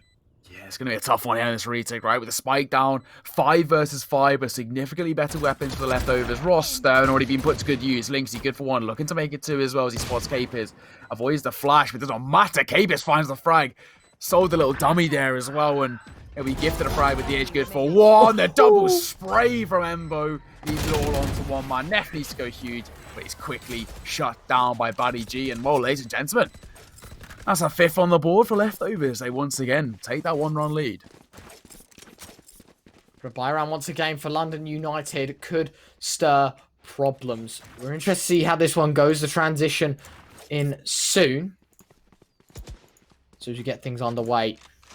It's most certainly not going to be an easy task for either side, but at the same time, you know, again, 2 rounds in a row, the momentum in the favour of leftovers. But London United know they have what it takes. The question is, can they execute in the server? Can they actually get the round converted? Or if leftovers find a 6th, I mean, what does that say about the economy for London United? This is a full buy for them. They have invested most of their credits into this round. And that could be troublesome. We'll have to wait and see. Neff holding the angle down. Time ticking away. Of course, now round 10. And London United require an equaliser to stay in this game. Yeah, they a strong performance here. And already the initial damage starts to make its way over towards B. Feku needs to be careful as Buddy G's popped the ult, looking to make it work in his favour. Major spot 1, he will do exactly that. He finds the frag, gifted it. The ult put to good use. Misfit was good for one of his own prior, so still now in the 4 versus 4 as the res comes through. He's giving leftovers the advantage, but nice shot. Feku will find one spike down. However, Neff caught blind, has to keep on tapping on through, conscious of the player on the back of sight. No one there, however, and now scenario in which we find ourselves a bit of an interesting one. Goffey to find Capers. Another shot connects. 2v4 now. Linksy with another Neff quick trade. DH from behind. Jesse left alone. Leftovers on the verge of 6, and of course they find it. DH is flanked, successful by every regard, and a bit of the BM here. That's what we like to see. It's getting intense. A bit of a pressure cooker, and at least to release some of that, if that's the way they do it, then albeit do it, because it's intense. London United 4, leftovers 6. Yeah, we're starting to see one of the biggest gaps we've seen so far since that initial pistol round. Leftovers, they put 6 runs on the board, and London United are in a bit of an awkward situation, right? They're coming to next with a pretty low buy because the Sheriff's picked up. Not a lot of utility or armor to support, and this is an opportunity for leftovers to put up a 7th and guarantee themselves a lead heading into that second half, which is such a huge factor. And Buddy G already off to a fantastic start. Picks the first gun towards Neff, drops the utility in towards Short to further implement the control he has over this map so far. Got to be careful. Buddy G opens up. Big kill. London United down to 3. Misfit needs to be careful.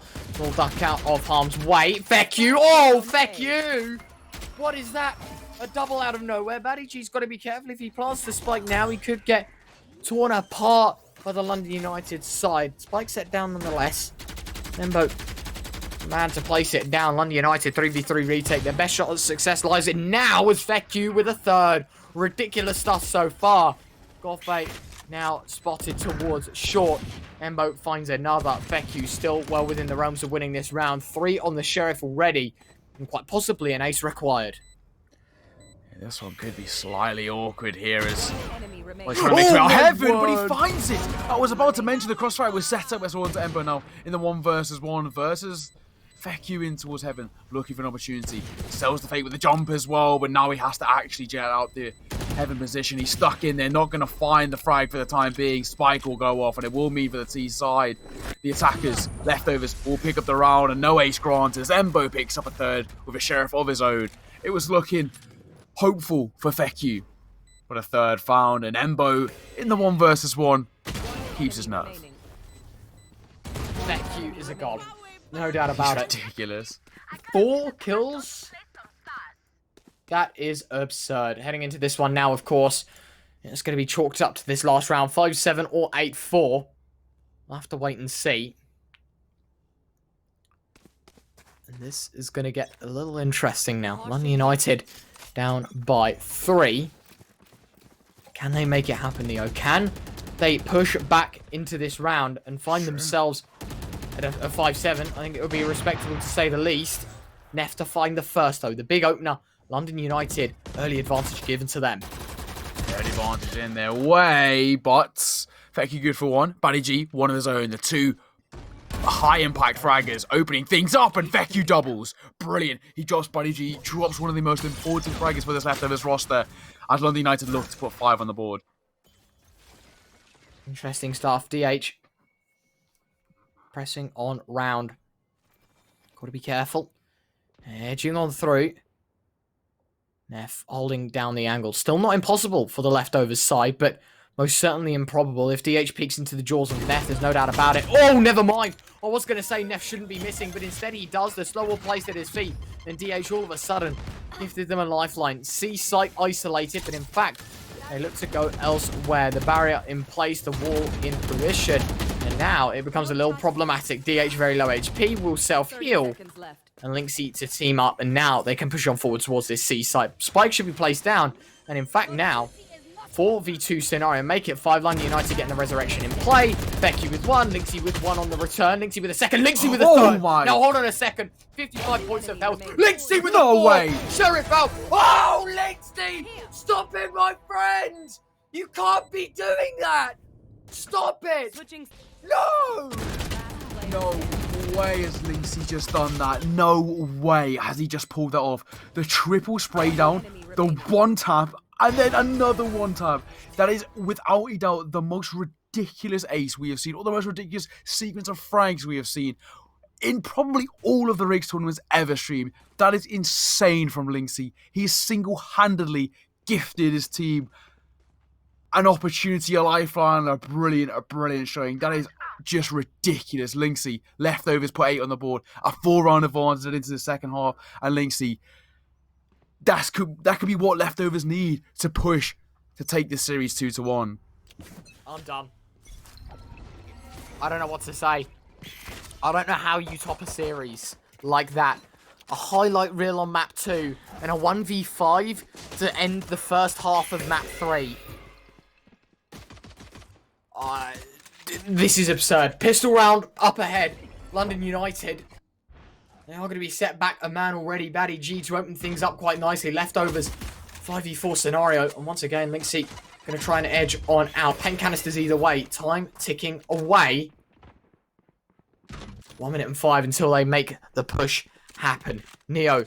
United down the man. Leftovers gifted a lifeline once again. This all falls in the hands of this A defense quite possibly, because if Neff can create much of a distraction, 2 players could get held, a third as well, and then what happens? Spike could be set down elsewhere, possibly out towards B as the Cypher's inbound. Cape is with another 4v4. We're all level. Misfit pushes on out, denied. Embo quick trade, and now all of a sudden, nice shot from Lynxy. And now 2v3, make it 1. All down to the Cypher.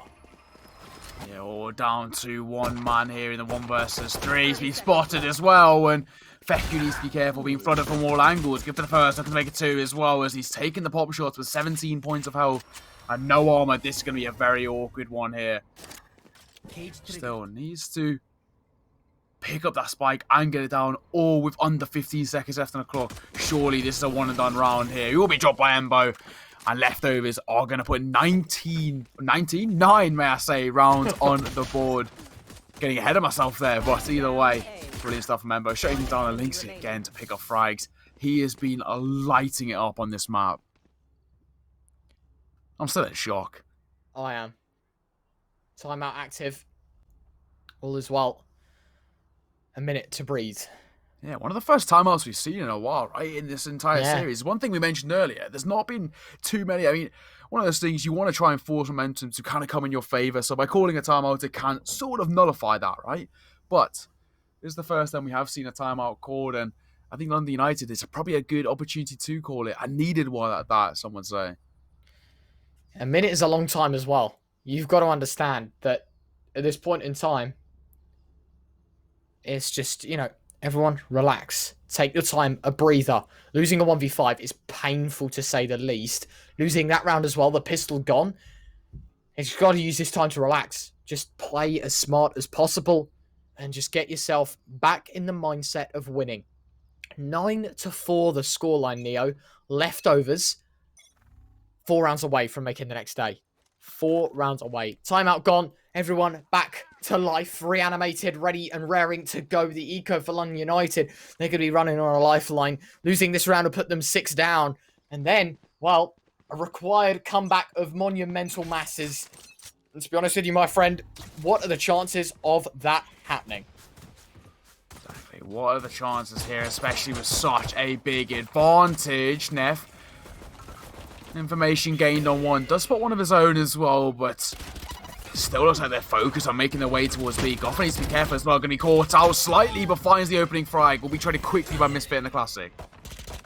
Beautiful stuff, and London United could be given a chance. A lifeline. Linksy with 1, Linksy with 2, and now last man remaining once again. Feku left alone. 1 versus 4. Is on the flank. Is on the push. Knife out. Goodbye. Linksy, triple. 10 for the scoreline. Leftovers 3 away. You're counting down the moments until leftovers make it. And may I say, what a comeback. To take it to overtime on map 2, into map 3. 10-4 right now. London United, even though my prediction's on them, and I hope to God I'm right, you cannot deny that leftovers have had a cracking game so far. Yes, that 1v5 is going to stick in your minds for quite some time. And what a round to step up in. But their teamwork is essential. And every man on that roster required for a medal. Someone's got to give them a medal, surely. Exactly. All in all, right? I mean, so far what we see from leftovers is calm and collected VALORANT and played at the highest level. And on top of that, they are gaining control of not only just this map, but the entire way in which London United play, right? They're not allowing them to set up. They're trying to go for execute, and leftovers are getting in their face, making them feel uncomfortable, and doing so, turning the round in their favour. Hence why they're now sitting on 10 rounds, a 6-round advantage, and only 3 away from taking the series 2-1 and moving on to that semi-final tomorrow. Here we go. Shot in position. Maddie G patiently waiting. 1. Denied of a second. Cape his trades. 4v4 scenario and the aggression from London United out towards middle. They will have heard that. DH patiently waiting. Jiggling, jiggling, jiggling. That's all he wants to do. Play with time. Get that knowledge. Run away with it. Because he can relay that to his teammates. Get that information. And here you go. Already acknowledged. Will go in for the second attempt. The shots will confirm it. The ultimate from the sky will give him a chance. And here we go. First could possibly be on the scorecards. DH dishing out some serious damage. Looking towards short. Missed shots again. That Spectre failing in that long distance engagement. Burst for Neff. Embo quick response. Linksy with another misfit on the trade. However, the kills are flooding on in. Goffe 1 versus 2. Yeah, it's going to be a tough retake this one as well, and he may have just been spotted up on the heaven. Doesn't matter. Dinks finds the frag onto his misfit. Now it's all on to 1. It's low HP player of Capers in an awkward situation. With this turret down as well, this could be what's needed. Oh, but Capers, it was all about timing. Goffe just unfortunately looked the wrong way. Capers played that post bomb perfectly. He set himself up in an advantageous position, and in doing so found the frag, which in turn lands London United a 5th round on the board, bringing the deficit down to only 5, but still quite a notable deficit, and still momentum in favour of the leftover side for the time being. Well, London United, as you said, reducing that lead is important, but again, now, time for things to happen. Time for everything to basically go at it. Because London United, they've got to find 5 rounds of absolute pain to even fight back and get on the same level as leftovers. Beacon out, Neff will take some initial damage. Shield taken away, and in fact dropped to 86 all in all. Goffe doing a good job to mediate that first fight, but still a 5 versus 5. London United going to try and take control of Garage. All is in. Paint canister through. Neff shifting on through Garage. And now, well, London United, they take their time. They play their chances. London United, well, again, maybe a little bit rocked, but at the same time, they've got to keep composure in these forthcoming rounds as leftovers got to hold on to this C site in isolation. The Hawk inbound, the flashbang's good. Embo caught on the back of the site, and Neff might just be the man to open things up. Flashbang good. Goffe with 1. Embo, quick trade. Capers with 1. Baddie G, double kill with all the utility. Jesse left alone. Needs to find the first denied of everything. Leftovers 11. London United 5. 2 more rounds. 2 more rounds needed. Leftovers starting to make their way to that finish line. And, well, they've already hit the double-digit mark, +1. And London United, the pressure is starting to become unbearable for them. They are really feeling it now. And for the time being, well, Leftovers in a very comfortable position. London United, what was once looking like it could be a 2-0. They are now being essentially completely outplayed. You hate to see it, but Leftovers are looking brilliant. This side, which is essentially a mix, and I've only had a couple of weeks of practice, are well and truly in control of the series and looking to take it 2-1. Neff goes the pen canister on down. Satchel plate in fruition. Has got the judge. We know how damaging that gun can be, but it's Batty G to open things up. Spike set down by Neff, however, in the meantime, in fact, denied. Has been brought back completely. Spike now will be set down by Neff. A second attempt at it, and this time it will be set in place. Ultimate on out. Showstopper in the hands of Neff. Capiz and Feku with one apiece. Cypher ultimate whipped out as well. And now everyone spotted out. Jesse could be in for a double. Denied DH to make things level. 3 versus 3. Goffey got to be careful as he runs right around the C site and attempts from a different angle. Well, this different angle work in his favour. Linksy gonna go for the defuse here. Already, was gonna go towards halfway, but DH finds a third. And ladies and gentlemen, that means Leftovers hit number 12. They're a match and series point. This could be the beginning of the end. You can see the excitement on this roster as well. London United need to be flawless for the rest of this series to take this just to overtime. Leftovers have so many opportunities, 7 in fact, to take this all the way. What a showing we have seen from this roster, and this is looking like it's the beginning of the end because London United, they barely look like they have a horse in this race. Bit of a breather. And here we go. Match point, series point, semi-finalist point towards the Leftovers side. They've got to be feeling this one. I'm excited to get things underway here. 1 minute and 35 to separate these two teams. London United, as you said, they need a lifeline. And a lifeline they desperately need to collect. And well, peek on out. Batty G looking for something. And already, Neo, things are taking a lot slower. Patience. That's what London United want to keep going. DH going to be caught with every bit of utility in the world. The wall to block it out. Nice shot. DH doubles down. Spike down towards A. Now this gets fruity. More than just. Feku, nice trade. The Guardian actually finding its mark on the A site. Cypher trap in play. 3v3 could set the spike down. Post plant in play. 45 seconds. Sets it down nicely. Now London United have got to make it happen. Feku will find the tag. And now, Leftovers, a bit of a retake in their hand. London United actually up the man now. And this gets dicey. Last 2 players in towards long. And London United might be coming back into this one. Capiz with 1. Capiz denied of a second. But Feku will find it nonetheless. And London United now only needs 6. I mean, you say only 6, it's still quite a margin, but the perfect use of the Astra ult there, just dividing the site, locking out 2 specific angles, which meant they were significantly at the advantage there. The post-plant for London United, very, very strong. That's what we need to be seeing from them, because essentially they haven't been allowed to set up those post-plants. Leftovers really been putting the pressure on, and in doing so, making things very, very difficult for London United. But, as we mentioned, they have got a slight lifeline. They've picked up a 6th, and coming into next, Leftovers, their economy slightly awkward, to say the least. I mean, I think they're coming in with a bit of a mixed vibe because the upgraded pistols, a Guardian here or there, and maybe a couple of SMGs. So, for Leftovers, this is just a roundabout making things expensive, making things awkward. Absolutely. And into this one.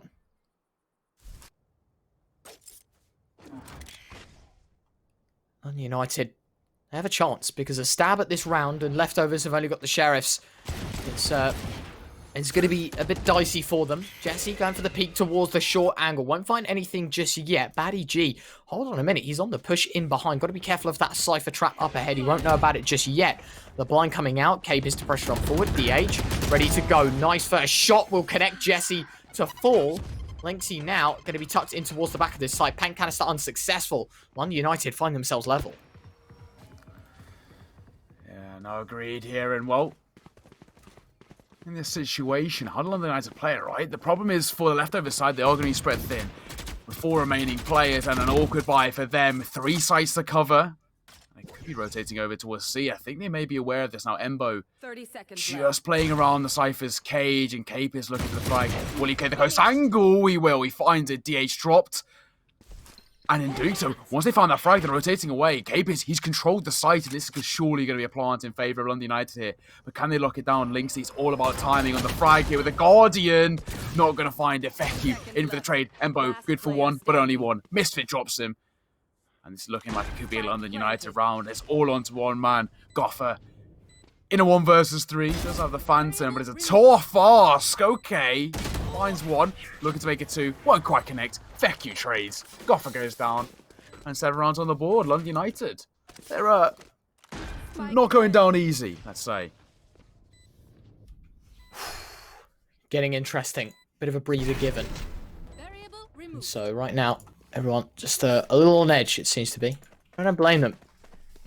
It's definitely going to be an interesting one to see how this one goes, because of course now, leftovers, they can throw a full buy at the London United side. They can actually try and throw this round together and find 13-7. But at the same time, now London United have pieced together a couple of rounds. It becomes a little more interesting. Utility on out. Batty G looking for the early aggression. Won't find anything just yet. But at the end of the day, it's that orb picked up. 3 ults on either side, including the resurrection on both. That Sage ult can be used quite nicely. As leftovers one away from success. Goffey to try and open things up. Neff going to take some damage, not enough to go down. Sky ult immediately. Swarm grenade inbound as well. And now, every ultimate whipped out seems to be Neo, as the shot over the top could actually connect. Oh, hold on a minute. Hold on a minute. Bang. And there you go. Cape is gone. Batty G with another. Jesse resurrects. 4 versus 5. Peak and bound. 2 players decimated. Now down to 2. This might be it. London United, they do find 1. Misfit out towards the side. Could be in for another here. Got to be careful of the left-hand side. Batty G. Peaks gets the information. Misfit 1. Cape is responds as well. Batty G with a 4th. And a 1v2. Cape is 4 points of health. No healing. No time. 35 seconds. And well, it's ticking away. The ace required as well on Batty G, as you mentioned. And the spike dropped down in towards Gareth. 25 seconds. He's got to make the move. Batty G has been ridiculous. From map 2 onwards, he was just being a force to be reckoned with. Picked up 4. And now the spike will be collected. The problem is, Capis has 4 points of health and 0 armor. 10 seconds remaining. Has to prioritize getting that spike down, and that's when maybe something can come of it. Spike goes down and will be able to be planted relatively safely, but the rotation coming through needs to isolate these fights, and it's going to be a tough task indeed. Back turned, and Batty G picks up an ace to finish things off. What a way for it to end as well. Batty G was electric all throughout this series, and what a way to finish off. An ace as leftovers find 13 on the board, and a little bit of BM just to spice it up. It's a stunning performance from leftovers. They come from the reverse sweep. It was London United who got off to an emphatic start. Ridiculously good performance in map number 1, and it looked like that would transfer across into map number 2, which to a degree it did. But in overtime, it went the way of leftovers, and then map number 3, leftovers had that confidence, had that momentum from map number 2 transferred across, and it was a brilliant showing. Stunning from the leftovers rosters. They take it 2-1 and take down one of the rosters to watch out, one of the rosters that were expected, or at least, assumed they would make it towards that finals. Brilliant stuff from leftovers. You can see how individually talented this roster is. I'm stunned. I am shocked at how well both these teams played today. London United, of course, being out by leftovers 2-1, but that's no discredit to them. They had an insane first game. They nearly took it 2-0 as well. Neo pipped at the post on Icebox, and map 3 went their way. Beautiful stuff.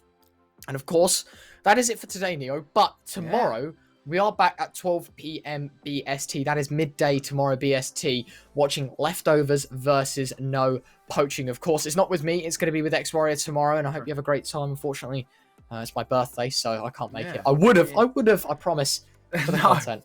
But I think you know what? Excuse there. I think excuse for the birthday. One day. But look, what a day it has been. I do believe we're going to have the bracket whipped up. I'm not too sure, but I mean, top 4 tomorrow. semi-finals and the finals. Leftovers making it through, London United getting beaten out at the post. An insane day, Neo. An insane way to wrap it up. I mean, a highlight reel on Icebox, a 1v5 on the final map. All in a day's work. All in one best of 3, in fact, in 2 maps. Exactly. Beautiful stuff. Anyway, that's all we got time for today. Thank you, everyone, so much for tuning in. As mentioned, back tomorrow, midday BST, with the final day of the Rix GG May Open. That's it from me and, of course, Neo for today. Thank you, everyone, for watching, and we'll see you all bright and early tomorrow with some more Valorant action. Take care and have a good night.